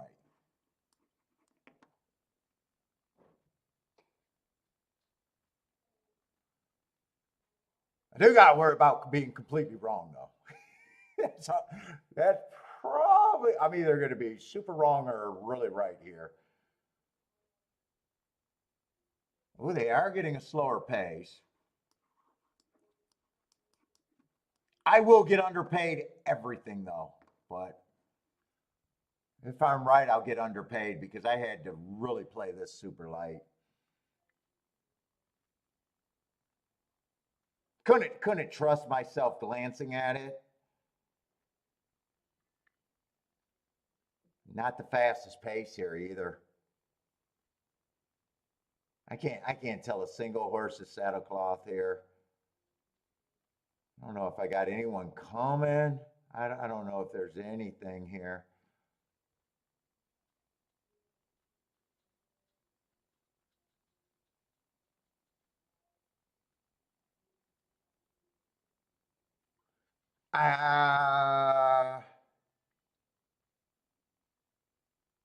I think I'm just going to be right about the 7 should not have been 29-1. But he's a non-threatening fourth.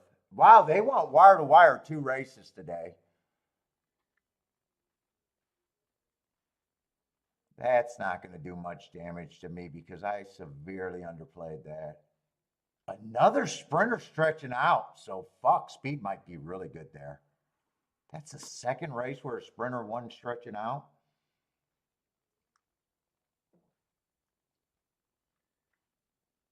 Well, I picked the right race to do a severe play bet in.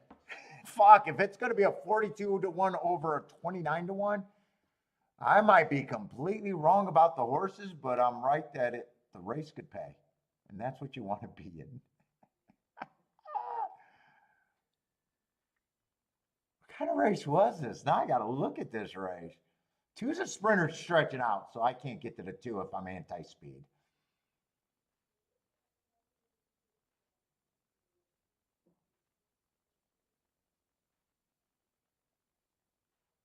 Three got an off the pace running style. He and some excuses. He actually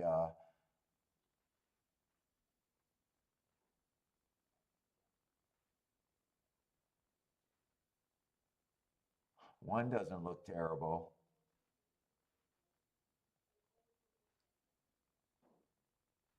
One got third.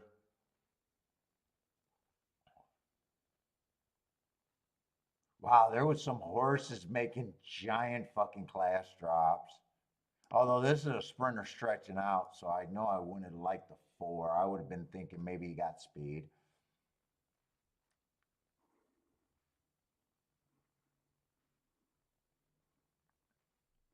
Five would have had a good running style for what I was thinking. Oh, I just seen the marks on the 6 and wanted to do something with the 7 and the 8. Right now, I wouldn't even like the 6 because he's a sprinter stretching out.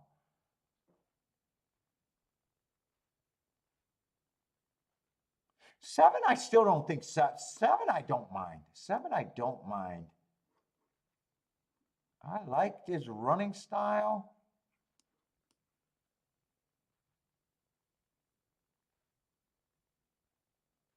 I still say that horse, even though I know he got 4, should not have been 37-1. Let's see, 8. Do I really like the 8 or 8? I just seen the hearts and they were stalking on a closing day. I don't know what these races are, Evangeline. I don't think these races look terrible. That's actually the running style that I think is good.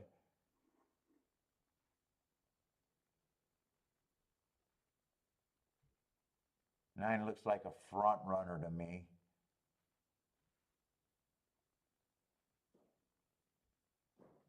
10's a deep closer. I'm looking for stalkers and closers, so 10. 9 to 1, I probably still like the 10. In fact, if I had time to make this race, this might have been the biggest bet of my day. And I already know that there's no way I would hit it.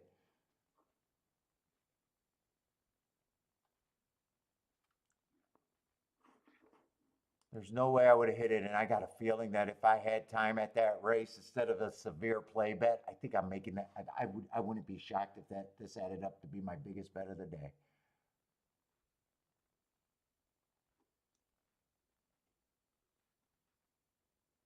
Because I like the 10 at 9 to 1. And I still think the 8 had some upside, and I definitely still think the 7 had some upside. And I would have been against the 6. 3, I might have been able to squeeze in the 3 there even. And 1. So I think I would have been looking at 1, 3. Maybe I couldn't have squeezed in the 3. I probably would have been looking at 1, 10, 7, and 8. Yeah, sprinter stretching out on the turf is one of Gas's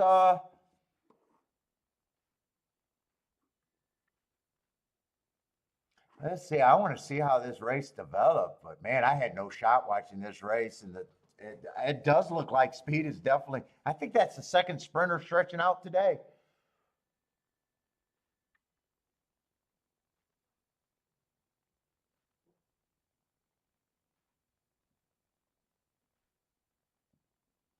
Dude, I honestly think I would have won after that race. I think I would have won after that race at the odds, and I would have been very, very wrong.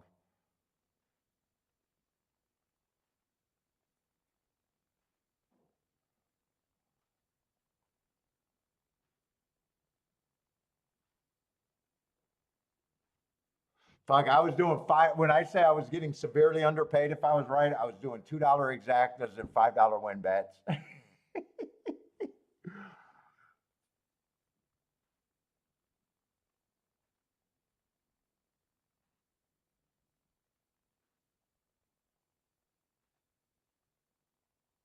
Is that the 10 on the, oh wait, no, that's the 3 on the inside. 7 I seen coming on the outside. Yeah, 2 just got the lead, put everyone away. There comes the 1.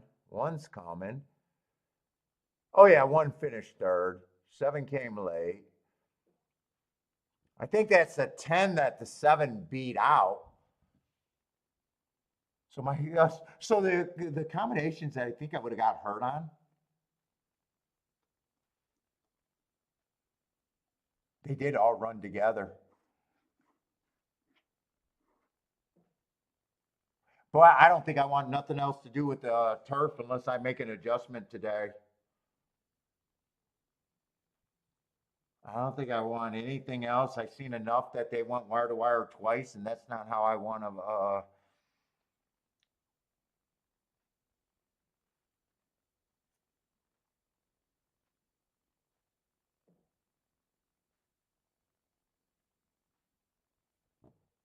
What did the 2 have going for him? Stretching out, got the lead by himself.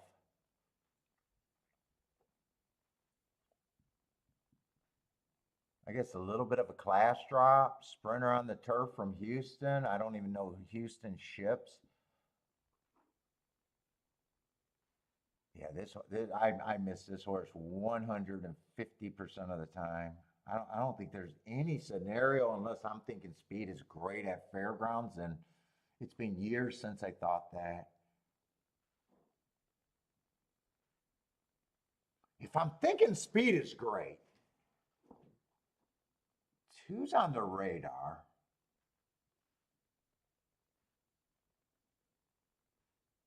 3's an untrustworthy speed horse.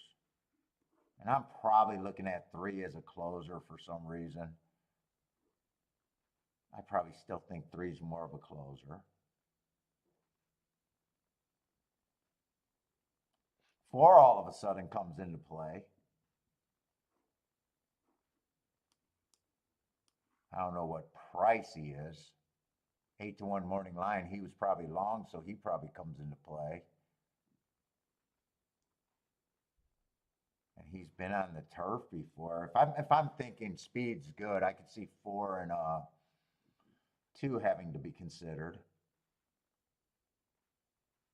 5 I don't like in either scenario. 6 and there's 3 sprinters in this race. Yeah, 6 definitely would be reconsidered.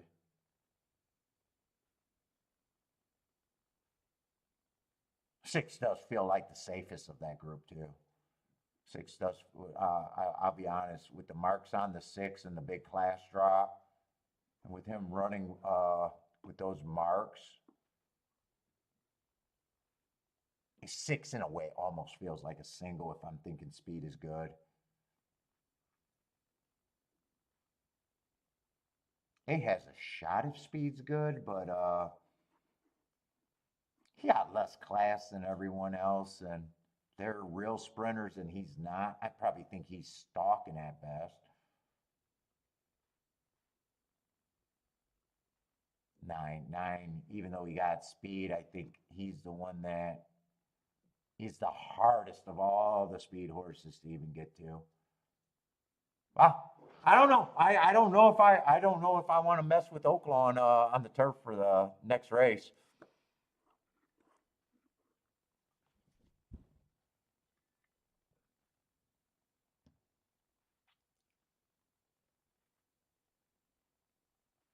Gas, did you hit that? Did you hit that one? Marco Lou was right. Definitely a wide open race. Will you see a 40 something to 1 over 30 something to 1? Yeah, definitely a wide open, right? Bombs away, 42 to 1 over 29 to 1.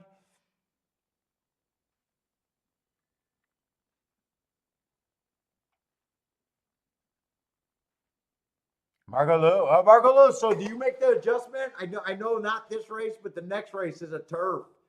Right now, I'm thinking I don't make the adjustment and I just sit out. We'll see what the prices are. We'll see what the prices are.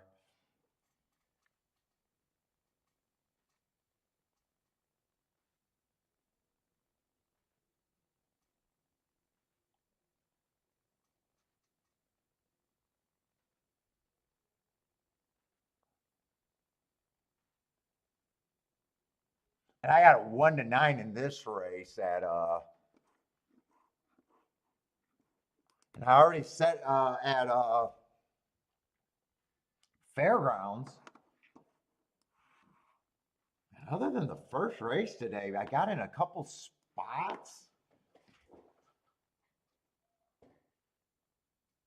There might have been some sloppy handicapping because I think I've been in protection mode longer. I feel like not realizing that 1-4 exact that was paying 35 to 1 was a mistake last race. And I even think I could have, when I pressed the 8 and singled the 8 next leg, I think I could have even slid the 1 in there. And I think when I'm not as free with my money and I'm trying to cut down everything, right now I feel like I'm pissing away. I'm pissing away a great day, and it keeps getting less and less. I know day in and day out results don't mean much, but I do like to protect them. I do operate that you got to pull the money from me once I get up on a nice hit.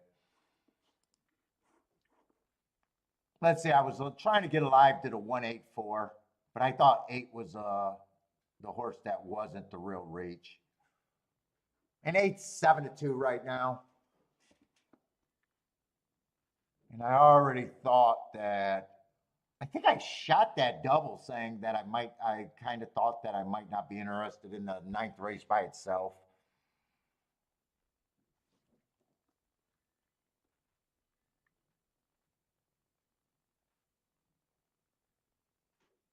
Three, I have no problem if he wins. I just don't think his edge is that big in this group.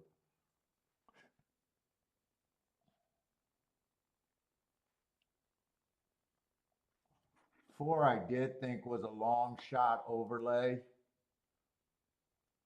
I'm going to do a betting board here because I don't want to make dumb mistakes that I feel like I've been doing all day.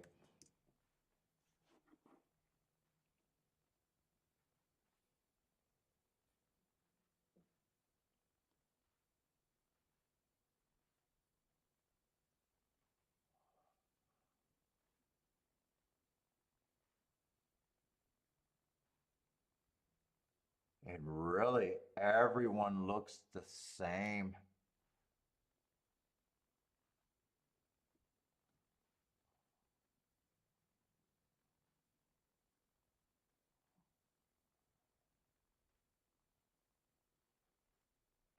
Everyone else kind of looks the same. In fact, I think I'm going to lower this. I think this race is really looking like a whole bunch of 5-to-1s to me.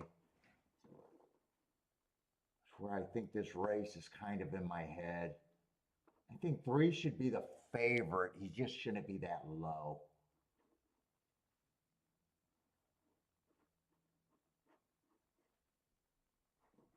Let's see, I thought there was a scratch. So let me see. If I got 6 horses here.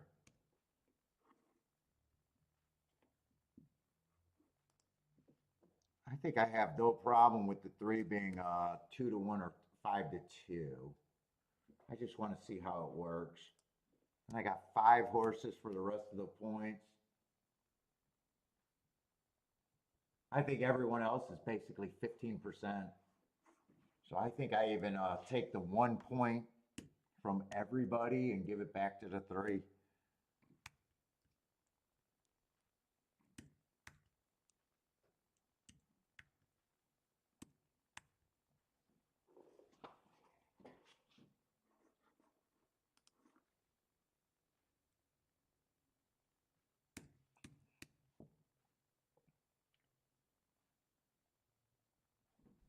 Still over bet. He's still over bet.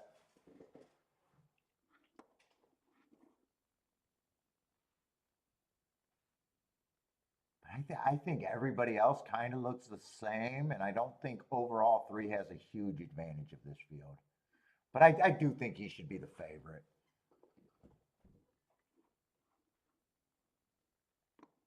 I'm going to just root for the 8 to win this race.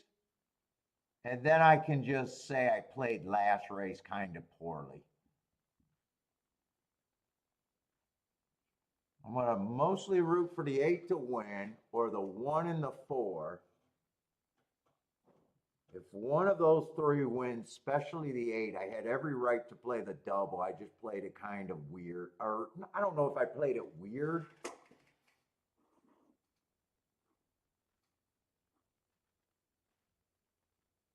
But I definitely, I always look at my doubles. If I'm right on one side, unless it was a favorite, that got me through that side, I had a right to be in it. But I don't think I do anything here. I think I just let this race play out. Last race, man, I was spending so much time figuring out that 1. Said I hated the 6. And it was just always basically 1, 2, 4. I was reaching for the 3, didn't do anything with the 3, so obviously I didn't believe in the 3. And I kept saying, there's no way I want that exacta. They're bad exactas. And I'm shocked how good the exactas were. Even if the 2 horse won, they were still 20 and 25 to 1. It wasn't like, hey, you couldn't do a 3 horse box because if the 2 wins, you're looking at 12 to 1 exactas.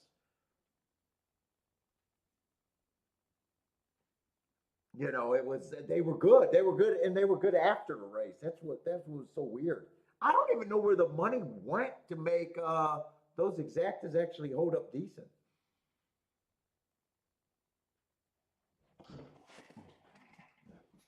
That's like what was that race I hit at Oaklawn?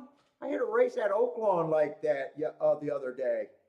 I think at the last race my hit at Oaklawn on Sunday that I needed. That exacta that I needed, that $20 exacta, it was basically an AB ticket. They bet another horse to favoritism, but the same price. And I won the exacta. And I knew it was going to be $10. I knew it was going to be $10. I was like, fuck, I should have even played it after it won when I realized it. And we were shocked that it held up at 19-1. And it was like, they must have been overplaying one combination like crazy.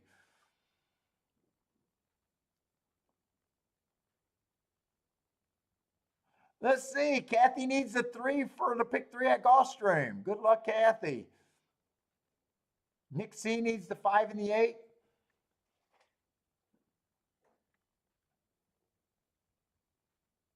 And I could have even done a 3x3 double, pressing the 8, because the 1 and 4, they got to be okay. I got a feeling I'm gonna. If I'm right about this second leg, I played that wrong.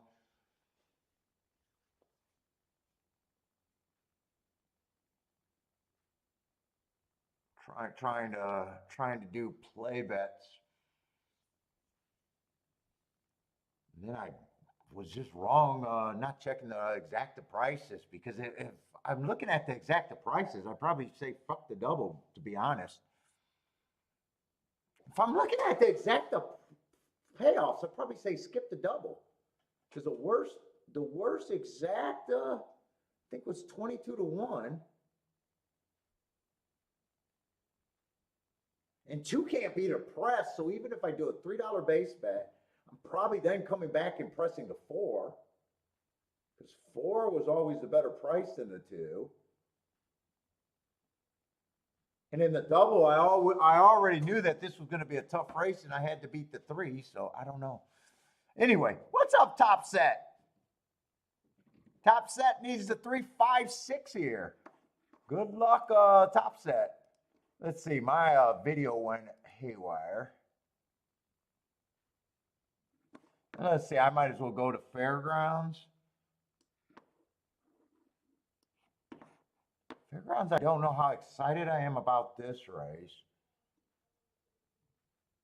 Because I think there was a big favorite. Yeah, there's a big 1 to 5 and then pay raises. Let's see, in the 5 hole and the 8 is scratch. Let's see, is that the 6 race at Fairgrounds?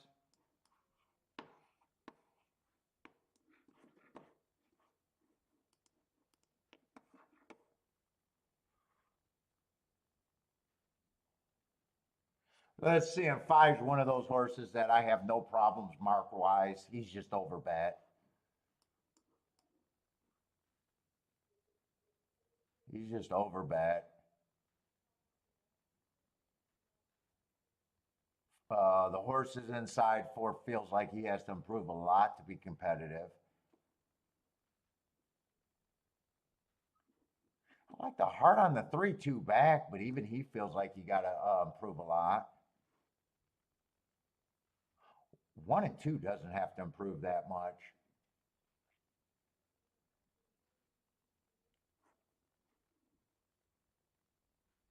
One and 2 probably has upside there.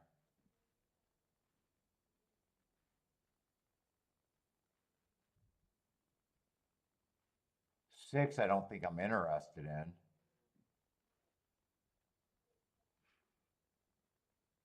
Depending on what the prices are on the 1 and the 2 will tell me if I could bet that race, but it's very hard to do anything with the 5. I think 5 at 1 to 5 almost always puts me in a position where I got to beat them, unless 1 and 2 is like 30-1.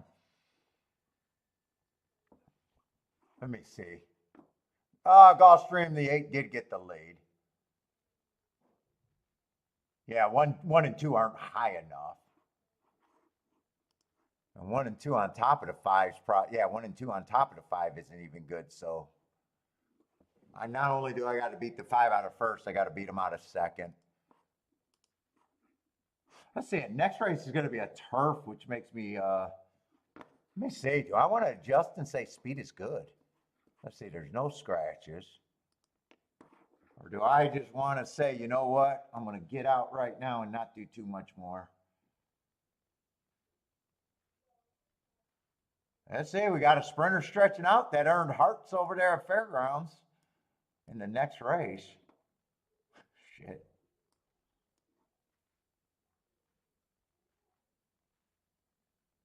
Speed is good. One's in play, three's probably in play. Four's in play. Right now I got three speed horses. Could I get that matchup?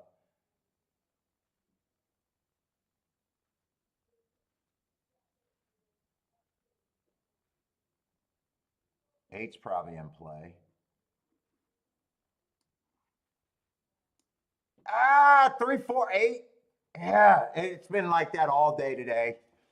After I hit that first race, it's been like that all day today. I got just enough. It's like having the second best hand in poker. It's like having the second best hand in poker right here. There are enough to draw me in, enough to think that I could be the favorite.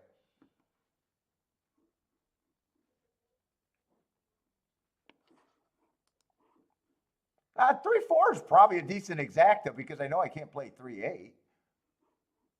29 to 1, decent.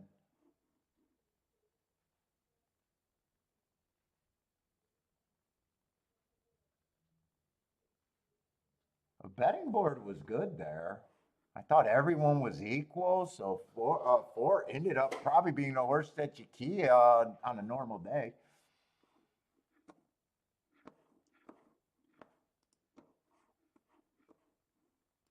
Look at Fairgrounds. And doubles, I can't do much. They're loading in the gate. That's right. Doubles, I can't do much because the 5's 1 to 2. So I'm rooting for the 1 and the 2 here. Am I going to bet or not? I'd probably sit out.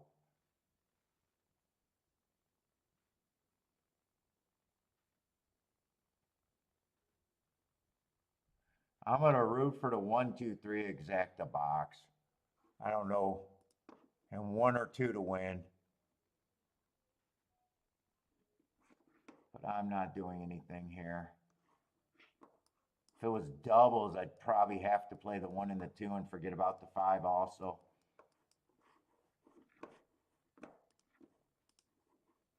Kathy, was that Kathy? Kathy got her pick 3. Top set should have the pick 5.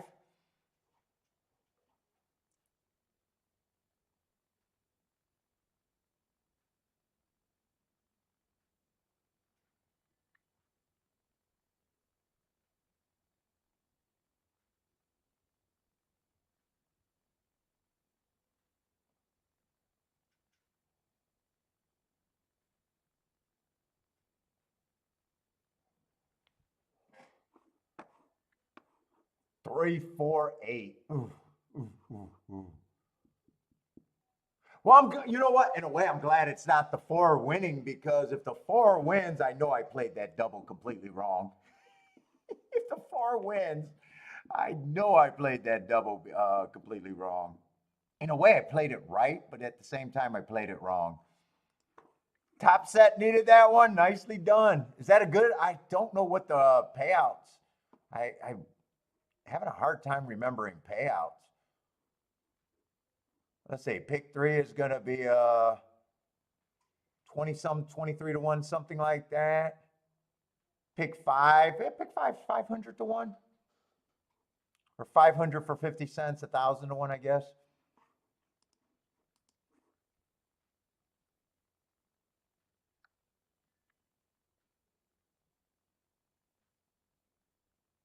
I can't tell who's on the lead at Fairgrounds. That looks like the 5-2. 5-2.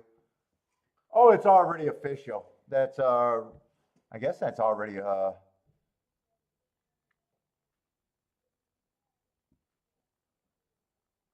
Ooh, and 1 and 2 so they jumped off the 5 late and all the public went to the 1. That makes sense too. So they weren't even at prices where I would even pull the trigger trying to beat the 5 unless I did it too early if I was playing that race. I don't know when they got bet down because I was going back and forth.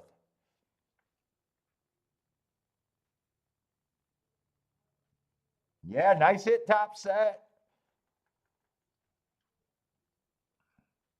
Kathy hit her pick 3. The money maker.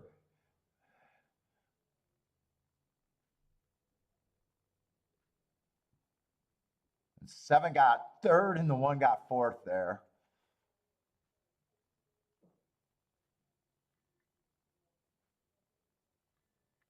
Who and what one ended up being 8-5. 8-5. Yeah, this is nothing in the exactas.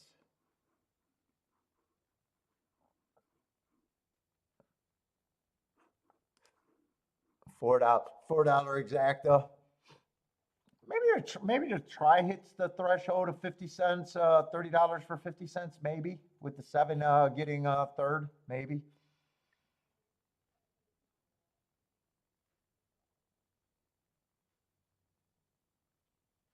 Let's see, the rest of the week is going to be Gulfstream and Oaklawn all week. Friday, Saturday, Sunday, Gulfstream and Oaklawn.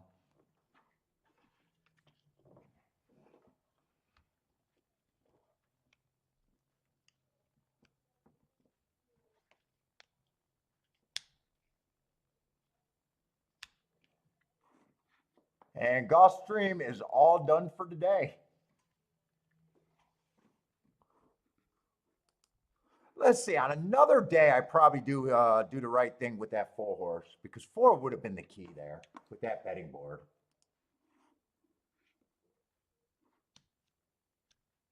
Where's the biggest overlay? I think there. Or I sit out there. I could also sit out there. 29-1 exact. It just depends on how bad I want to do it. Right now, the way the day is, I don't want to do it. So I really don't even think that's a woulda, coulda, shoulda. There's woulda, coulda, shouldas that you know you should have did. That's not one of them.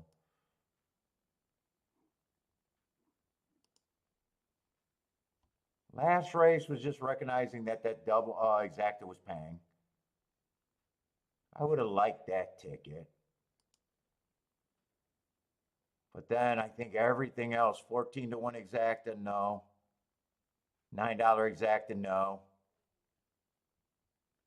29-1 exacta, I seen that. I got it written down. But that's not where I would have played there. And I sat out that race. So I seen that possibility, had the contenders, and that's not a woulda, coulda, shoulda if I had the option to play it and didn't play it. That 49-1 exacta was good. Marco Lou should have had that. I can't have that. I couldn't have had that one.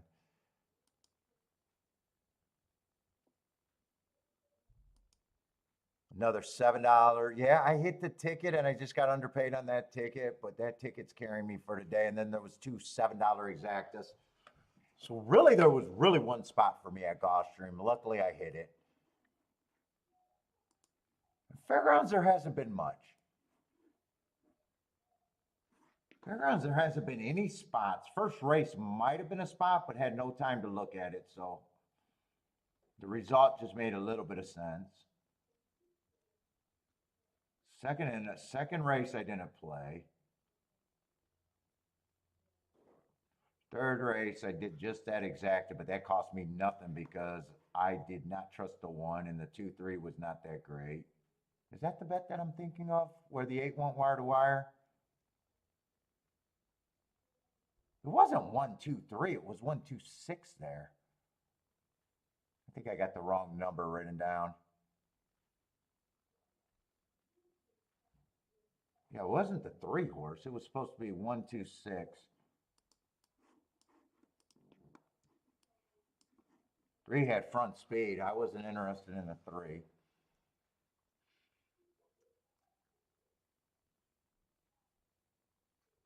Played that ticket.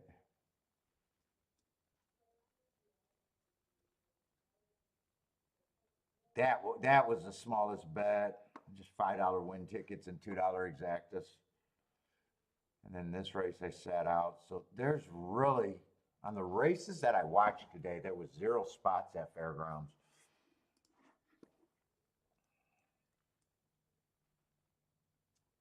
I'd be interested to see if Speed's going to do well here.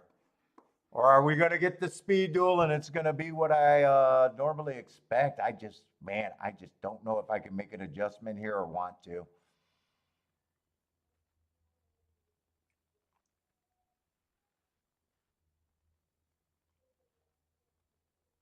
Let's see. Noob's going to jump in on a 9-4 at the Turf Paradise, huh? Woo, Turf Paradise.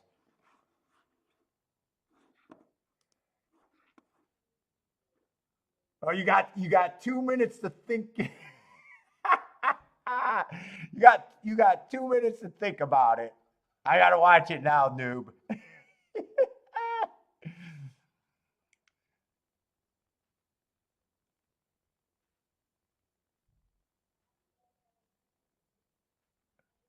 Let's see. Modric's done with this. Are you at the casino now?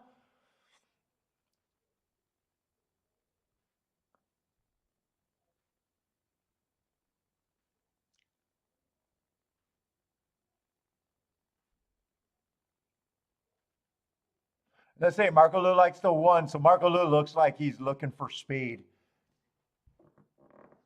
Over there on the turf. If I make the adjustment, who did I say I think could benefit if it is a speed favoring track? 1, 3, 4.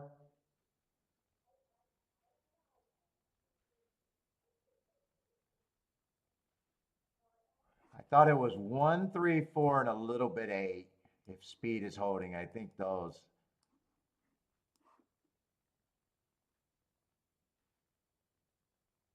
And eight has an option to rate. I probably like the 8 in both scenarios. I probably like the 8 in both scenarios. Oh, you're leaving in the morning. Leaving in the morning. Not yet. Oh, 3-hour drive in the morning. God, I can't read. Dude, hey, Bodrick, I just found out for our cruise because I heard Kiki and the ladies talking about a rental van. And I'm like, wait, what the fuck are you talking about? So we're going to fly in. And then I guess I got a 2 or 3 hour drive from the fucking airport to the hotel. And I'm a diva. I'm too fucking important. I was like, wait a minute. Why are we flying in right next to the fucking hotel? She's like, so every day on the walk, I've been bitching at her. And she's like, it's a luxury shuttle van. And I'm like, there's no such thing. I don't do layovers on fucking traveling, and I don't do fucking shuttle vans. Oh, I was so pissed. I was so fucking pissed.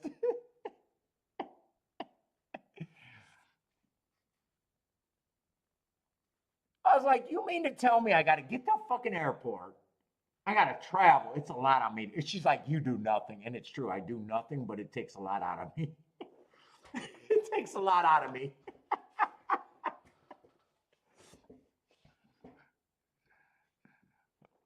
Kiki and the Ladies is a band name. What's up, Michael?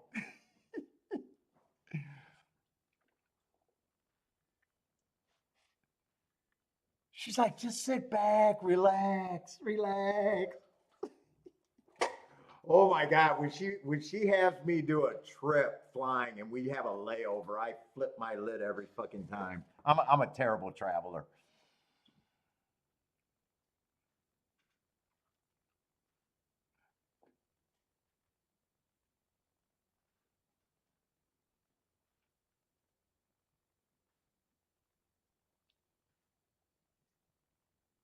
Fuck, I haven't even flown private. Once I fly private, we're done. She keeps wanting to fly private, but she knows that I'm never going back if we do.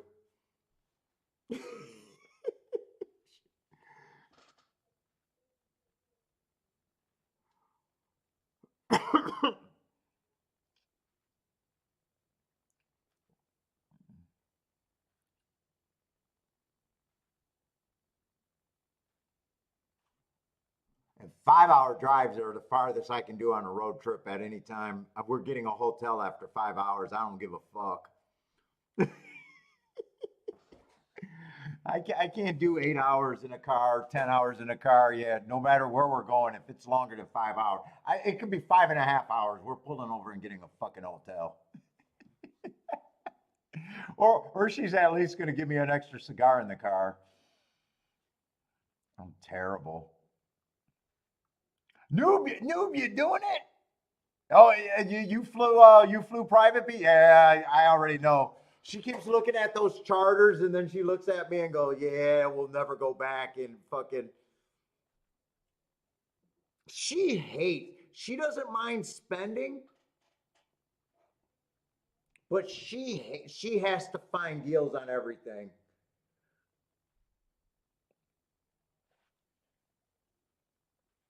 Although our hotels are always Marriott something. She used to work at Marriott. It's always Marriott something. But she's like, I mean, we don't fly Spirit. I think we're Southwest now. I think everything's Southwest.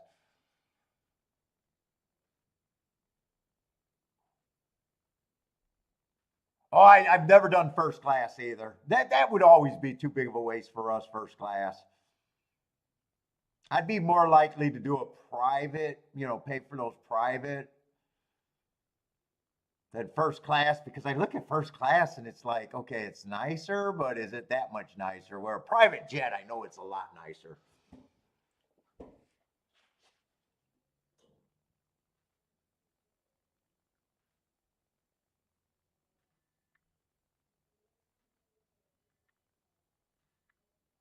Well, let's see, there ended up being two big favorite. Who did you need, dude? I don't know if you had the six or the one. I just imagine it got to be one or the other.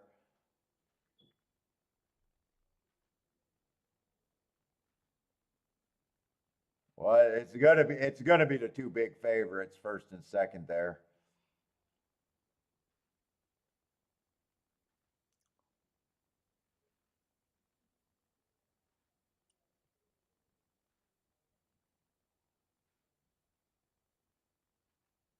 Yeah, without the name, it could be either one. Oh no, that's an ouch. Wrong one. So I take it you were on the one.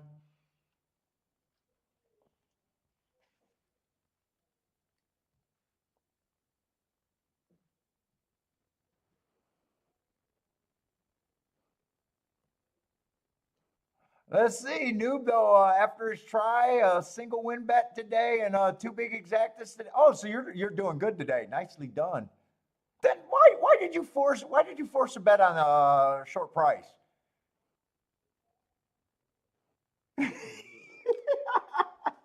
Couldn't resist the action. I tried a little too hard trying to get to a number. Oh, that would have pushed you over. That would have pushed you over.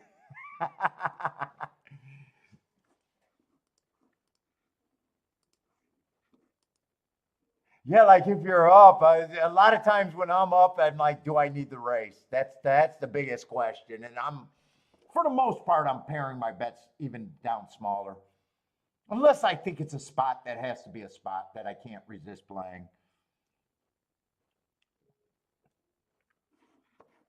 Mistake. No, you like me. I'm gonna go back and review everything I did because there was one point that I was up the most, and then I'll question everything I did from then. And some of it would be like, did I have to fire? Did I have to play that? Or was I wrong for not going enough? Was I wrong for not going enough? Those would be real questions right now. I don't think I'm in a position where I could fuck up my day right now because I'm kind of I don't know how interested I'm in this turf because I'm almost thinking I could either adjust to speed, but I see that there's four speed horses. One's still at a good price. Three's not at a good price.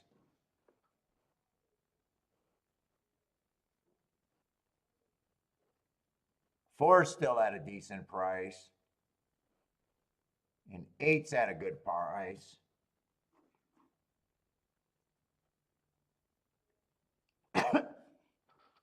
And I don't know if I want to be sold on. I've seen enough. I've seen enough proof that I don't want to just be like, hey, the track's gonna back up. After they beat me twice with the sprinter stretching out, I'm like, man, that's not normally what I see. But in a way, I still think I got at least 3, if not more, speed horses. Because I think 8 can still rate. Like I wouldn't be shocked if exactly what I normally expect here, and I'm leaning towards I don't need this problem right now. Still having a fairly decent day. I still got 3 big days of gambling left for my week, so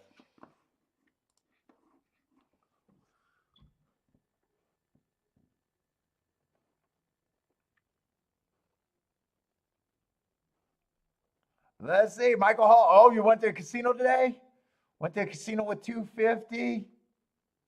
Down to $3, hit a bonus in the slots, grinded that 40 back up to well, that's not too bad. That's not too bad.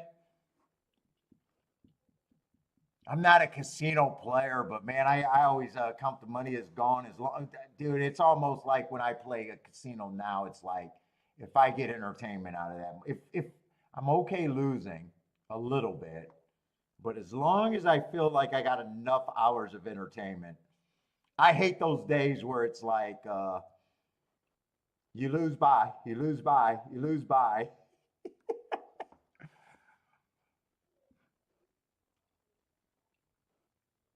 What's up, Gil? How's it going?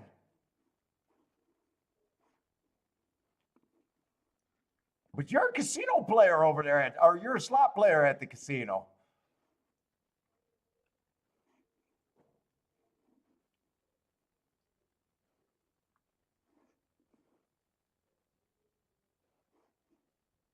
Let's see, long shot, Louis, 5-4-1 over here, and 5-1 to win. Ooh, nice prices, long shot, Louis.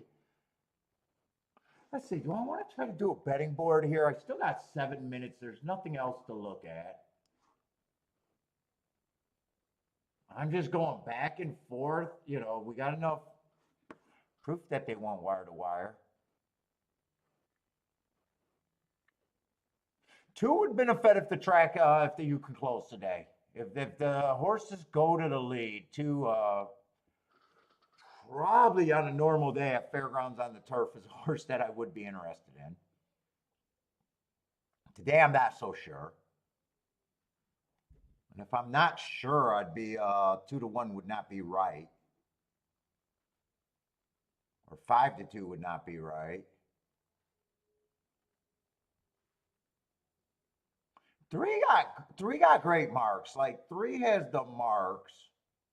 They have been going wire to wire. He's capable of doing multiple things.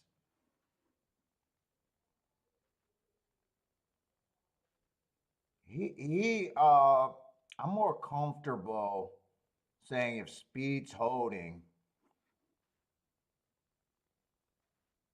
I'm gonna make my betting line like I think speed is actually good. I'm gonna make my betting line like speed is actually good. Because 2, I'm not at that price on the 2. And 3, I'm closer to that price on the 3.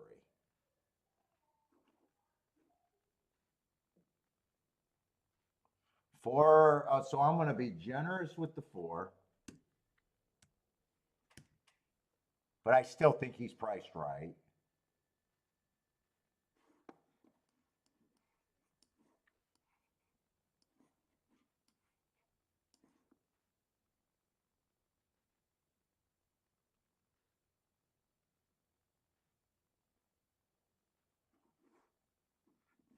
One I really like last race. He'd have to outduel some horses.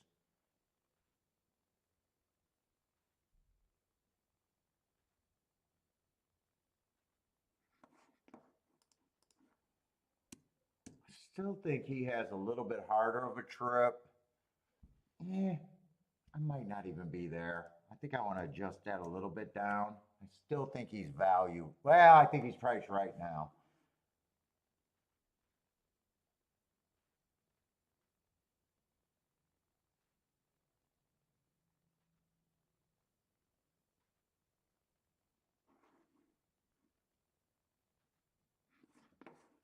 Six, I do think is really hard to get to.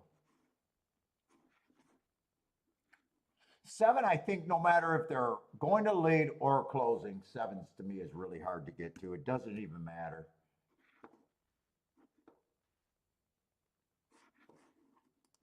Eight, I think both scenario, I kind of like them.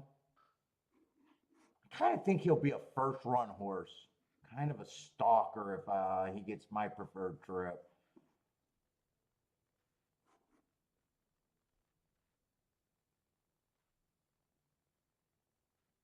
Is this a nine? That is the nine.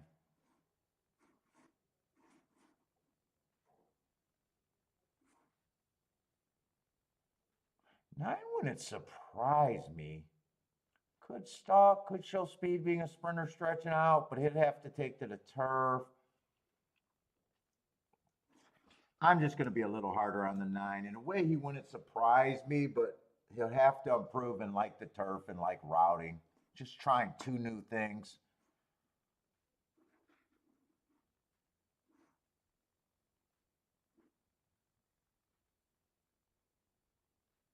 Oh, 10's another horse that been running on the front end.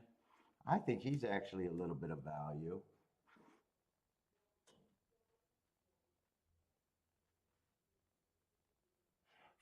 Five would get points the old way that I see in the track is if the track's well, no, he can go wire to wire. He can five doesn't matter. Five to me is value at 10 to 1 or at 27 to 1. In fact, I don't even have to give him that number.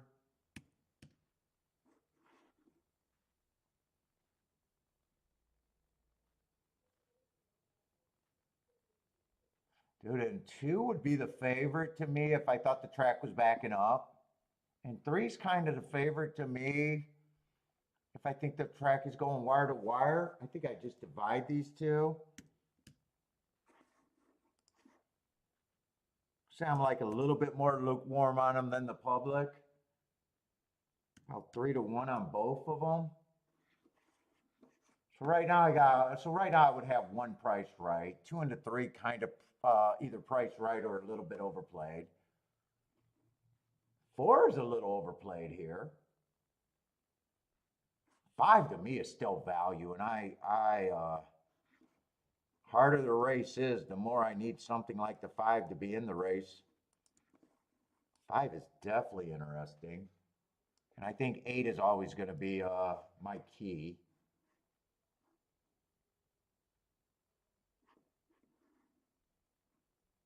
10's probably not a big enough overlay to be a win bet, but he's good for me.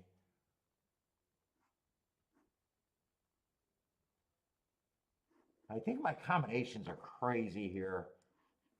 I would still use the one at that price. Well, first of all, it'd be 5 and 8 with the 5 and 8.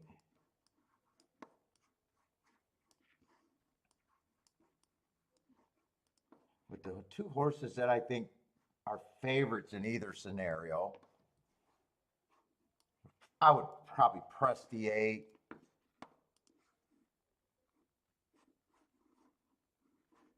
Let me just make sure 2 and 3 with the, yeah, they're both 30 to 1. That would probably be my press ticket and my main ticket. But I would have on a lower scale 5 and 8, pressing the 8 again. Getting all the horses that are kind of good for me.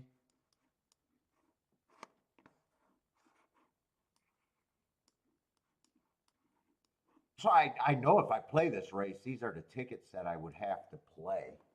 I don't, I might be a little toned out this race, but this is definitely, so I would be playing this for more.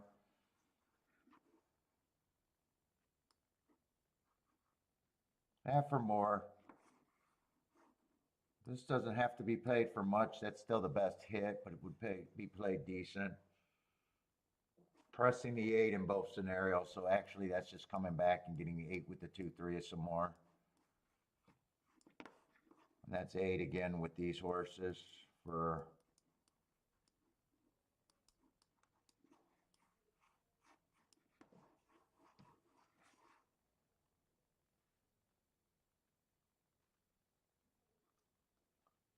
dude, in a way I don't mind this ticket at all. See, this is a $16 base bet followed by 8. I either got to go for this bet or not at all. Especially if I add this part to it. If I don't add this part to it, it's really manageable for what I want to spend. It's really manageable for what I want to spend.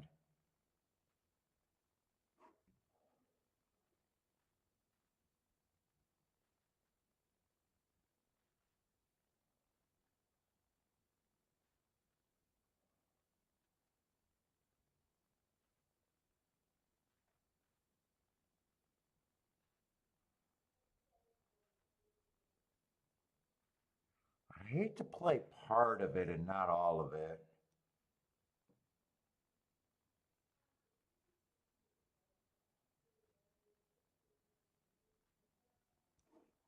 Who's a 5? I want to see if I just want to do the win bets here.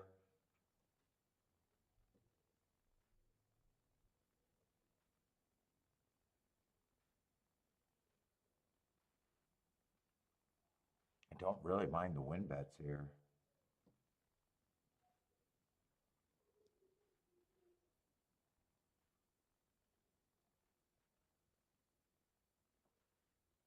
Win bets would be the cheapest way for me to go and still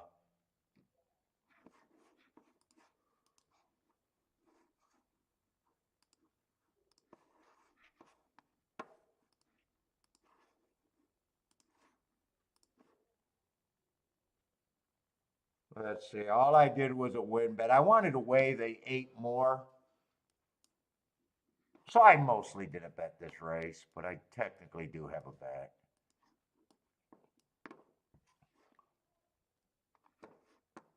Let's see. I'm going to write that down though.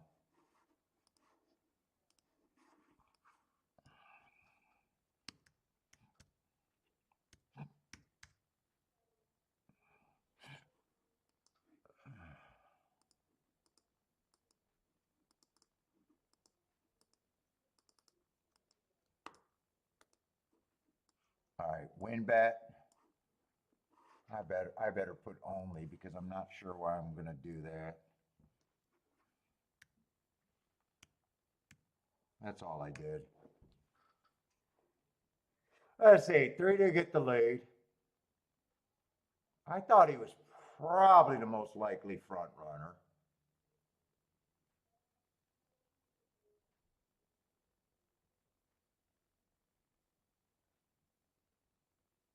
Right now, it's just all the speed horses up there. I can't. Part of me don't like watching fairgrounds because I can't make out these. Come on with this 5. 5's, or is that 5 that's coming late? He's running out of ground. I'm looking. No, that's a 9 that's catching my eye. I think this is 310 all the way around, and speed is definitely good. 3 was the best closer, but could only run third.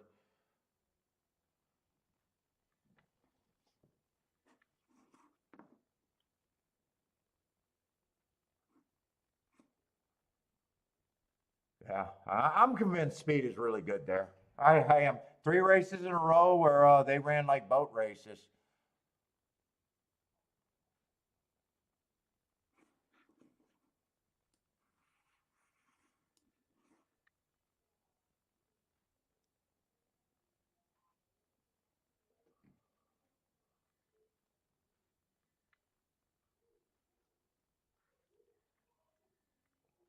$310's probably going to be a solid exacta though. 20, just 22 to 1. I thought it could have been better. I thought it could have been better. Oh, I know what I do. Normally I put X's through it if I don't bet it. That way it won't look different.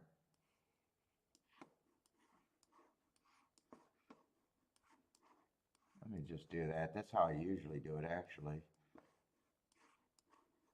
Yeah, fairgrounds. That's a complete change. Three horses going wire to wire on a single day. I'm definitely thinking this is a speed favoring track.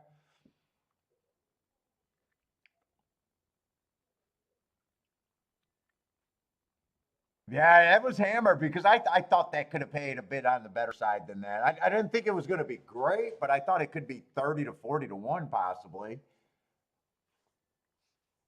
Because 10 is still like what? 3 is definitely first choice, but you know, 2, 1, 4, 9. So he's like sixth choice. Sixth choice.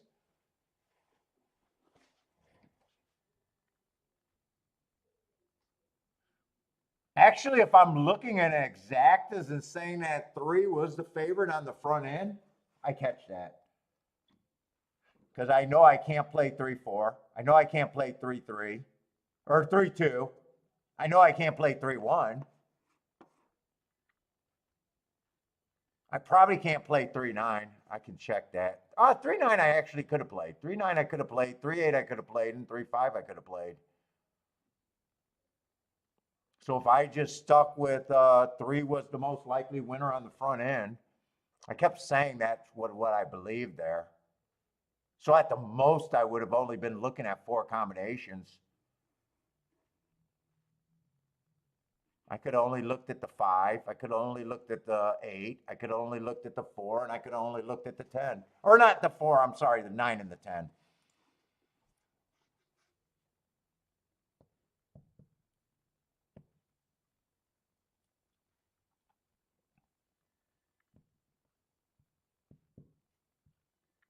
And 9, I'm not sure.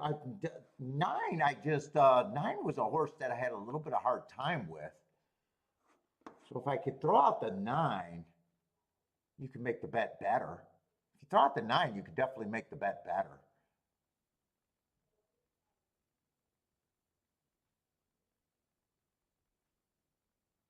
Ten, I kind of didn't see till late. He was a horse that I said, oh yeah, wait, he's the other horse that has front speed, and I kind of missed him. I think I kept stopping at the 9 horse before that, and then as soon as we were going, and I realized there was a 10 horse, I said that. So he was kind of like a late scene when I was doing a betting board.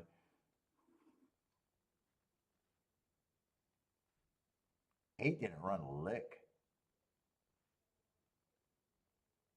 I don't think I have to watch that replay. I don't think 8 ran a lick. I think 1 and 4 was chasing the 3. 5 didn't run a lick, but then again, he's what, 50 to 1?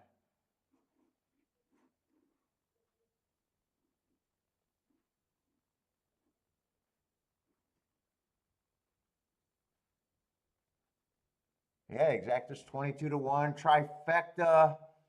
Oh, that was a 9 that got third. Oh, I don't know why I kept thinking it came in 3-10-3. I guess I knew that was a bluish color, and I guess I kept thinking, maybe I kept thinking that 2 was the front running favorite. I don't know why I thought that was third that got third.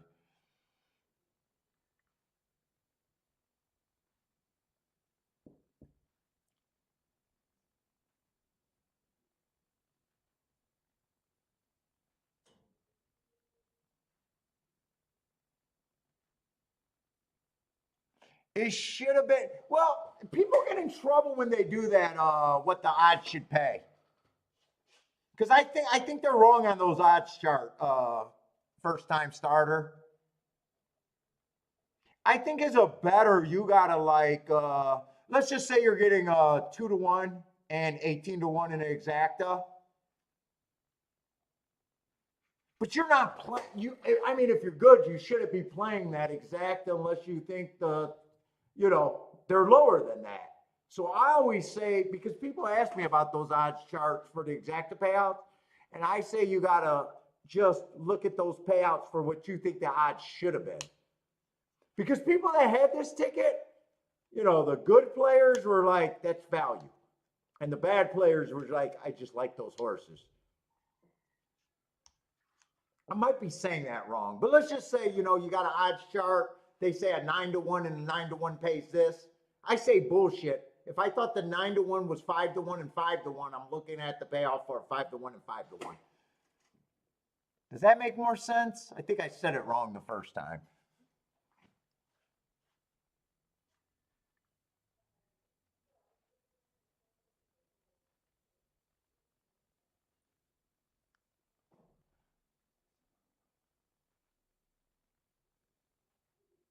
Although it does feel like it should have paid a little bit more with him being sixth choice.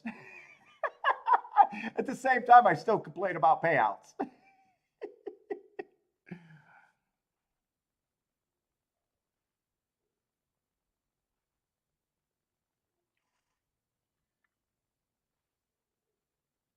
Yeah, 3 got the lead pretty easy there, didn't he? I kind of thought he was best of the speed, though, with that marks. Who was chasing closest to him? Was that the 10, maybe? Who was that in second? The 1 is up there, the 4 is up there. Who is that third horse up there? That might be the 10. I can't really tell who that is.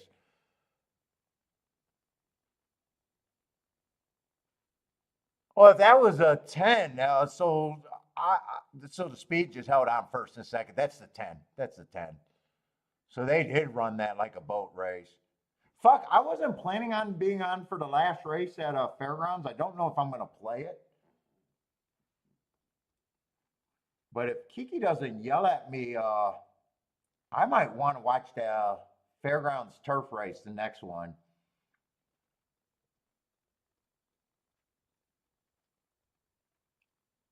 I don't think there's any way that she won't be yelling at me before the 10th race. But if I know I don't have marks on the, but it does feel like it's a merry-go-round out there from everything we've seen so far.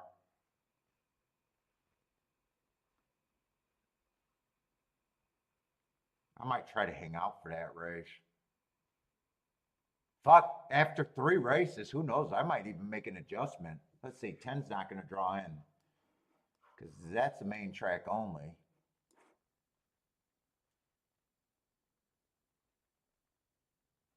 And there's okay, this is a race right here. This I'm going to try to stay on for that race because this race there's not that much speed in it compared to every race we've seen today where they managed to go wire to wire.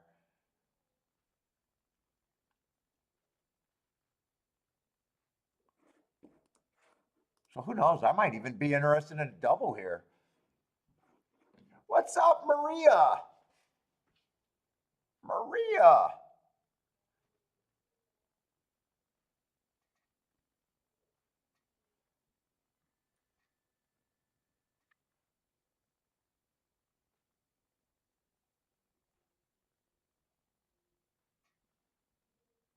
Let's say I'm gonna go to the restroom and see if I want to try to even look at that double. I think I got enough proof at Fairgrounds where I'm at least willing to do it.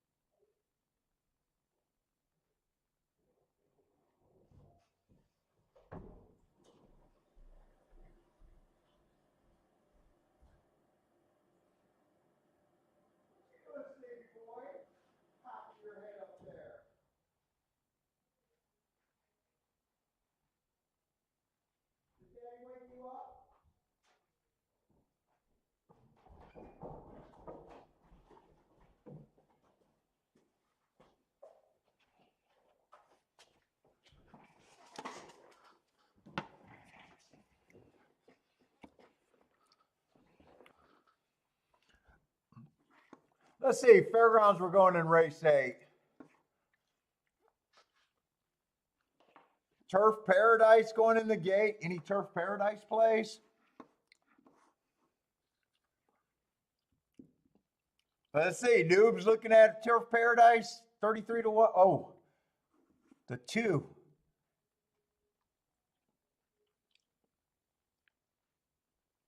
Oh, are you playing against bookies? He might be playing against bookies, huh?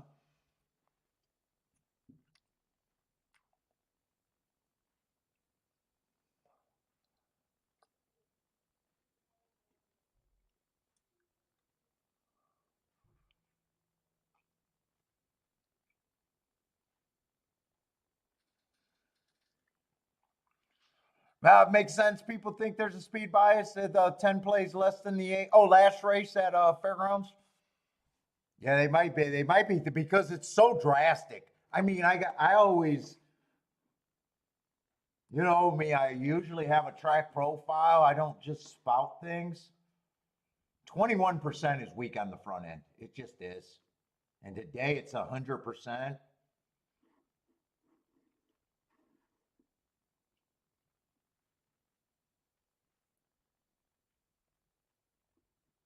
And I'm even looking at all the turf races. There's very few days where there's been multiple wire-to-wire winners.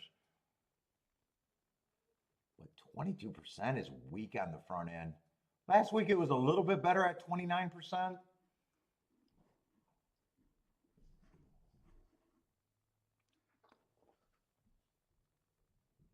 But when I see three, especially 2 horses stretching out, that's what did it for me.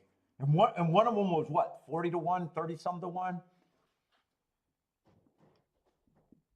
I don't think other than this 3 last race, I don't think any of them were favorites. What was the first winner? 5 to 1. I think the first race was 5 to 1. So I think we had a 5 to 1 in the 8. I don't know, say a 40 to 1 in the second race with the 2 horse. And then this race, you know, the 3 horse. And I wouldn't be shocked if did the second place winner was in did they run every race like a boat race today too? Hold up, I want to look at the charts because I'm digging. Last race was definitely 10 was in second all the way around, or pretty damn close to second if he wasn't in second. Let me look at the other 2 results. Those charts should be available.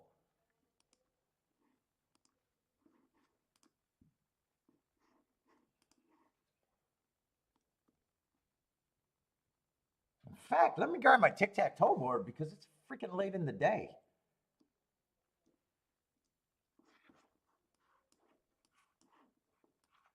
I can do 2 things at once.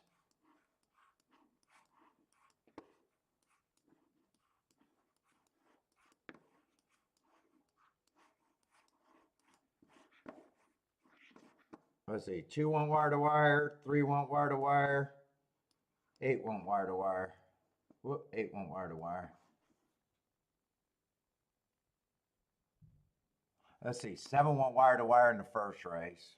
That's the only regret that I didn't have time to watch that race. I would have liked to see if I would have had that. 1 want wire to wire is a big favorite.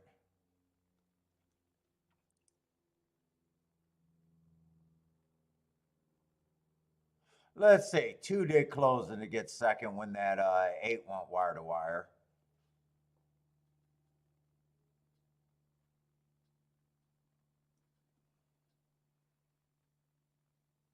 One wire. The dirt's just been chalky other than that 7. I think that's the problem with the dirt. It's just been so chalky.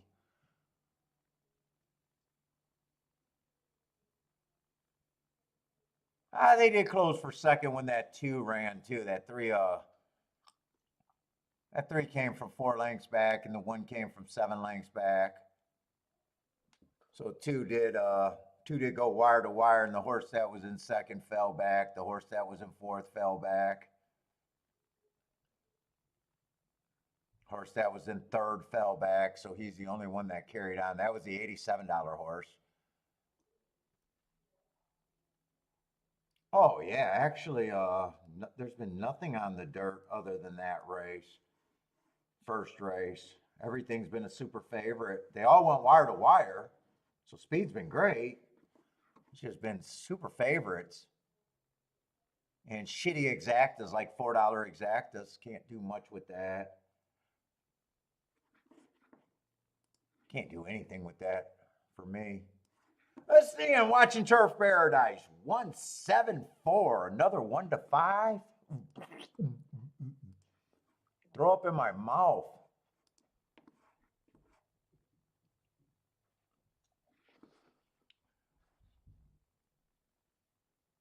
Chalk it up. Stop set.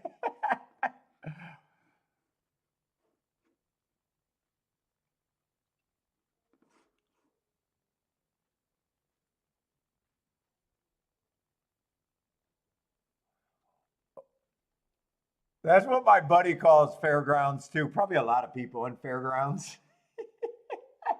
Rex is bringing out the unfairgrounds.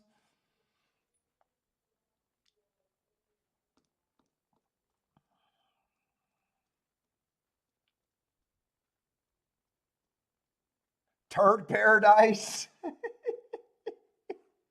I've never played a single race in turf paradise. I think one time I did charts on it for the Orleans tournament when I thought I might have needed that late in the day because I didn't do West Coast tracks. I don't think I've ever laid a bet there. And I didn't use it in that tournament that I was gearing up for.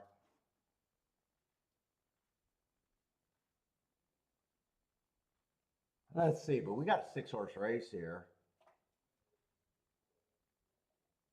More than likely, I'm going to try to hang on for the 9th race, but that's probably the end of the show unless I get it's time to take the dog for a walk call. Family walk time. Wow, not a lot of speed in this race at first glance. And one's going to be a big unknown taking a lot of money. Brad Cox. Ugh, I don't know how I seen that, but it just caught my eye like a warning sign.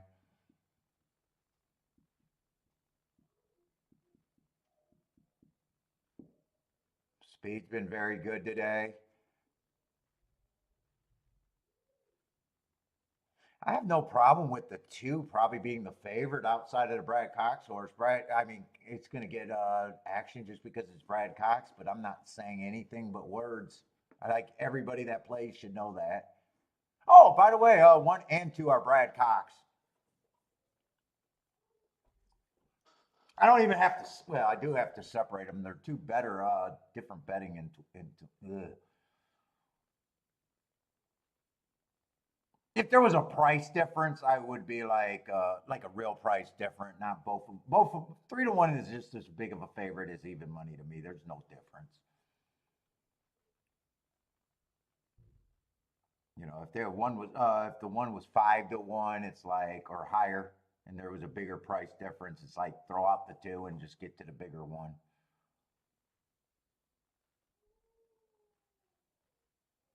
There's not much handicapping here for me.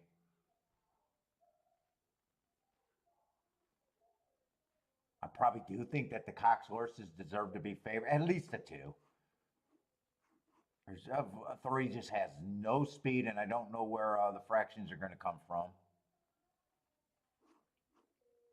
4's lightly raced, might have more speed, but after 2 races, just have 0 speed. Wouldn't shock me, but man, speed, you got to have some speed. 6, you might as well say 6 is a 4-year-old making his debut. Because that first race out was hideous.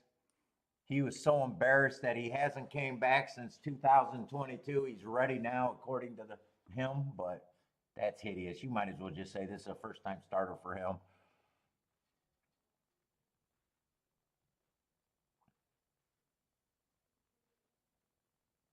Yeah, there's probably not much I want to do here. Let me look at the next race. I mean, I'm probably at the most grabbing 1, 2, 3. Wow, 6 is 6. how sad is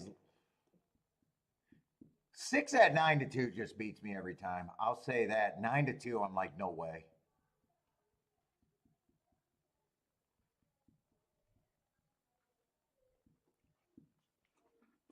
And I probably just put them in the winner's circle, but man, that first race was so bad. If they did, great job.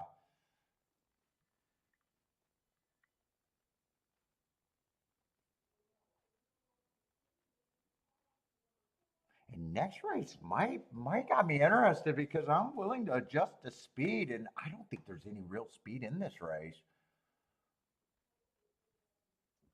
Let me just make sure there's no scratches.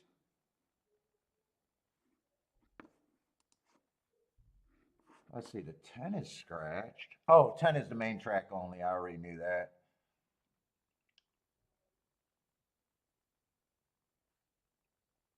I mean, there's a bunch of maybe horses that can get the lead.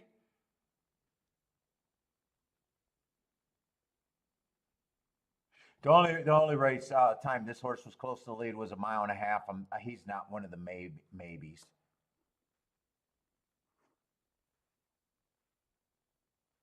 I don't think I got time to look up shit. Or not very much. For some reason, I'm a little interested in a double if I play anything here. So I don't think.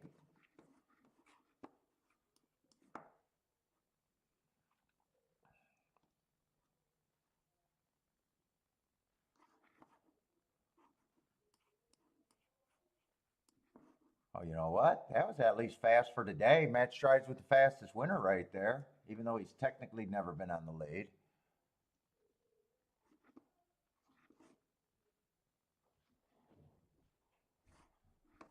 Bad rail stalking closer. Yeah, we'll just say everything was okay there. Maybe he can get the lead. Oh, that was actually fast for today, too. That was actually fast for today, too. Both of them are maybes. So sometimes I look at a race and they don't look fast. That's right. Fairgrounds is not kind to speed, so a lot of these horses could be deceivingly better than what they look to me.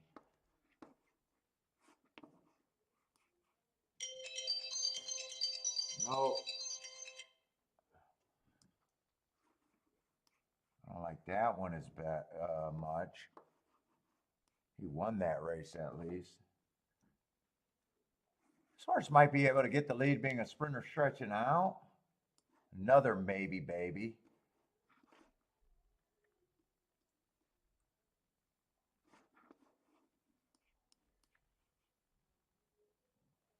I might have to look at the horses that I think there's no chance in hell for them to get the lead because right now I just got a bunch of maybe babies.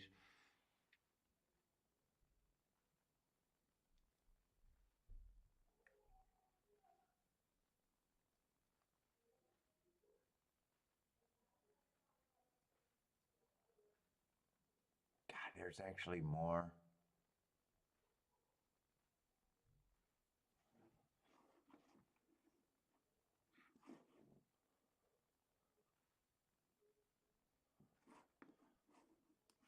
I don't know why I'm looking at this because I could just eliminate some horses by doubles that are paying nothing.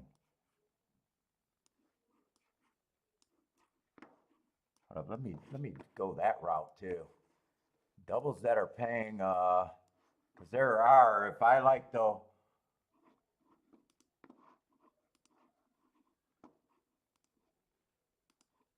let's see, I got to get back to the eighth race.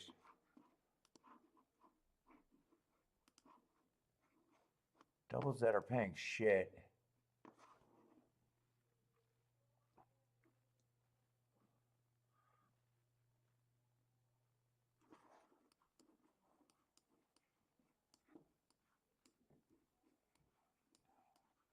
Three's as far as I would grab. Fuck, where does my time go? Three can be played to him. Three can't be played to the two. Three can be played to the three. One can kind of be played to all. Four can kind of be played dull. I want to go that route.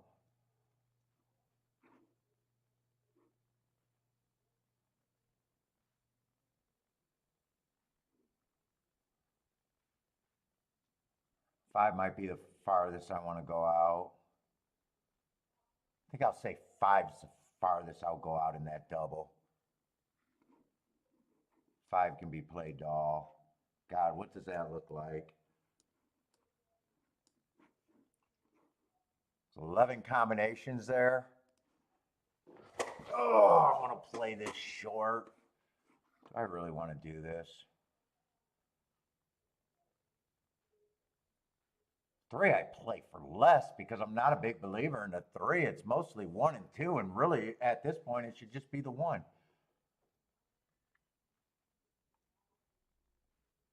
Six can beat me on the outside.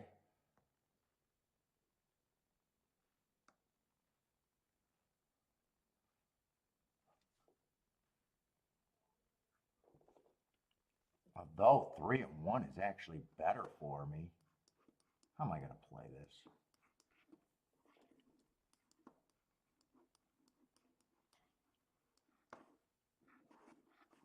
I think I just got to play it, and I guess I'm going to play it.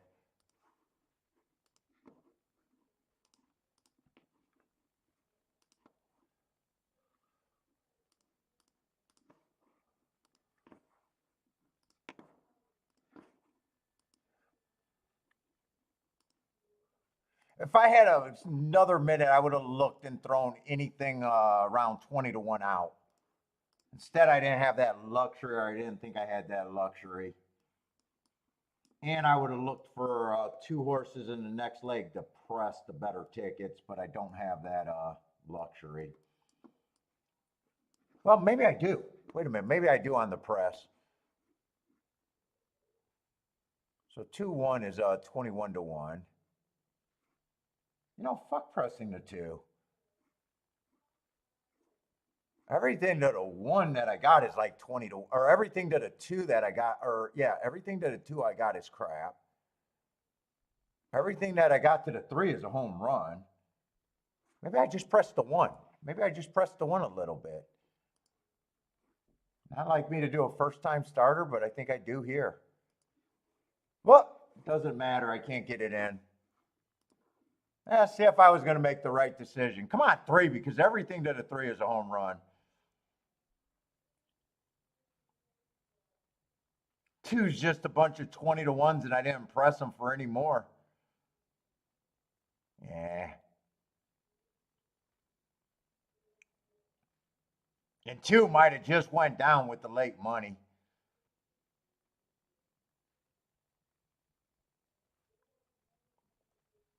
Yeah, 5 wins. I'll say I can lose everything. I kind of want 5 to pressure, because if the 5 and the 2 gives up, I like where my 2 horses are that are way better tickets for me. Come on, keep this 3 and 1 going. Keep this 3 and 1 going, especially the 3. 3's a home run.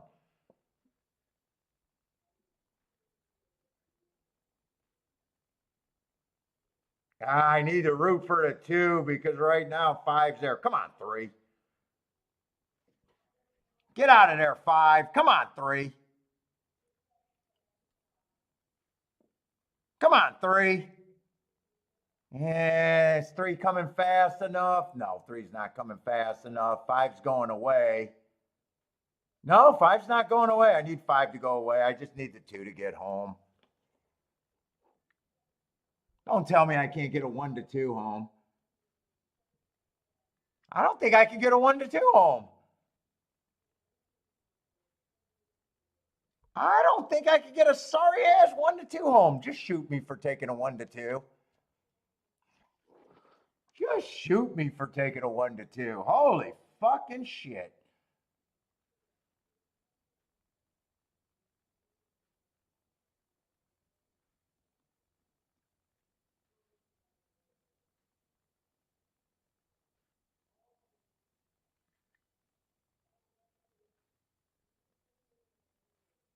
Jesus Christ, Paul, what the fuck are you doing?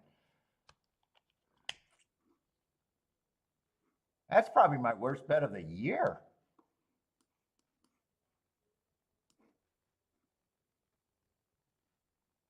There wasn't any speed in the race. Did they even go? Well, they went okay. They went 23 and 4, 47 1. Yeah, that's not good getting beat by a fucking no, it's great getting beat by a 22 to 1. It's not great owning a fucking 1 to 2. In fact, why the fuck am I taking a first time starter? What are these doubles paying? I think I need to lose this race anyways to fucking say I'm a stupid ass.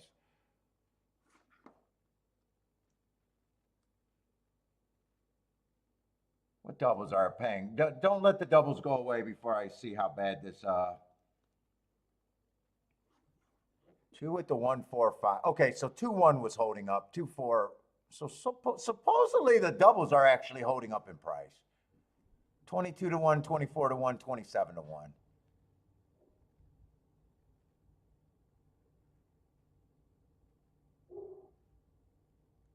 I was kind of expecting them to go to single digits to really curse myself out. It's not like me to take a first time starter.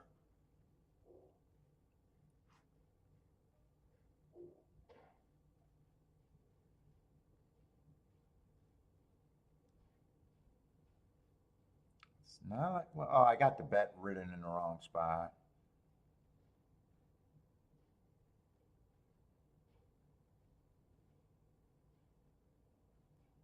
Dude, it's like you can't get to 6 under any circumstances.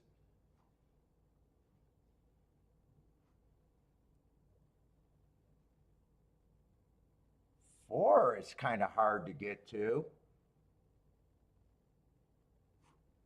Five at least been close to the pace a couple times in his career and ran okay. His last 4 races are definitely rough. He ran 4th to this group last race. Nice job. He did have better position than the 3 coming out of the same race as the 3. Yeah, he had better position.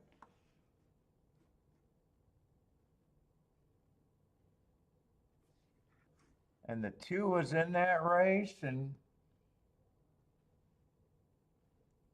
well, I wasted a spot on a first-time starter. If I don't see Brad Cox, I probably don't even use the first-time starter, I guess. I don't know what I do right now.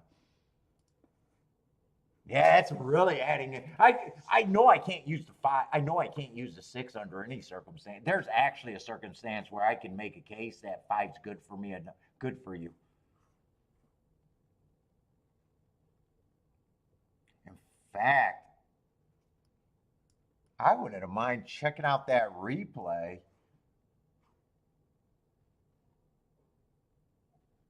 Oh well, missed that opportunity, and I'm not even sure if I would have seen that opportunity, even if I was looking a little better. I do want to watch that replay.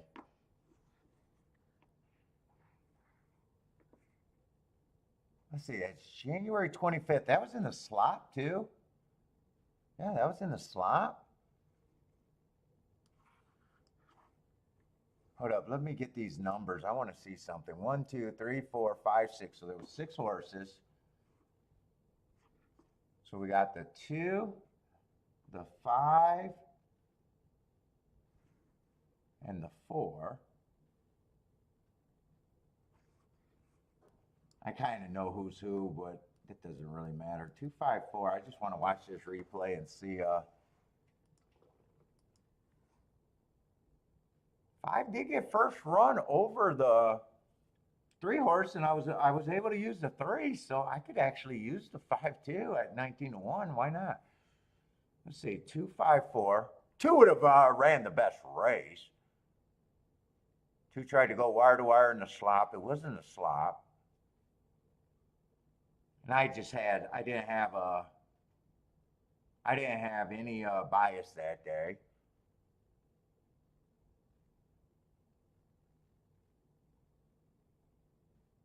2 was 1-2 that race too. Empire's Best was 1-2 that race, and he's 1-2. Wow, he keeps. I guess I made him 1-2 too.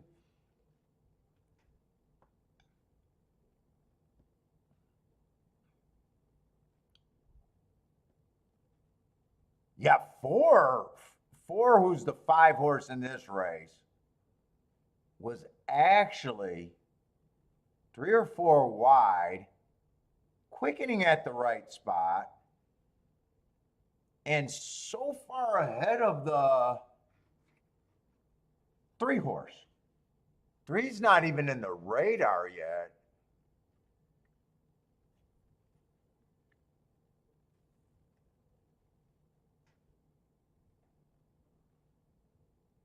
And I always say that horses running up close are running a harder race than horses coming from behind.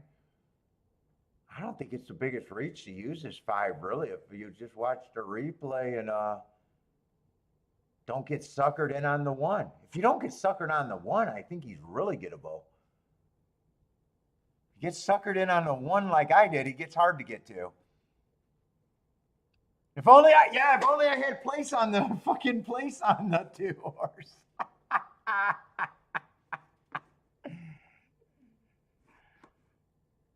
Dude, and I'm not even betting that much not to do the right thing there. I'm not even betting that much right now not to do the right thing. Like, really, I even realized that 2's just a bunch of 20-1s. I'm not even having enough money on them to have a score with the 2.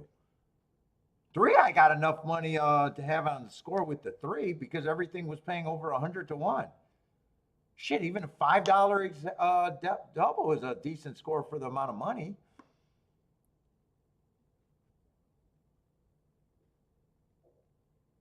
Well, in fairness, I didn't like this race. I was playing a double to try to get alive next race. I didn't get alive, and now when you don't get alive, sometimes it costs you twice as much.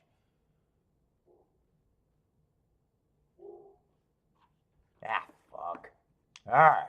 Making my day worse after every race. I'm betting backwards. That's what I'm doing. Ah, nice result, though. Jesus Christ, nice result. And I think 6 was impossible to play in my head, and I think 4 was impossible. Dude, usually when I think there's impossible plays, I look at everything. Sometimes that just gets you to realize, wait a minute.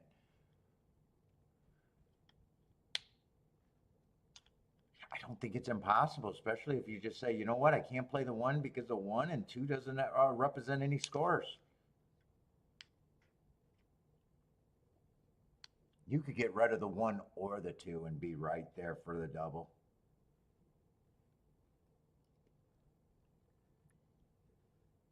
I mean, $10 20-1 exact is not going to do shit. Or $10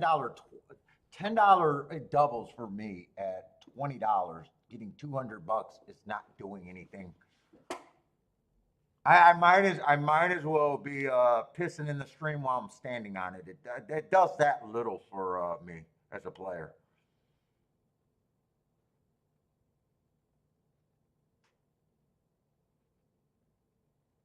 That should have made me do the right thing. That should have made me do the right thing in a way.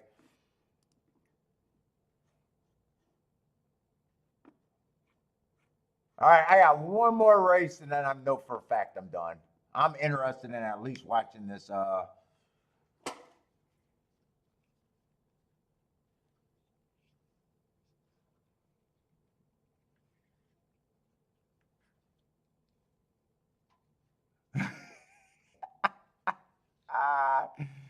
There's a lot of times just understanding your betting philosophy can get you out of so much trouble. And sometimes even when you know your own betting philosophy, you're still too dumb to realize it.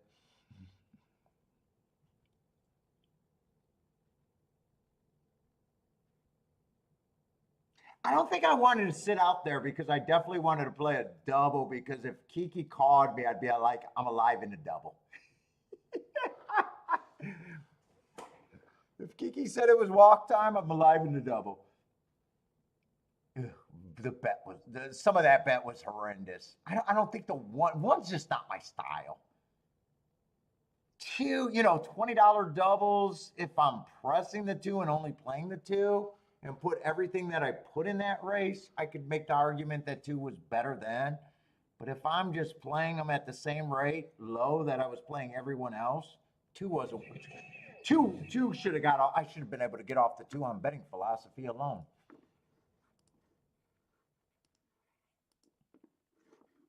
Other than I want to play sometimes more than I should.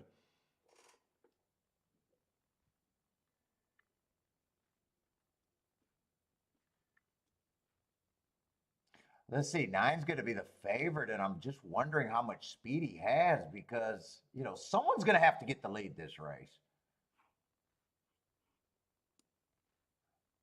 I do used to do that on the charity games. I'd split tens all day long if I had a positive count.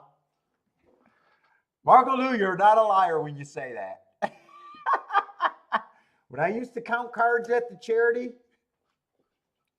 at the Catholic churches, before the casinos were around, I would split tens all day long if I had a good count. Single deck, Marco Lou. Were they single deck back then? No, they had a shoe.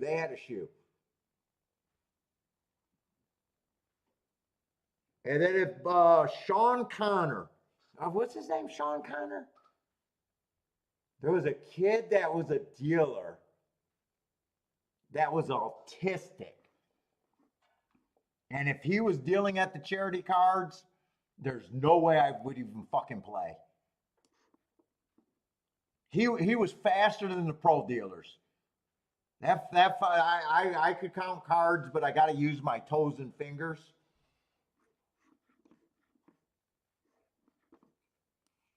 Oh no, they got single deck. Well, they don't have it like they used to. They used to have single deck all the time in casinos, but not in a long time.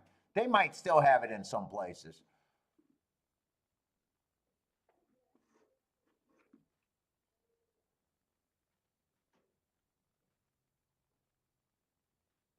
Counting cards is no different to theory. It's just as easy to count a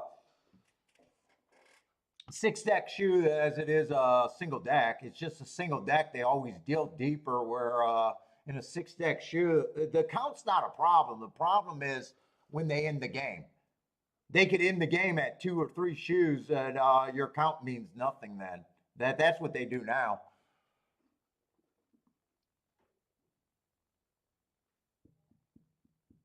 Like the counting is nothing because it's just negative numbers and positive numbers. They offset, and you're just recognizing the patterns. But dude, when that Sean, he was severely he wasn't severely. He was able to go to public school. This guy knew every stat of baseball. All he had to do was read a card, and he'd know that stat forever. And he was a blackjack dealer because I think he was a church member or something. And that guy could see the cards so fast and add them up. The game was faster than it was at the casino. And none of me or my buddies, I mean, we weren't pros, but we could do it at a charity with no security, under the table being obvious, but we could not count against that dude. That dude was that fast. What's up, Charles? How's it going? Not a bad day for me, but I'm only nursing one hit. I'm only nursing one hit all day today.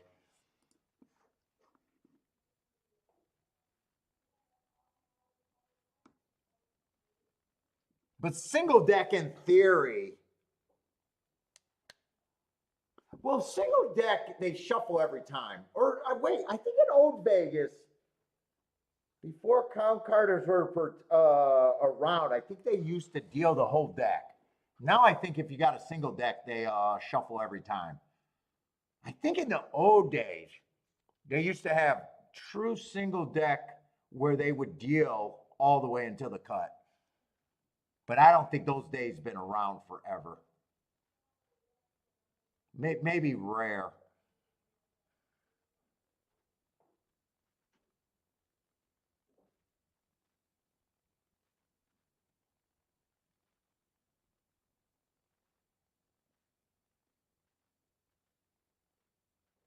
Let's see, Charles. What's up, Charles? Charles looking at the 7. I'm only staying on this race and only willing to play a race that I don't have marks because I just believe this is a speed favoring track. I don't know if I can play it by himself. I kind of was trying to get alive to the 1, 3, 4, 5.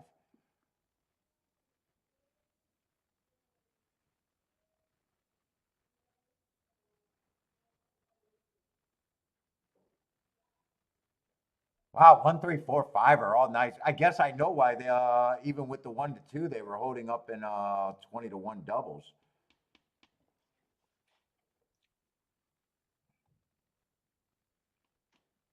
Oh, I got this bet written at the wrong place. That's throwing me off.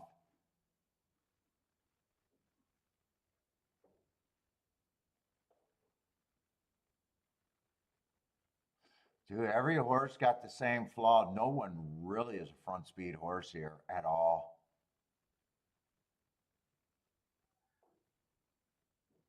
I think whoever got the lead here,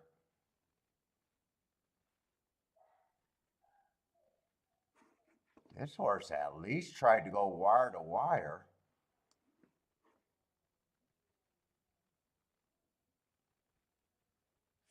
Four's a sprinter stretching out. Hell, this horse tried to go wire to wire too. Yeah, it's still 1, 3, 4, 5.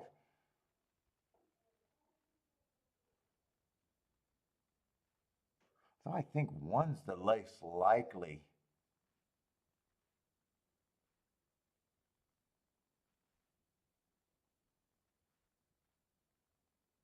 I don't think I honestly like the one.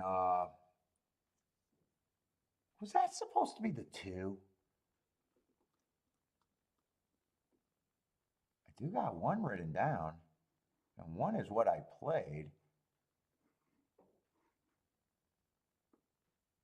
But now I'm looking at the race, and I remember saying that one only was close to the lead on 1.5 miles, and I didn't trust that. I think that was supposed to be the 2, and I just get mixed up all the time. I think I was kind of had the wrong number there. I think it's actually 2, 3, 4, 5 is what I like.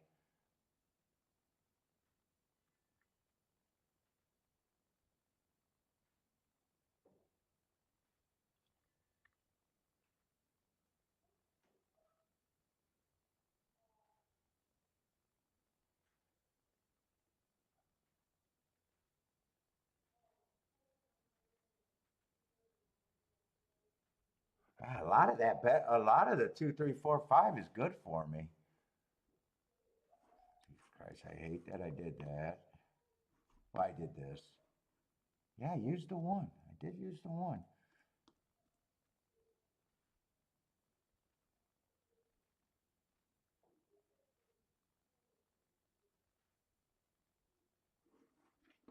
Nine's been close to the pace before.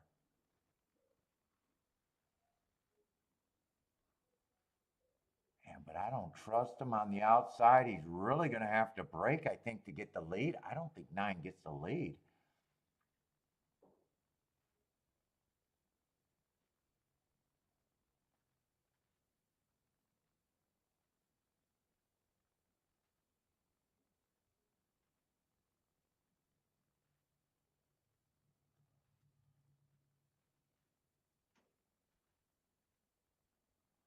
5, 5, I'm really interested in.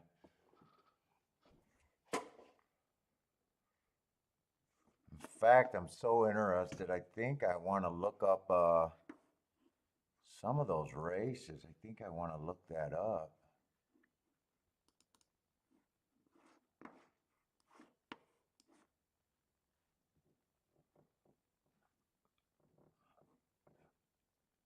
One race sample.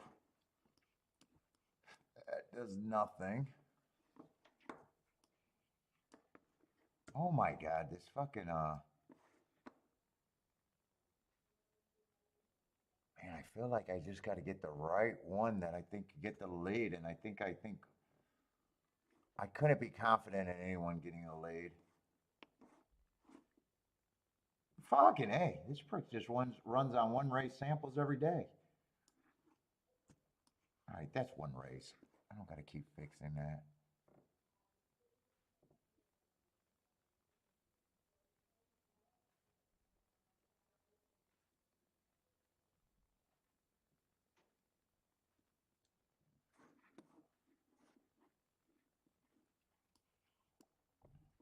Oh my God, just do it this way because this is getting annoying.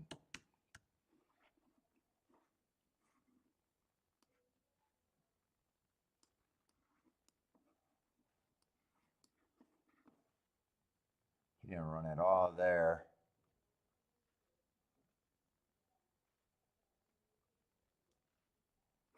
Fuck, another one race sample.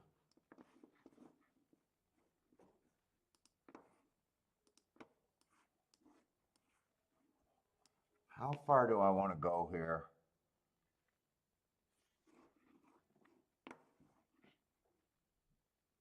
5, I think I can get the lead with. 4, possibly with those sprints. 4 could get the lead.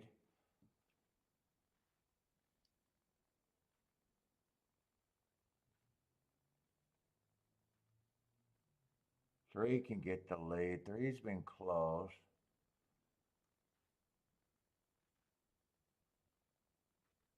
2, I don't think gets the lead.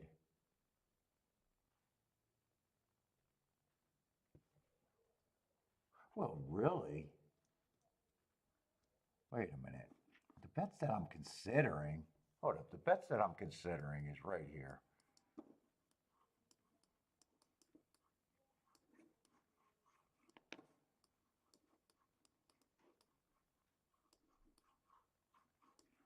I think that's some variation, and depending on who I key off of, I might even try to get the 9 if the tickets are good enough. But that's mostly what I want. This could be played on a smaller scale. It's a press with the 3.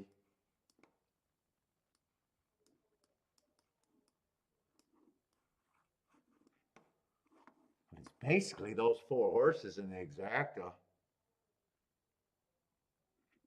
I'd like to pare that down. Let's see, 3 with the 9. I don't think I could be interested. Let me just see what I could do with the 9 if I even want to go that route. 9 twos. Wow, wait a minute. These exactas are no. I'm looking at doubles. Yeah, 9 3 3 9. I'm not interested in. I don't even want a 20 to 1 exacta here if I'm right. So I'm at least going to do the right thing. I'm not betting much, so.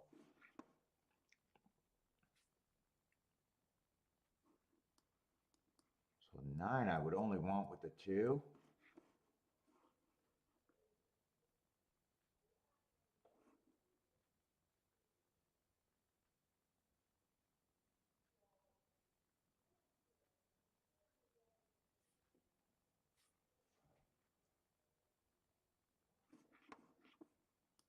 I think 9 I only want with the 2 and the 5, and that's it.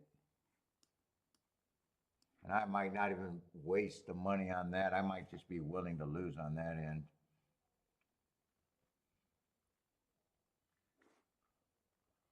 Man, if you told me this 5 was going to get the lead, I want whoever gets the lead, and I'm just not convinced who gets the lead.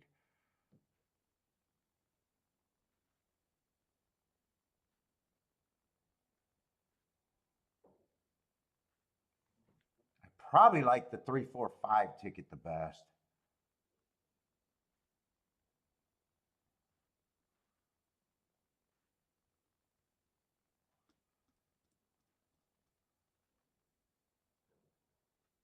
I probably like this 3 4 5 ticket the best.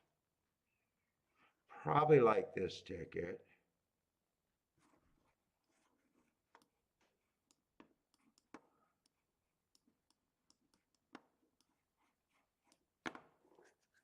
That's all playing on this. So if it's 3 5, I like it. 3 5, I like it. 3 5, 5 3, I like it.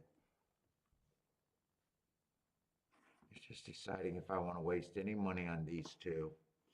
I think that's how I play mostly. I think That's how I play mostly.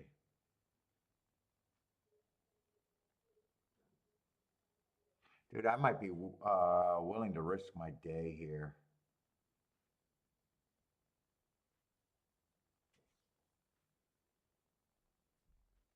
So I'm not up that much anymore.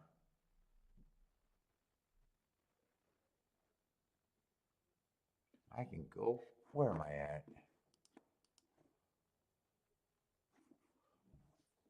Do I want to go for this bastard?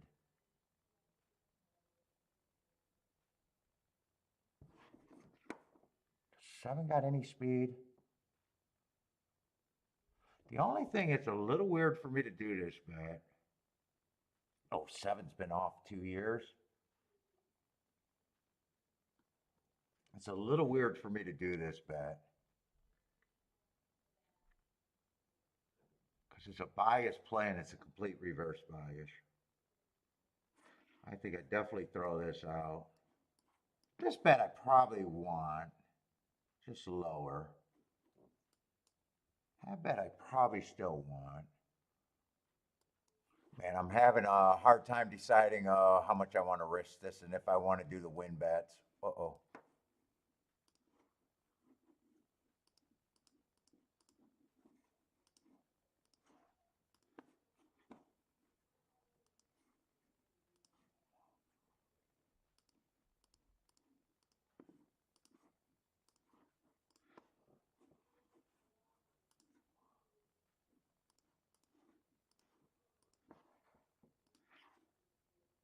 That's only the box ticket that I don't have. No, 345, not 346. But I think I got to bet this 5 horse to win.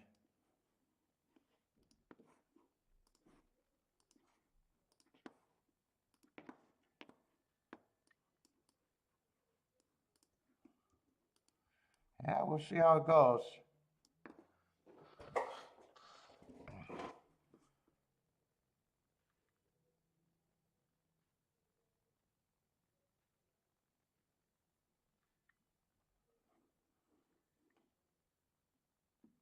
Four gets the lead. I definitely don't mind if the 4 wins as long as the 5 and the 3 are there.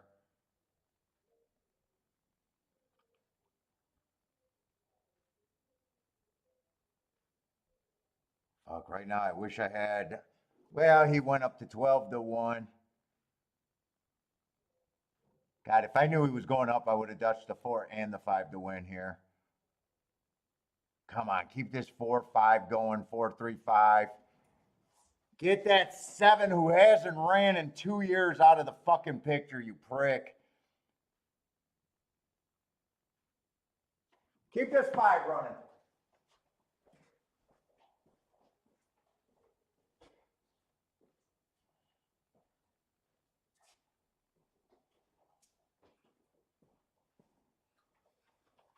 Keep this 4-5 running. Keep the 4-5 running.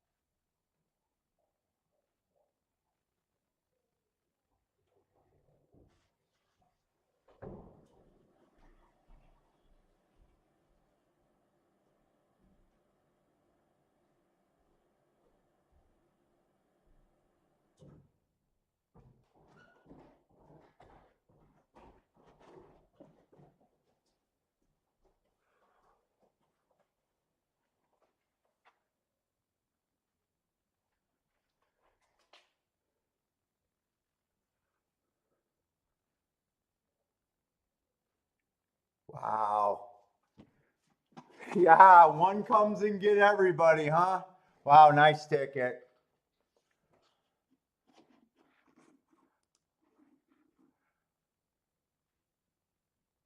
Boy, I thought if that was a speed favoring track, who knows? They went wire to wire 3 times and they closed once.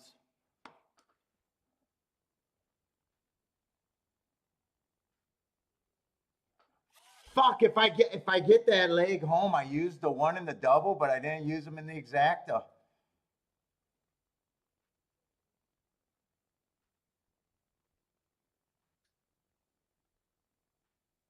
Although I'm not sure I like the one or not. I used a 1, 3, 4, 5 in the double.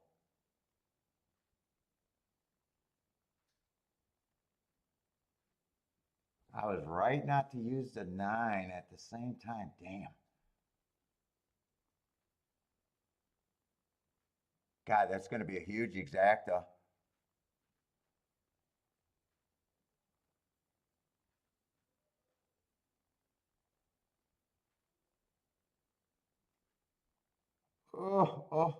Fairgrounds was not good. Actually, I pissed everything I was up away. It's not like me too much, but I did it today.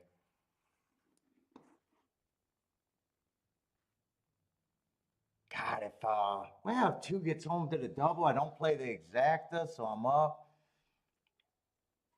Yeah, I still didn't. I didn't lose today, but man, I was up, so it feels like a big loss. Nah, not really dumbbell throwing time because I'm not sure. I used the 1 in the double, and at the same time, I'm not sure if it was the 1 or the 2.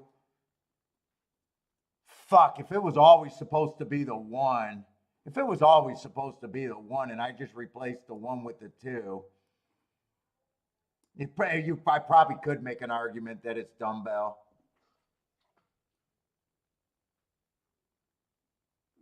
It's got to be 100 to 1 exacta. Yeah, actually, you're right. For 230 to 1 exacta, damn, that's a result that I'm looking for. Fuck, that's a result that I'm looking for. At the same time, I think the double could have been hit still by just understanding where I was.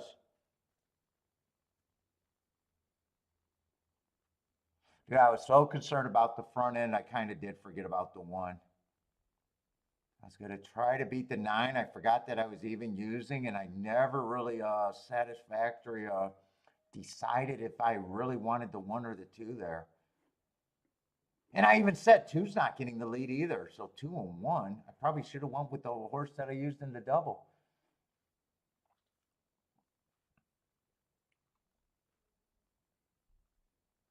Man, I was happy when 4 got the lead and 5 was sitting there. I'm like, if I'm right about the track, 1 did close from a ton.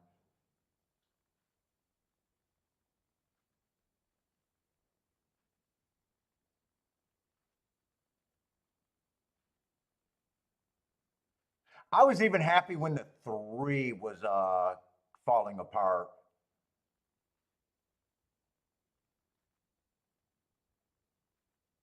24, is that the fastest pace of the day? I'm wondering if they got that breather at all.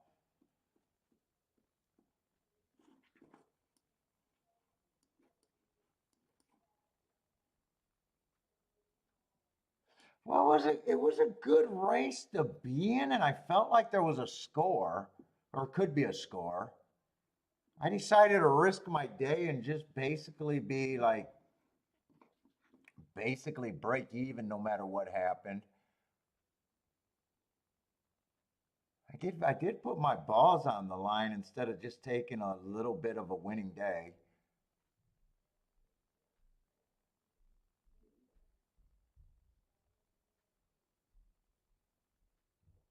I think most of my tickets were good. At the same time, I feel like I probably should have had that if I don't swap the 1 with the 2.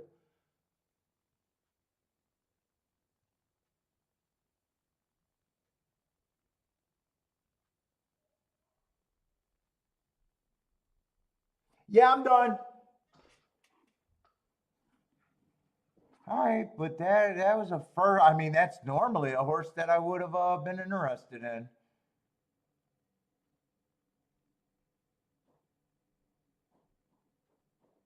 Yeah, live and die with the biases sometime. All right, everybody, that's it for me though. That's it. I'm just. I think my biggest thing is I just got to wonder why I pissed away a good day.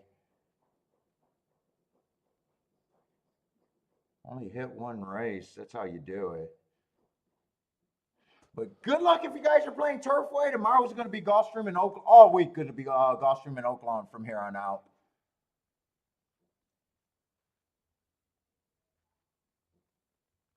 Yeah, and if 2-1, I would only got what 20 some to one on that exact. Well, I wouldn't have had to risk my day. So actually, that would have been a huge swing right there. Even though I'm only getting $200 back. I probably wouldn't have bet the exact, is what I'm saying. I probably wouldn't have done any more. Although that wouldn't have been a great hit for $110 to get 200 and some back. I don't remember what it was paying. That's not a great bet. All right, everybody, good luck. Hope to see everyone tomorrow. I'm not going to look forward to my review. But take it easy, everybody. Good luck. Hope to see everyone tomorrow.